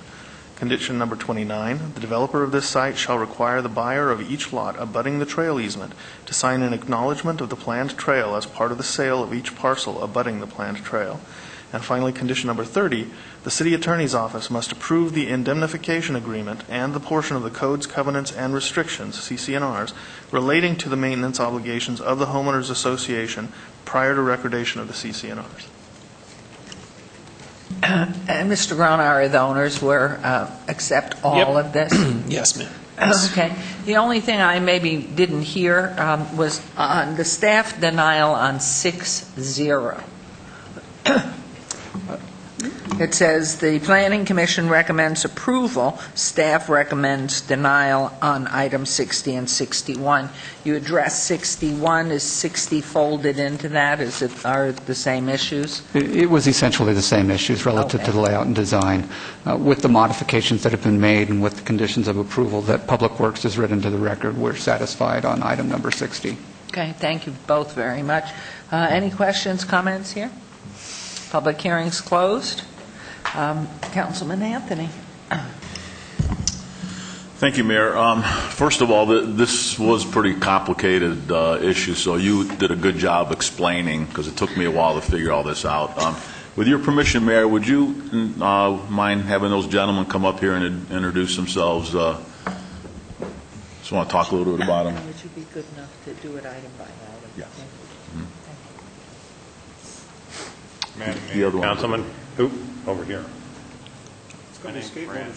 The applicants, 10655 Park Run Drive, City of Las Vegas. Robert Cunningham with Tanny Engineering. I'm the engineer on the project, 6030 South Jones Boulevard. Challenging. I'm Tom McCormick. I'm the owner of the company who's proposing the development. Also challenging. Great. Thank you.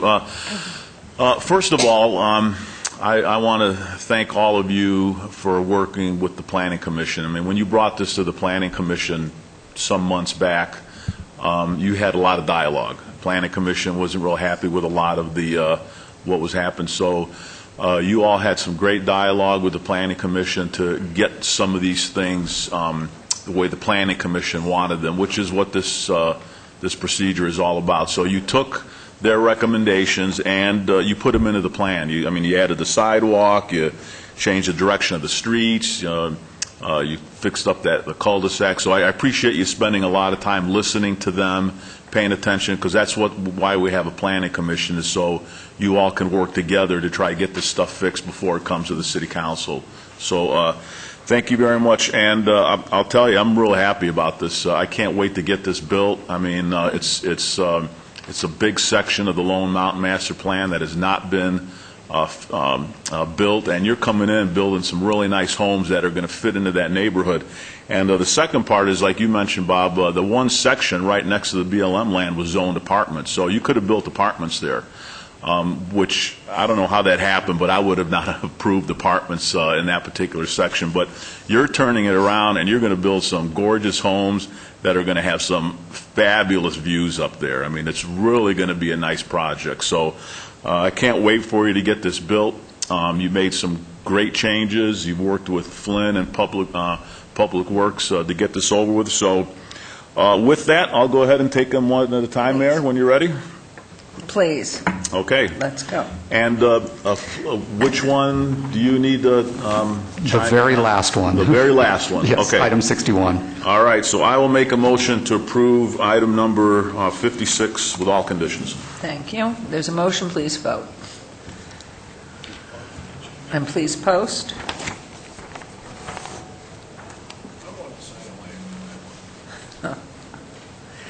Motion 56 carries. I'll make a motion to approve item number 57 with all conditions. Thank you. There's a motion. Please vote. And please post.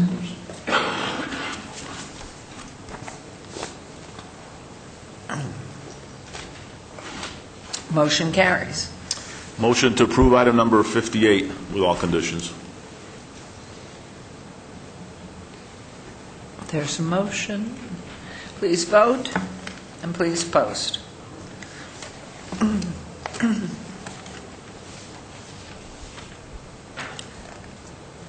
Motion carries. Motion to approve item number 59 with all conditions. There's a motion coming soon. There it is. Please vote, and please post.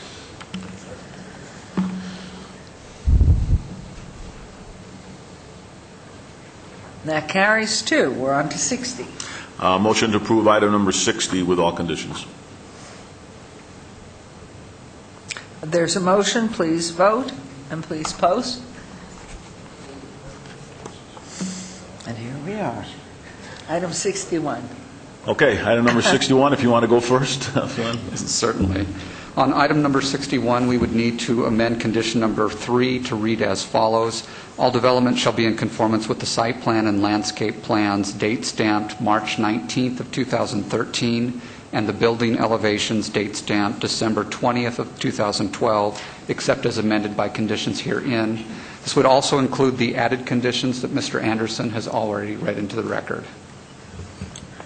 And you we accept accept, those? yes. Okay. All right, then I'll make a motion to accept item 61 with all conditions. And there's a motion. Please vote. And please post.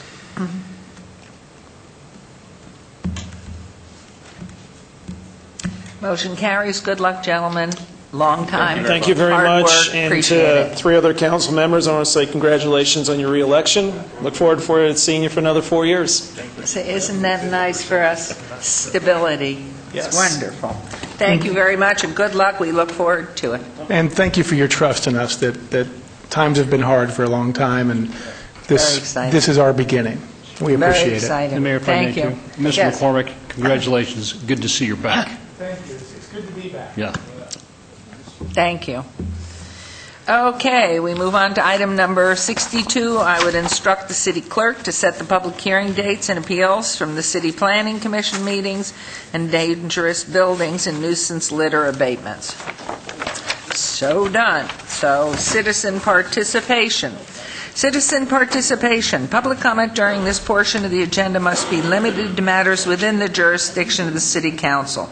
No subject may be acted upon by the City Council unless that subject is on the agenda and is scheduled for action. If you wish to be heard, please come to the podium, give your name for the record.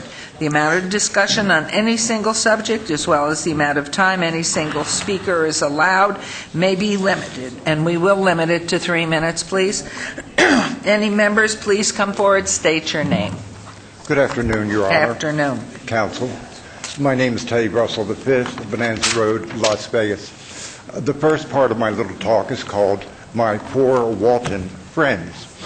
I think it was about 5 years ago I wrote to the Waltons, who happened to own Walmart, and I told them that their giving did not compare well at all with the Rockefeller Foundation. Strangely enough, if you confront billionaires, they listen because everybody else is kiss, kiss. This is very important news for all United States veterans. Starting Memorial Day, Walmart promises a job for any honorably discharged veteran. You may have been out of work for a number of months, but again, starting Memorial Day, for the next 3 years, a job is waiting for all honorably discharged male and female veterans. That's all I have. Thank you. What wonderful news for our veterans, to whom we owe everything. Thank you very much, and continued success to you and returning good health. Returning good health. Anyone else? Good. Anyone else wishing to be heard under this portion of the agenda?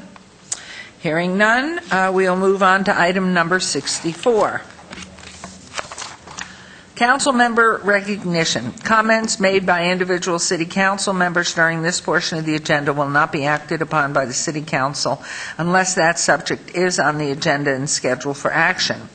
I'm going to start with our newly re-elected officials and do it alphabetically. So, Mayor Pro Tem, it's A for Anthony. You go first.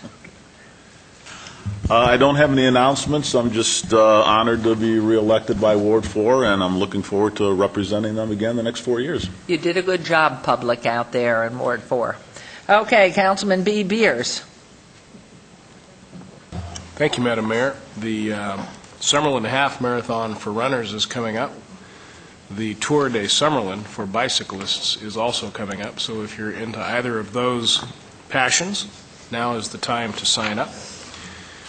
And this coming Saturday at the Mountain Crest Park, which is Durango and Fort Apache, I believe that would be in, yeah, I know, but I'll call that, I'll temporarily cede that to Councilman Anthony. There's going to be an all-day free bluegrass festival for people who like acoustic music. 5 Las Vegas bands, 2 from Utah. There will be banjo playing there. I don't know that I will be there, but it will be a very good time. I would like to go, but I've got other things going on. I'm not going to be able to. So don't forget, fiddling at Mountain Crest, bluegrass, banjo, and more, free Saturday, all day. Wonderful. Thank you. And Councilman Ross. Thank you, Mayor, and likewise thank you, Ward 6, for re-electing me to serve you once again. We are thrilled. I will start in chronological order. On April 6th, which is this Saturday, it is time for the spring celebration, and we are partnering with Foster Connect to try to connect some great young adoptable kids to some great families. So I encourage you to come out there. Foster Connect will be out there with us. So we do this in conjunction with our Parks and Recreation. It is at Floyd Lamb Park at Tule Springs, Saturday from noon to 4. It is free to the community. There'll be amusement rides. Of course, we partner with the Farmers Market. We'll have jump houses, music, games, park entry, and all that great stuff is free. So come on out. It is a great opportunity to have some fun as we begin the spring. Also, that same day at 11 a.m. is the opening day for Mountain Ridge Little League. So I'll be out at Mountain Ridge Park to have opening day with them. On April 13th, the following Saturday from 10 to noon at Centennial Hills Active Adult Center in the back, off of Deer Springs, is another Ward 6 document shredding event. Of course, we're trying to protect people's identity from identity thieves, so come on out. The Boy Scouts, or I think I might have some firefighters out there emptying trunks as well. And, of course, the Youth Empowerment Council will be out there emptying trunks and getting your stuff shred for you as well. And in our efforts to continue to partner with Nevada Child Seekers, Mayor and council members, I'm introducing Flor Guerrero. She is 15 years old. She's 5'3", 135 pounds, brown eyes, black hair. She is Hispanic. Last date of contact was in March. She has a scar on her forehead and a tattoo. She was last seen in Eastern and Vegas Valley. Flor was last seen wearing a white shirt, brown pants, and black shoes. She may be carrying a purse and personal belongings. Flor has a tattoo of 3 dots on her left hand. She has a scar and a small birthmark on her forehead. So if anyone has any idea or any information leading to where this young lady might be, please contact Nevada Child Seekers, 458-7009, or the Las Vegas Metropolitan Police Department, 828-3111. Thank you, Mayor and council members. Thank you, Councilman Ross. Councilman Barlow. Thank you, Mayor. Tomorrow, 9 a.m. to 10 a.m., coffee with the councilman at Starbucks, 751 Rancho, right at Bonanza. Please come out. All residents and business owners who are looking to speak with me in regards to what's going on and what we can do to improve the quality of Las Vegas, please come out, have coffee with me and conversation. Also, on Monday, April 8th, 10:30 a.m., will be the new installation and ribbon-cutting ceremony of my dear friend whom we lost, unfortunately, to a tragic accident, vehicular accident, as she was crossing the highway, Doors Store. We will be dedicating that crosswalk right at the 2100 block of Decatur at Vegas Drive. Please come out. The entire community is invited to participate in that ribbon-cutting ceremony as we dedicate that crosswalk to Miss Doors Store. Also, I would like to congratulate my colleagues on their re-election. That would be Mayor Pro Tem Stavros Anthony, Councilman Steve Ross, and Councilman Bob Beers. Congratulations, and looking forward to working with you for the next 4 years here on the council. Congratulations.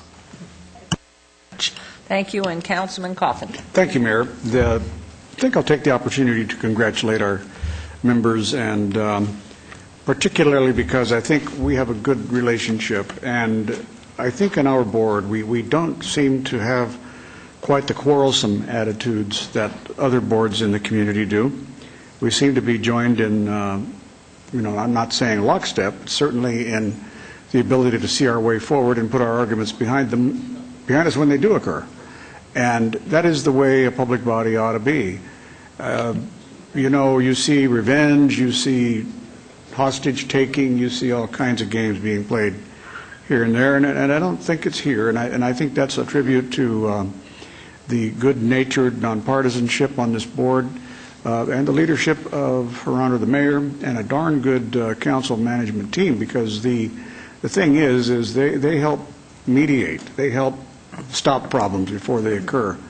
And I've really enjoyed these first nearly 2 years of my service on the board because of you folks, and I know that I've sorely tested your patience at times in the past. I hope you can tolerate me for another 2 years until my reelection. But I just wanted to say that I'm very happy that you were all reelected, and I'm pleased to continue to serve with the same folks that I came to the dance with. Thank you.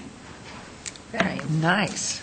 So you've herein announced your future to run for reelection. So don't anybody file against this man. Okay, moving on. Yes. Okay, back to Councilman Barlow. I apologize, That's Mayor. quite all right. Thank you so very much. I, in conjunction with the Pirate Fest of Las Vegas, will be hosting the Pirate Fest out at Lorenzi Park, April 26th through the 28th. This is going to be one spectacular 3-day event, which in the evening will then transcend under the Fremont Street Experience to continue with adult entertainment in the evening. So the entire community is invited to come out for this spectacular festival, the Pirate Fest Las Vegas. So please come out and participate April 26th through April 28th. Arr. When are we reopening or celebrating Lorenzi Park? You know, Mayor, right now I'm writing Public Works pretty tough. They informed me that roughly June, but we're anticipating the first weekend in July so that we can incorporate it with the 4th of July. Beautiful. And so the renovation of Lorenzi Park is going to be amazing. And so please come out and really enjoy all of the wonderful amenities that Lorenzi Park will be bringing back And make sure online. there's music. Oh, there's going to be a lot of music. Good. Lots of music. Thank you, Councilman Barlow. Tonight, one of our hometown heroes, professional tennis player Sam Querrey, is currently in Boise, Idaho, preparing to play in a Davis Cup quarterfinals against Serbia. The matches are this weekend, and I wanted to let everyone know that at 6 o'clock tonight, there's a public rally in support of Sam and the U.S. team at the Darling Tennis Center in Kellogg-Zaire Park near Durango and Washington. There will be free food and drinks, and the public's invited to come out and support Sam and the Team USA. If you've never been to this tennis center before, it truly is a beautiful facility in Councilman Beer's ward, and you really owe it to yourself to go visit. By the way, Sam's fans call themselves Sam-Arise, a play on Japanese warriors, but spelled Samarise. Coming up on Saturday the 6th, I will be on hand to open the season for our fantastic Western Little League at Doc Romeo Park at noon. Then I will be joining Councilman Steve Ross at Floyd Lamb Park at Tule Springs at 1:30 for our community gathering with Foster Connect, which does such fine work in our community. On Tuesday, April 9th, we will celebrate our National Day of Service at a special event at Clark High School at 11:30 a.m. On behalf of all the residents, I extend gratitude to the many extraordinary volunteers in our community who give so generously of their time and talents. On Sunday, pardon me, I'm losing my voice because there's so many things here that I'm doing, and I still have to cook. On Sunday, April 14th, join us for AFAN, AIDS for AIDS in Nevada, walk at University of Nevada, Las Vegas, with our kickoff at 9 a.m. Sunday the 14th. For more information, visit www.afanlv.org. Our next City Council meeting will be held Wednesday, April 17th, here in City Council chambers, beginning at 9 a.m. And thank you very much. Until then, have a good week, be safe, drive carefully. We are adjourned.